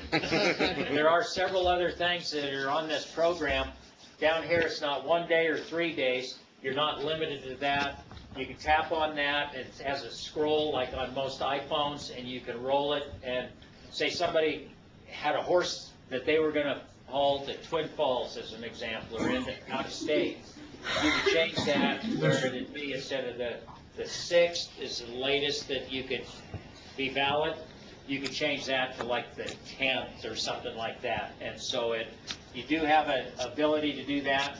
Multiple loads. The thing that we found was when you do a certificate, it automatically charges $10 for the first animal, $1 after that. If you come up here, it's got a waived first animal fee, So if we're doing multiple loads, you tap that, and it charges, if there's 75, it's 75 for the inspection, 75 for the beef council. It does that automatically. The other thing is, once you get to the point that it's going to print out, there's a calculate all. So for the 10 loads, you push that button, and it automatically does all of the math right there, and it says the check's going to be $750. And so... Mr. Chairman? Yes, sir. Who is that? I have, Charlie, I have a question, and I'm looking at one of the brand inspections that had 53 head of cows on it. And I'm assuming on the bottom left-hand corner, it took 2 hours for the building inspector, or brand inspector. I've got a building on my mind. And it took them 34 miles, right? Is that what that means, the 2 hours? Yeah, that's what On the bottom left corner? Yes. So that means that he's averaging about, he's probably getting a little more than 2 cows per every 2 minutes. Am I right? Or every minute, excuse me. He better not be. Those hours. Well, is that what that means? Is a little box say that it took the brand inspector 2 hours to? Travel too, Charlie. Travel too, Charlie. That includes travel?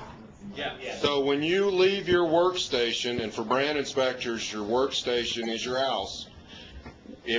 This inspection, which may not be close to accurate, we're just giving you some phony baloney examples, but that inspector left his house, traveled 34 miles, or traveled probably, 16 miles, 17 miles, inspected 53 head, and then traveled back to their workstation, which would be their house. And he's back home at 2 o'clock, or back to the office? Or 2 hours, I'm sorry. For 2 hours of labor and 34 miles in travel. Now, that doesn't necessarily mean that they got reimbursed as part of this. No. If you put on there you had less than 24 hours notice, then as you look up above underneath Nevada Beef Council, you would see a $32 charge because they're paid $16 an hour, and then you would see whatever 34 times 0.56 equals in terms of the mileage reimbursement. Right, I understand that. As well. Now, but now turn to the previous page. The previous page, what you're saying is, for 1,500 cows, the brand inspector traveled 45 miles, inspected 1,500 head of cows in an hour and a half, which is 90 minutes. That means, am I right? These are not exact brand inspections. These are just phony baloney examples. Either that or you're trying to ask me a question for a proficiency test. I was wondering why, let me ask you this. How long does it take to inspect on the average each cow? That's what I'm getting at. It depends on ranch to ranch. I'm sure some places are really more efficient than others. Depends on rain, it depends on snow, it depends on... Depends if the truck gets there. Well, mental note, Charlie? I didn't know these were just examples because I saw David S. Sticks Jr. up at the top of this 1,500. I'm saying, why in the heck are we giving him such a big discount? Do you see what I'm saying? Look at that. I'm saying there must be something going on here, Davey. Hey, mental note, do not hire an accountant. Oh, that's why you brought me in here. Actually, I like Boyd's comment.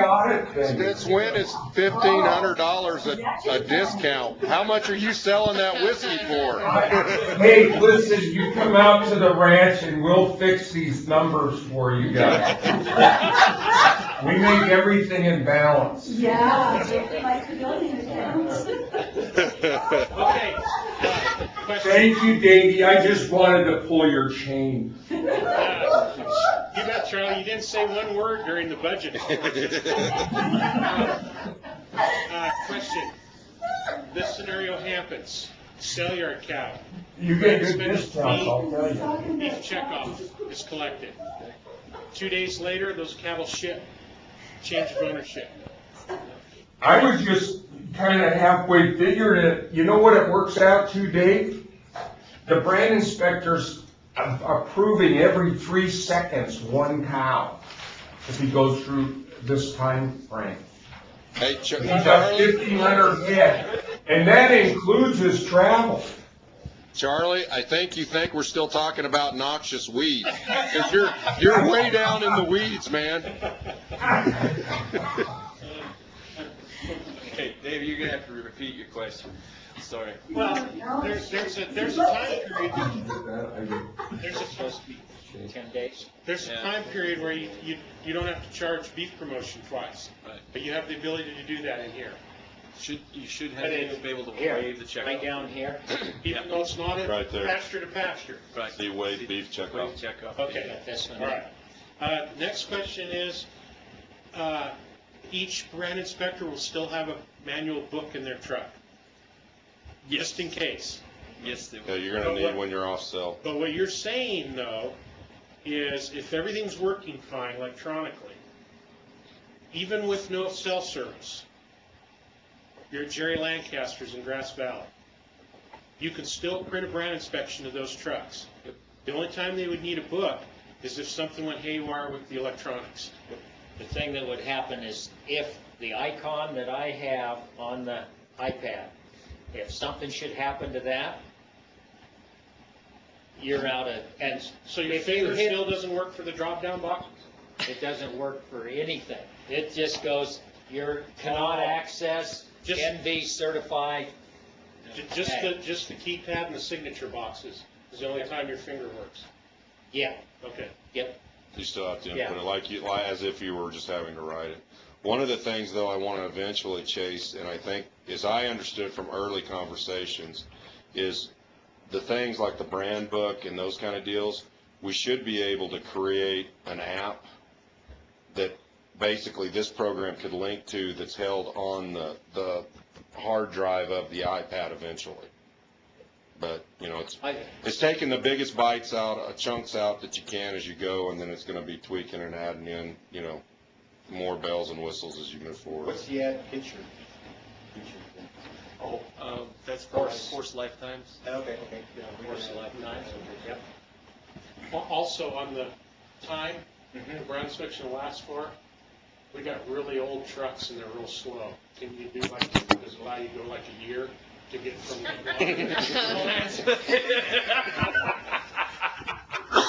My grandfather had that same tractor. Yeah. Is it an old Oliver that you're pulling the trailer? Well, yeah. Okay, got it. An old 453 Detroit. There you go. When you get to the bottom of the hill, you go to first gear right away. That's it. It does have over on that right-hand side, the amount due, waive inspection fee.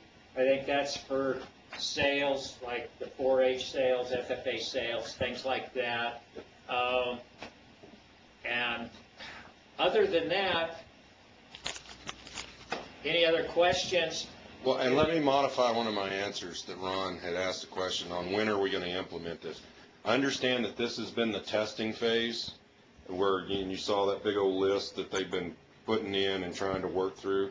Now that we're getting it to our inspector or enforcement officers, they'll actually be doing inspections with it. So it'll be testing phase 2, but it'll actually for the first time be doing inspections. So we'll clear all of this out of the hard drive system on the main server, and in the next few days we'll go live, and there won't be phony baloney inspections anymore.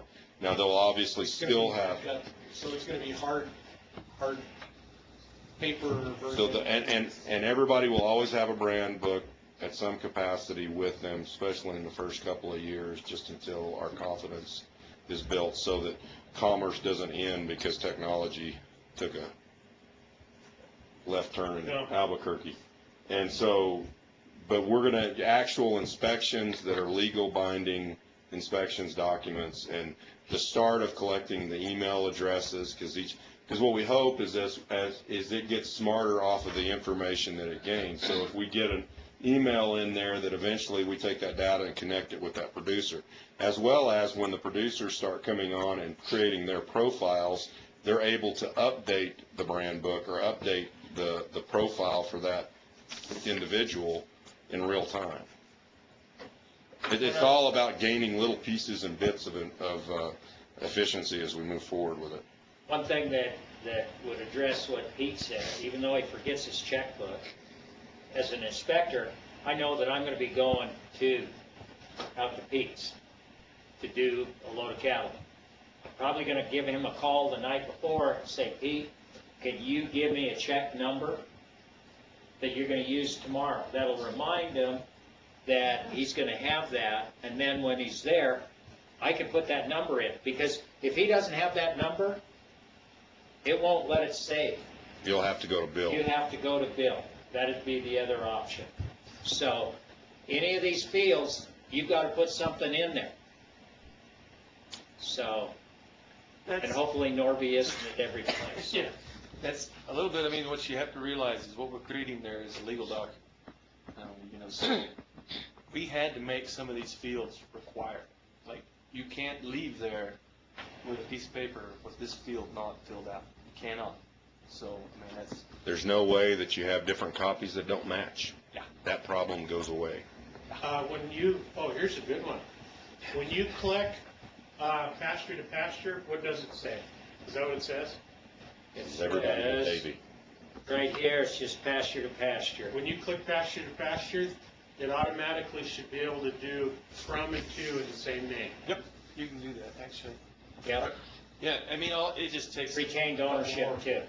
Okay, retained ownership. Right there, see, you have pasture to pasture, retained ownership, right there, and that does away with the option of, say, Boyd sending cattle to Little Valley Land and Livestock at Bruno.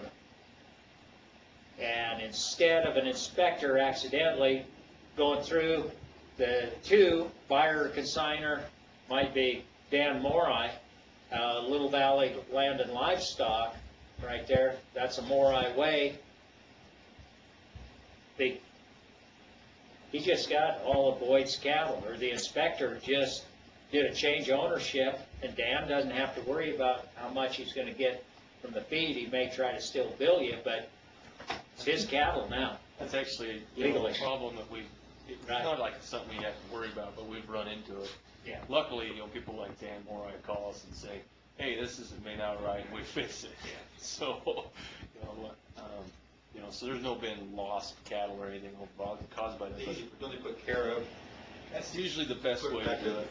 Yeah. Yeah, or destination. If you put the name, actual name on there, destination, Little Valley Land and Livestock, Bruno, Idaho.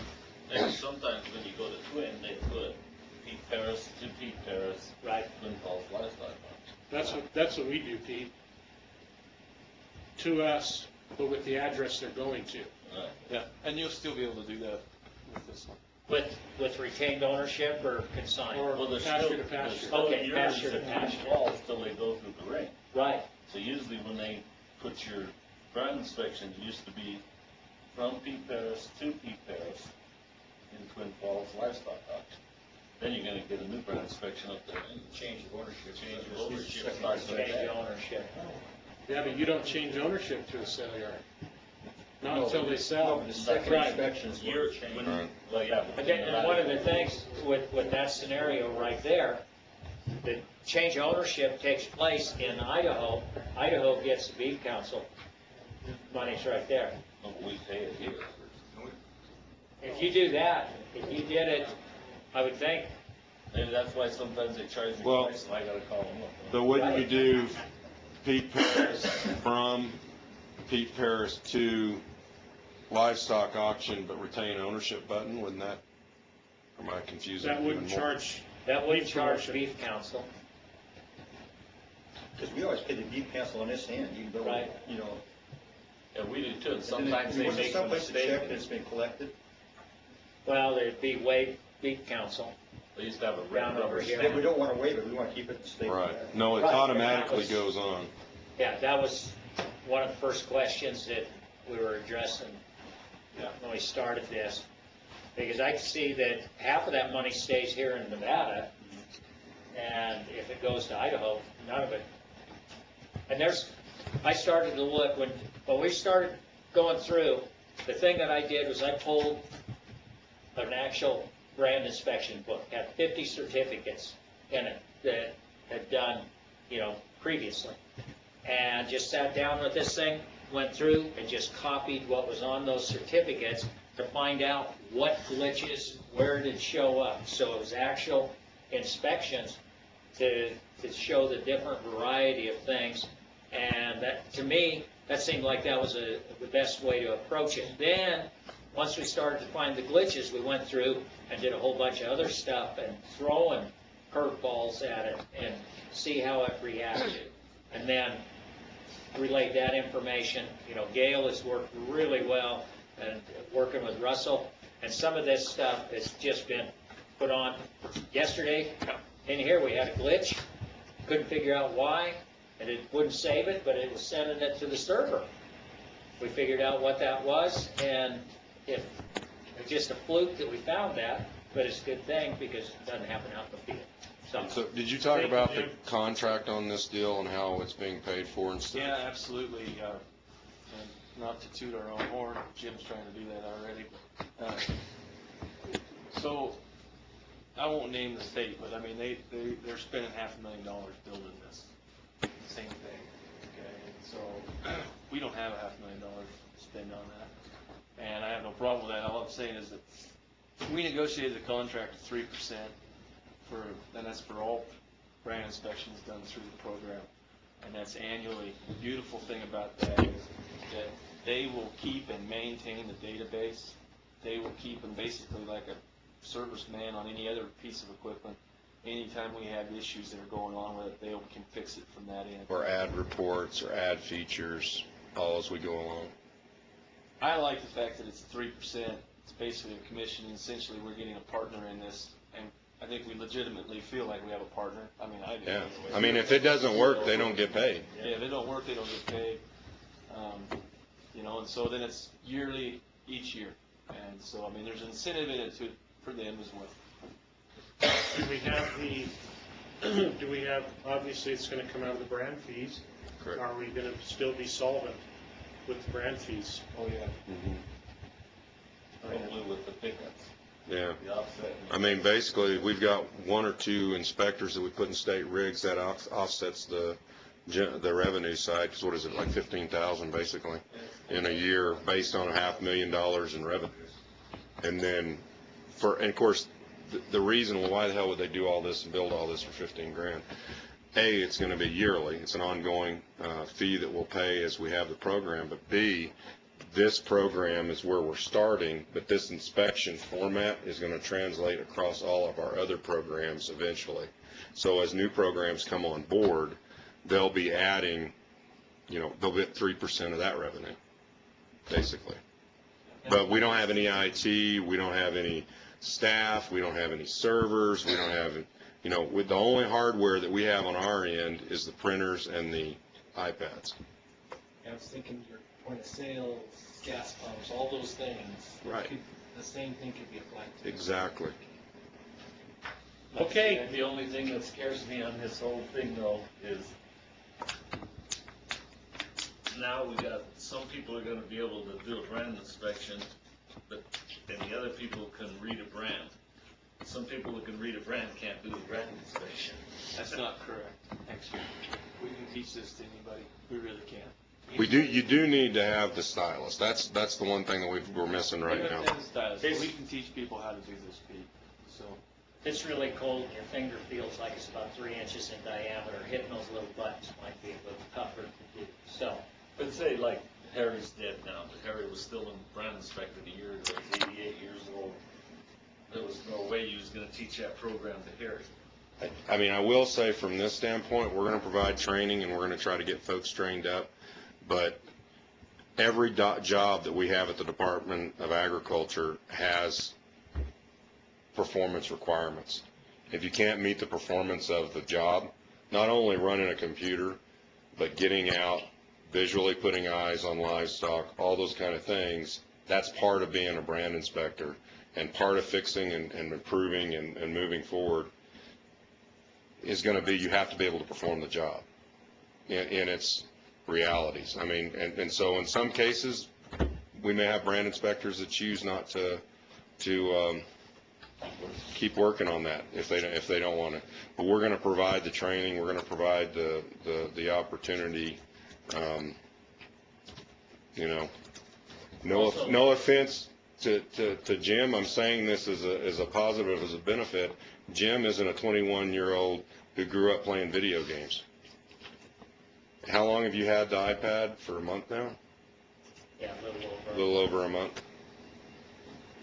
You taught our trackers how to use computers. I mean, this is part of being. I mean, I just gotta.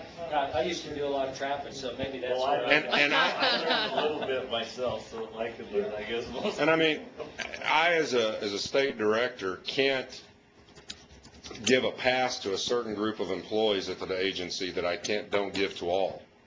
So I mean, if the expectation and the job requires that you use technology, which represents every other area that we have within the agency currently, then, you know, that's just the reality. To address that same question, Pete, that the situation as we're looking at it, as I'm looking at it, I'm thinking about if I could be presenting this to some of the other inspectors around the state and even here in Elko.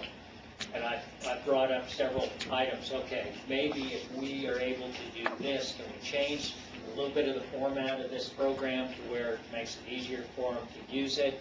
And I think as they start going through, it's really a whole lot more user-friendly than what, they just got to have to forget. You have to open their minds up. Yeah, they have to forget that it's a computer. Hey, this is just, hey, look at this. This is a neat little deal, and I don't have to keep my pens as warm all the time. I don't have to have 6 pens in my pocket, keep rotating it out. It takes 3 to write 1 certificate, so. And I think part of the format, that why it looks so much like our current inspection, is we wanted to make it as little bit of a change as possible.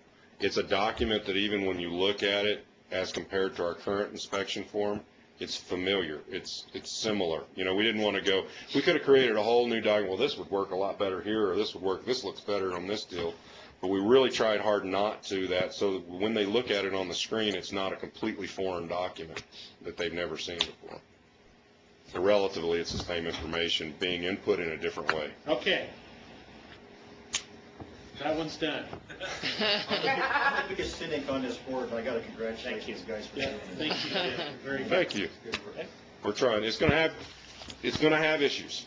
I mean, but we're trying to do everything we can to herd those off on the front side. But it's not perfect. It's going to have issues, but we'll get there. Okay. I like the paperwork. Well, yeah. Click of a button and go back and see anything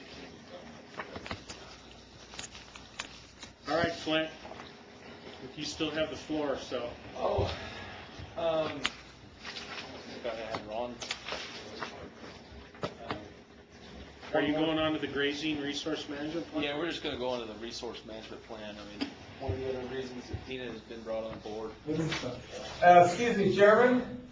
Yes, sir. Yeah.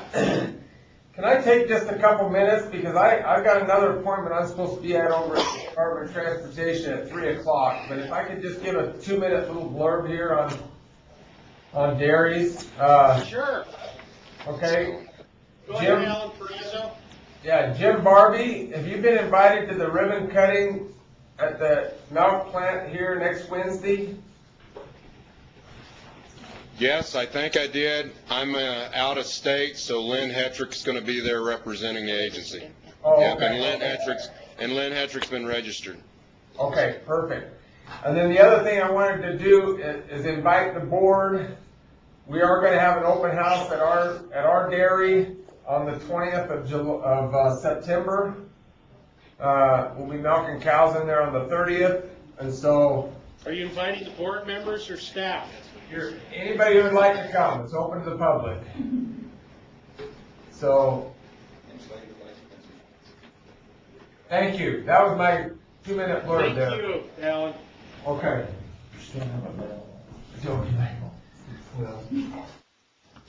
Okay, Flint.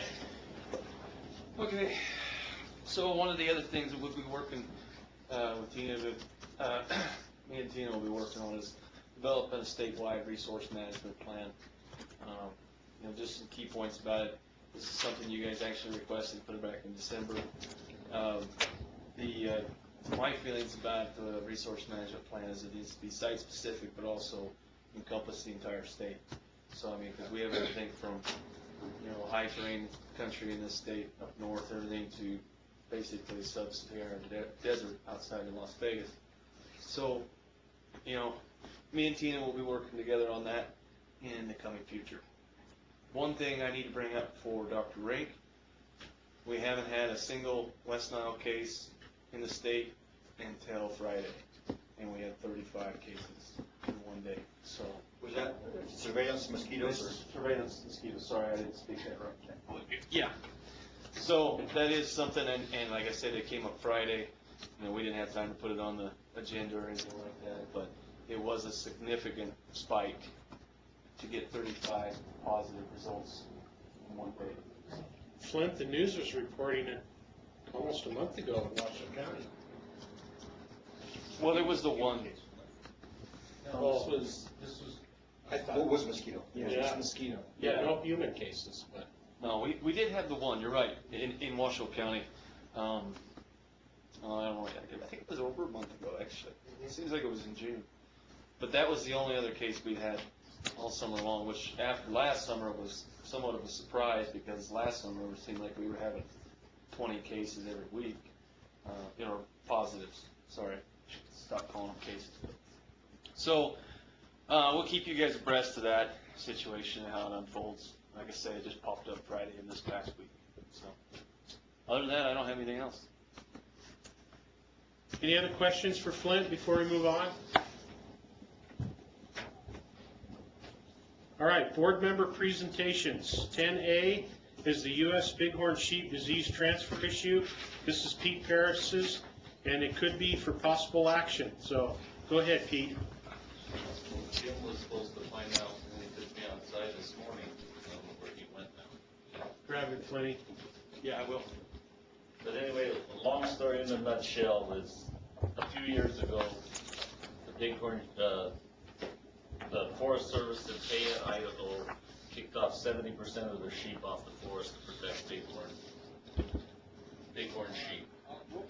So it was took to court, and they wanted to stay of it to prove that before they could do this, that they had to prove that that there is an actual there is an actual disease. We know there's a disease, but they still cannot prove that it's contacted sheep to sheep or domestic to the disease. The domestics have it and the bighorns have it, but they're not proven that they can't coexist. They say they have. There's tons of tests, but there's no test yet to prove this to be concrete facts. Well, the Forest Service removed the 70% of the sheep in the Fayette, and now the judge, that was appealed. It was taken to court, and the judge ruled in their favor and let in the Forest Service favor and closing that to these sheep. Well, the idea of that is now that this is gonna go to all of the forest in Region 4. You have Nevada, Idaho, Utah, and Wyoming in the Region 4 district. So if that was, they could remove all the sheep off all the forests with that precedence that they set there.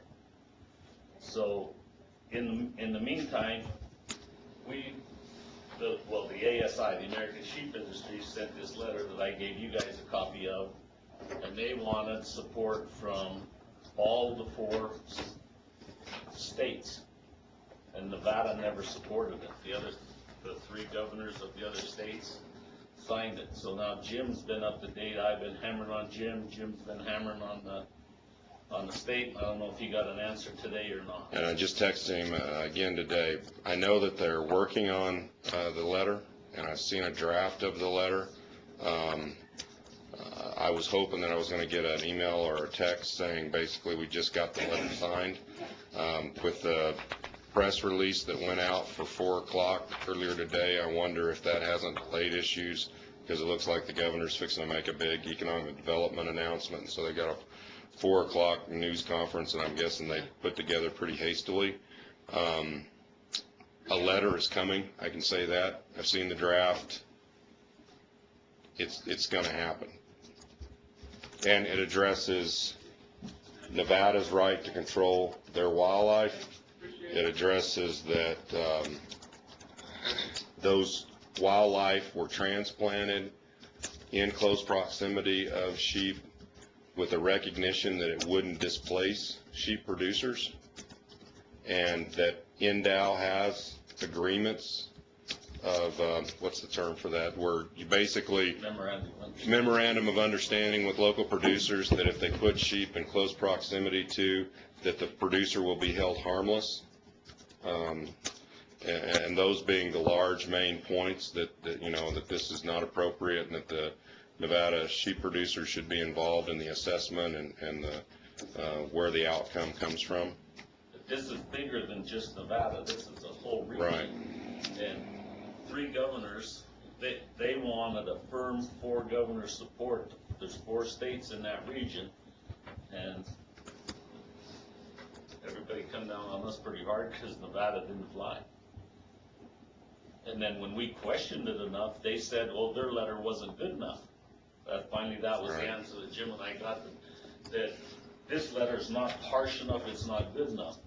And specifically because of the NDOW agreement. If you don't like what's in here, add your own. Well, in the meantime, it's almost 3 months later, and to me, no letter is less than this letter. They say this letter ain't good enough, but to me, no letter is less than this letter. So we were wondering if it should come from the board to write to Secretary Vilsack in some kind of a support that we don't remove sheep from Nevada ranges. Well, Jim and I spoke about this a few weeks ago, Pete, and that was my same question to him. I wondered how the other 3 states would receive it, because obviously having 3 governors sign it is way better than, or 4 governors, way better than 3 governor and a little old lonely chairman. Right. So my question to Jim was if he felt comfortable enough with the board approving this letter for support, as long as, and give the governor, you know, a little bit more time, and then ours wouldn't be needed if he did his. Would our letter be directed to Governor Sandoval, or would it be directed? I think it would be directed to Governor Sandoval and Vilsack. Because this is exactly the situation we got into with Wildwood's recommendation. Well, we'd be approving our name on this letter, right? I'm sorry, I'm multitasking here. Corey has just texted me that he sent me the final. Here it is. Hold on. Dear Secretary Vilsack, the state of Nevada recognizes the U.S. Forest Service is currently performing a risk assessment relative to potential for disease transmission between wild and domestic sheep. Although we recognize the value and need to better assess the risks that exist, we feel it is necessary that the state have a significant role in developing and evaluating any land management actions that result from this assessment. Nevada has more bighorn sheep than every other state except Alaska. The number of bighorn sheep in Nevada is largely the result of an aggressive trap and transplant program that has, in some instances, knowingly heightened the risk of disease transmission by placing wild sheep near domestic sheep. It has never been our intent to displace domestic operators as a result of our transplant efforts. In fact, in some instances, the Nevada Department of Wildlife has made informal agreements to reassure domestic operators of this intent. It is essential that the livestock producers in the state of Nevada have an active role in the assessment process, as well as developing solutions or implementing actions as a result of this assessment. Should you have any questions, please do not hesitate to contact Mr. Jim Barbie or Tony Wasley, yada, yada, yada. Thank you, or sincerely regards, Brian Sandoval, Governor, signed September 30th, 2014. That's a better look. Yeah. Well, We've well, been wait a fighting minute, for though. this since July the 9th. Wait a minute, Jim, read that first, First paragraph. the one that says, we do recognize that placing. The state of Nevada recognizes the U.S. Forest Service is currently performing a risk assessment relative to the potential for disease transmission between wild and domestic sheep. Although we recognize the value and the need to better assess the risk that exists, we feel it is necessary that the state have a significant role in developing and evaluating any land management actions that result from this assessment. Nevada has more bighorn sheep than has ever. From the offset, when you first read it, it sounds like the state of Nevada is recognizing there is a disease transfer. Did I mishear that? I didn't know that. No, Okay. that's not. You said we need to better understand the risk. Right. Gotcha. You know, this whole thing might be maybe just because of the research that's done lately by NDOW itself. They did a major, study on bighorn sheep and the movement of bighorn sheep from one range to another. And it's just a relationship to mycoplasma, ova pneumoniae is that species instead of Pasteurella as being the main culprit. And they're finding out that the movement of the bighorn sheep themselves, sometimes 100 miles from one range to another, is a major factor in disease transmission. And they're actually talking about the possibility of herds. In the past we have a die-off and then we think, okay, the remaining herd is clean. They're finding out the remaining herd are carriers. And so you dump more sheep in there and they'll die off too. So they think that nidus of infection from those herds, they're actually talking about going into those areas that had a die-off and finishing a job, kill them all off, and then transferring sheep into those areas. So this study done by NDOW changes the entire dynamic of what we're talking about. That conversation. The whole conversation. So and they presented it at a commission meeting in Reno last, I think it was April or May. But the point being, it's a whole new ballgame when they recognize that movement of bighorn sheep from a clean herd to because they're talking about certain strains are much more hyper-pathogenic than others. And they're talking about, can they keep any herd from becoming infected within their own species, not from domestic sheep, but within their own species. So that's and I think I would love to hear that same presentation from NDOW staff at one of these meetings, because it changes the whole dynamic. I would too, Boyd, because as some of you know from last night's discussion, I went to my indoctrination at the university for having a sheep tag, and the biologists were very clear on the history of the loss of sheep in the 1900s and what the reason was. What was that? Sheep. Domestic sheep.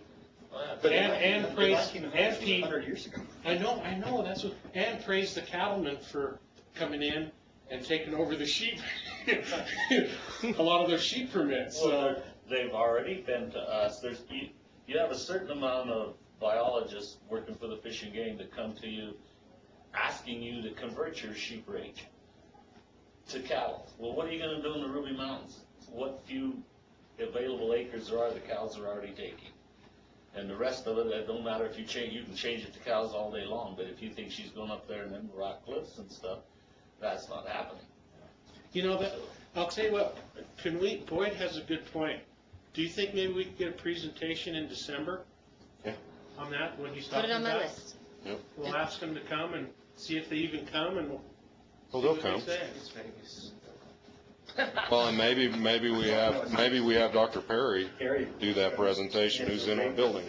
I mean, it's absolutely, your mouth drops open when you start hearing their discussion of that disease potential transmission amongst different bands of bighorn sheep. On this topic that we're currently on, would the Letter. board still entertain doing a letter supporting the governor's position and letter to Absolutely. Vilsack?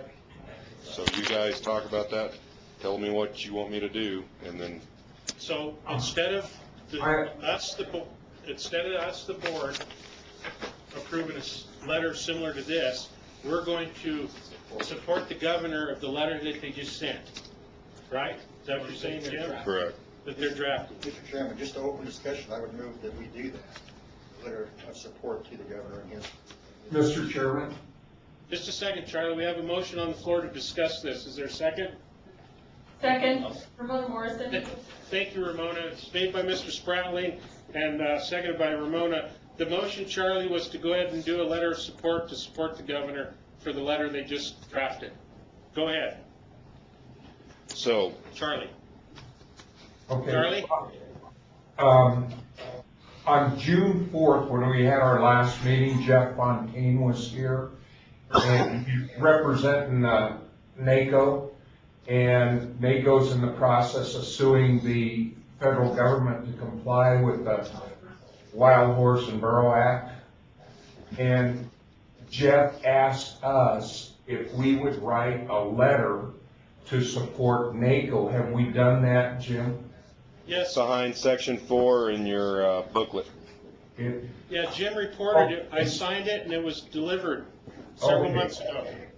I guess I missed that one. Okay, Jim. Okay, thank you. I see it. Thank you, Charlie. So do you guys want me to do a letter to Vilsack supporting the governor's position and letter, or a letter to the governor CC and Vilsack supporting his position? Both. Oh, man. It's a lot out of an ex-school teacher in 1 month. Yeah. All right, well, what the hell did I just say? I think that the governor should be thanked and commended, or whatever, for his role, and then I think you might have to change the wording and send a support of that letter. That we support the governor in this. So what I'll do is a letter to the governor, CCing Vilsack, telling the governor how much we appreciate his engagement and involvement in supporting the Nevada producers in this issue, and then take that opportunity so that you're aware, you guys tell me, so that you're aware there has been recent research done by the Department of Wildlife and reference the research that, or is that too deep? Is that too deep in the weeds, or? We might not want to go there because they haven't published it. I don't think they've put it into any journals yet. Okay. You know, it's something that they have come up and gave a report to the commission on that. So is that the Nevada Department of Wildlife Yes, on that report? yes. And therefore, that's the importance of the invitation in December. Yeah. To have them tell us. So support the governor's position, reinstate kind of the things that he stated, and praise him for engaging in this conversation with the USDA. Yes. Anything else you want me to address? And then a letter to Vilsack supporting this letter. Okay.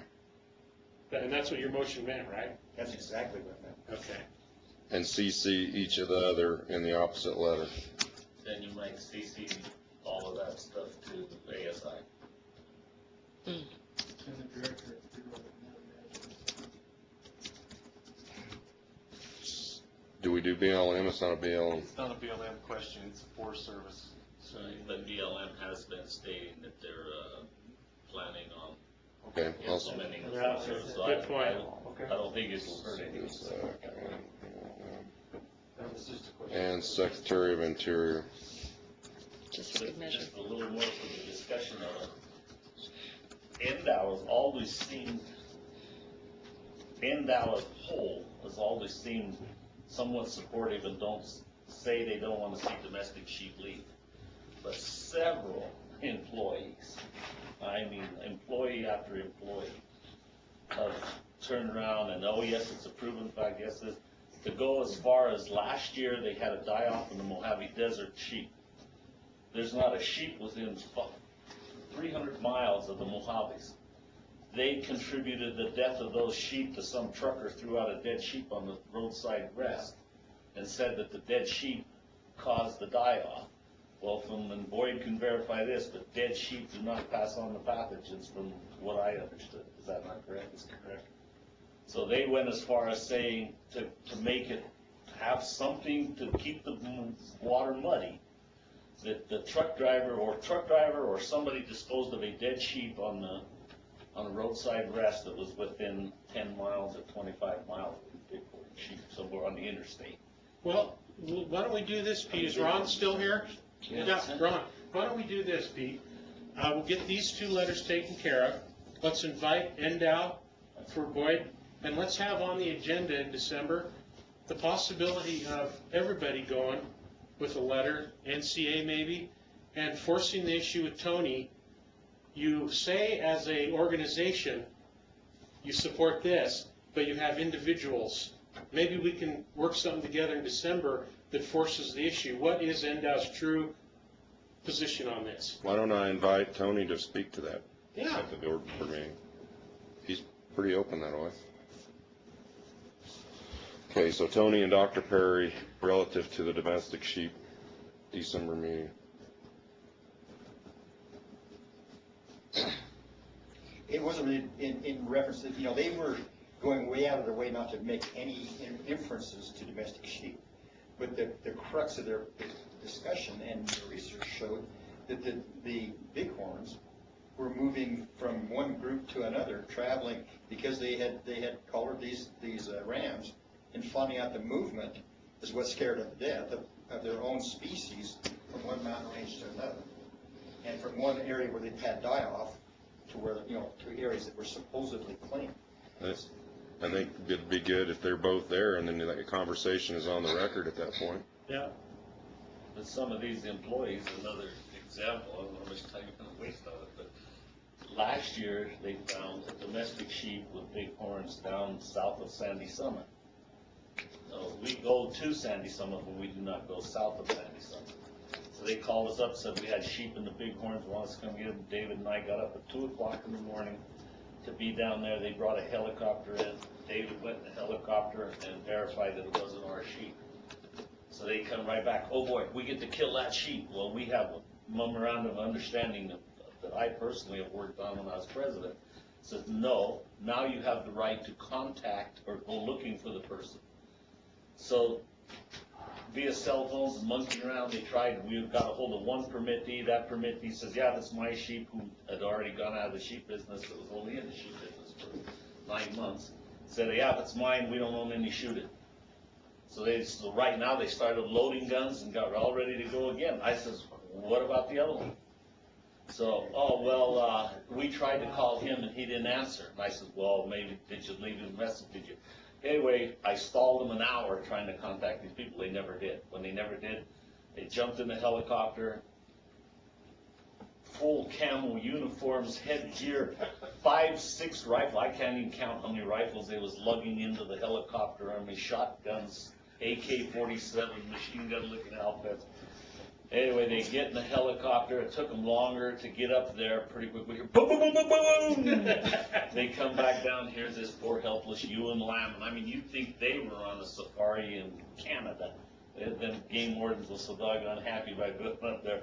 They shot this poor ewe and lamb. It was a little 4-month-old lamb, 6-month-old lamb, or something. Did you have a brand?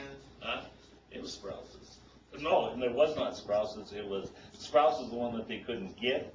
The sheep belonged to, that came out of Wyoming. The Hutchings has got in the sheep business for a little while from Fallon. And then they got out, and that sheep had gone 62 miles, we calculated, from where she belonged. But she come out of Wyoming. They lost the sheep. It's come 62 miles. I don't know why it never got in our sheep, but it bypassed. They went somehow around our sheep and ended up south of Highway 6. And ended up in this ewe and lamb was running with these big ones. They run those sheep in Monitor Valley. I think more than that.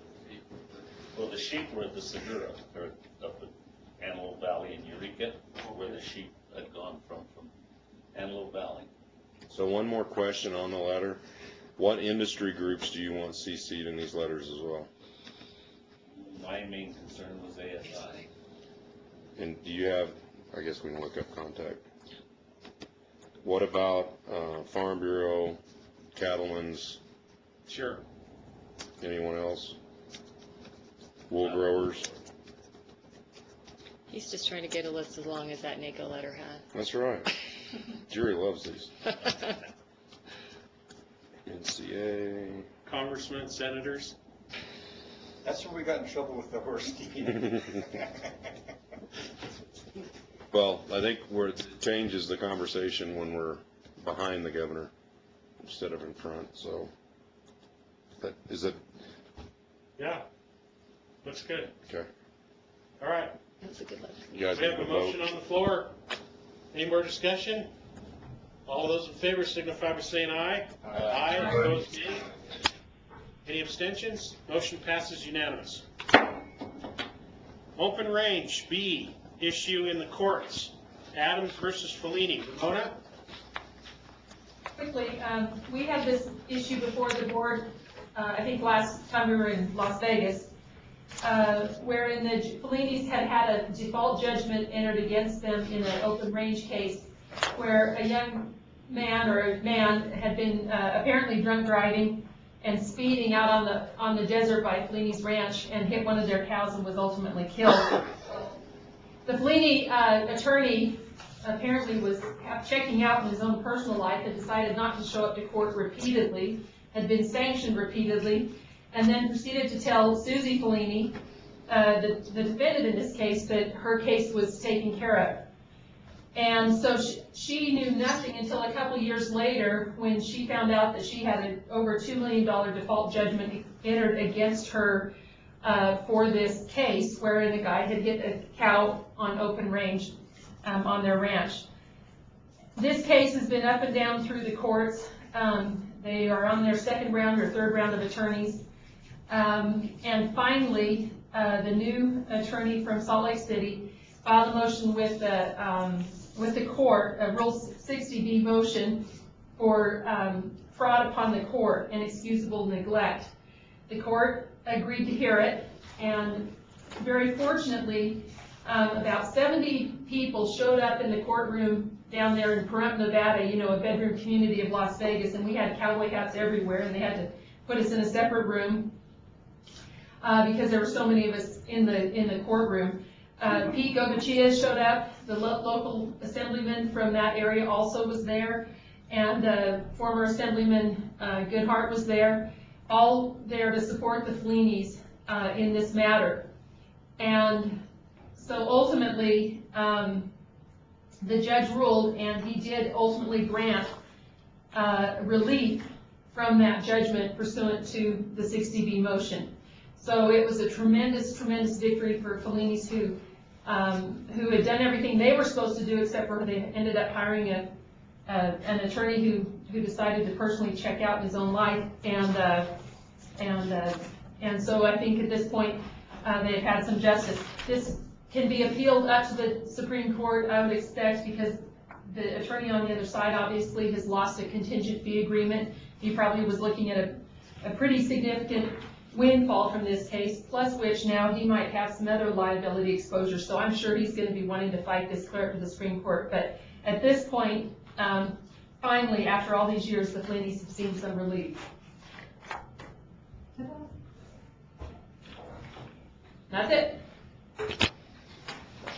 Thank you. You want to take it over?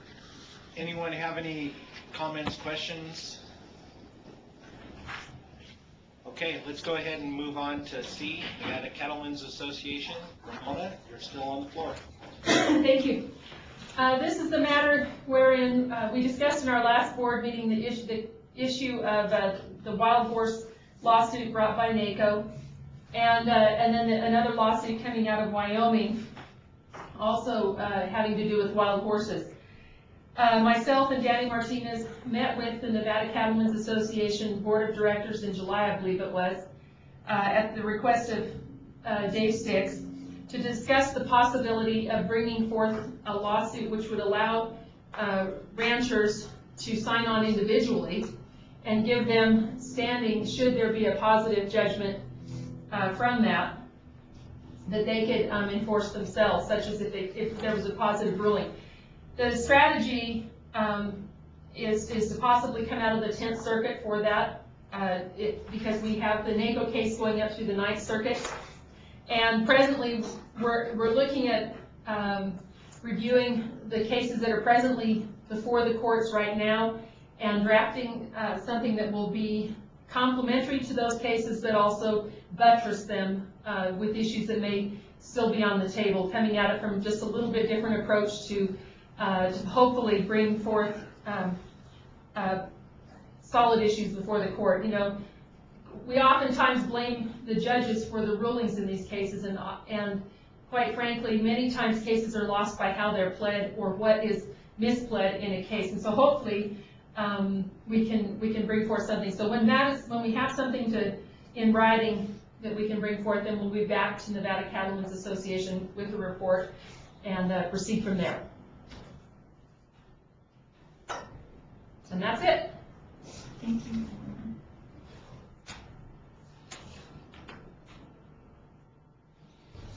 I think your mic is off. No. Now you're live. Oh, okay. We are having trouble hearing you sometimes on this end. Did you miss anything? No. Usually you like it that way, Dave. That transition. Crystal clear.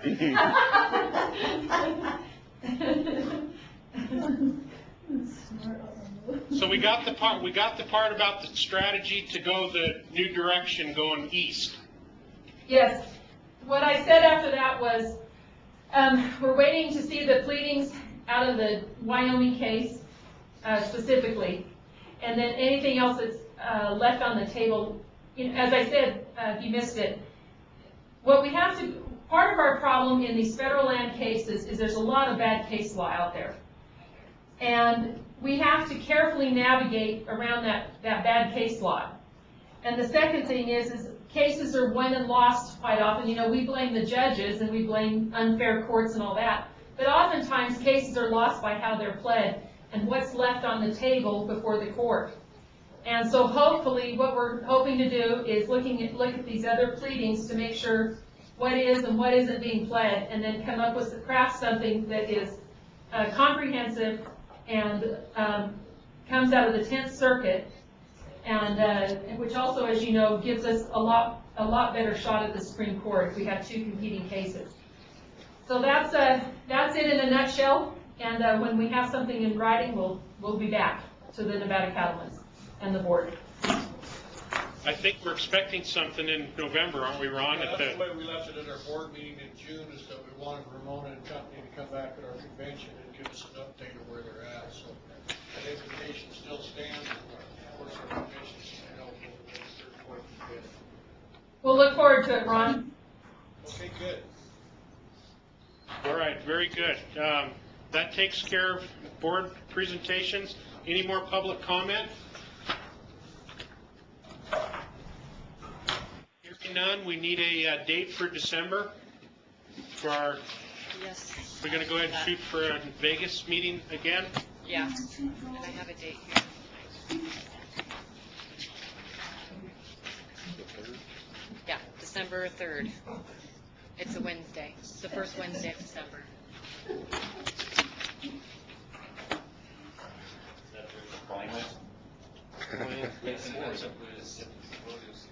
Rodeo starts on the 4th. So right, they're trying to figure out the rodeo. Rodeo time. Enough for the trip. Yeah. I was a little slow on the Starts on the 4th? I believe so. I'm gonna make sure of that. I looked it up the other day. Nope, we're good. Thank you so much. Yeah, we got a lot of copies. Yeah, I was just thinking that 9th or 10th. Get you in and sit down with Paul Anderson representing Roland. Okay. I'll want to get back to the other side and get set up. Okay? Thanks, Mark. Yeah, the rodeo starts on the 4th.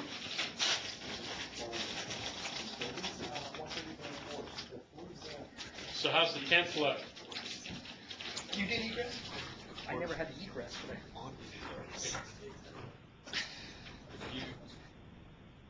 I'd move we go there.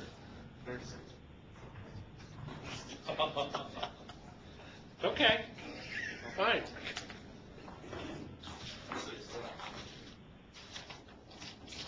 I'd lack of a second. I didn't think we got that formal on meeting dates. Is the 3rd okay with everybody of December? If somebody wanted to go down there and go to the rodeo, they could, the rest of the week. 9 a.m. Or we can come to Elko and pertain Oh, this. location to be determined. Yeah, Yes. we'll figure out what'll fit as the best location. Do you guys want to engage in any specific tour, or do you want us to come up with something that might be more urban agriculture driven? Yeah. You know, if we could get maybe even, and working with Paul and Brian, whoever could help us down there, maybe if we got something like a tour of the Bellagio greenhouse production, and we can maybe do that through our staff, because I think we'd work with them on some things as well, or something like that. Would that be interesting, or? Sure. Okay, I'll see what we can put together.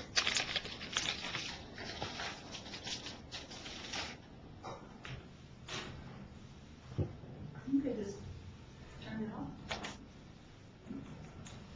All right, there it is, the 3rd. More to come. Tours. Shows.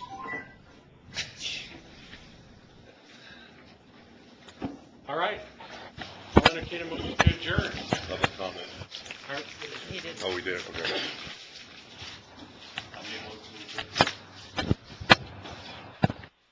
Is there a second? Second. Made by Mr. Parrish, seconded by Mr. Anderson. We're adjourned. Subject to a call of the chair. Goodbye, everybody. And I'll send out Reminder? yeah, a notice. And An agenda? yeah, didn't you like all that stuff? Yeah. The reminders, the agenda, hey, I haven't heard from you yet. Yeah. Yeah. Thank you. We'll see you all here in December. Okay, Paul. And if we do a tour of your place, Paul, anybody remember this? Wear a warm jacket. Yeah, they're predicting a pretty cold winter down here. Oh, let's hope it's cold and snowy up here. Yeah.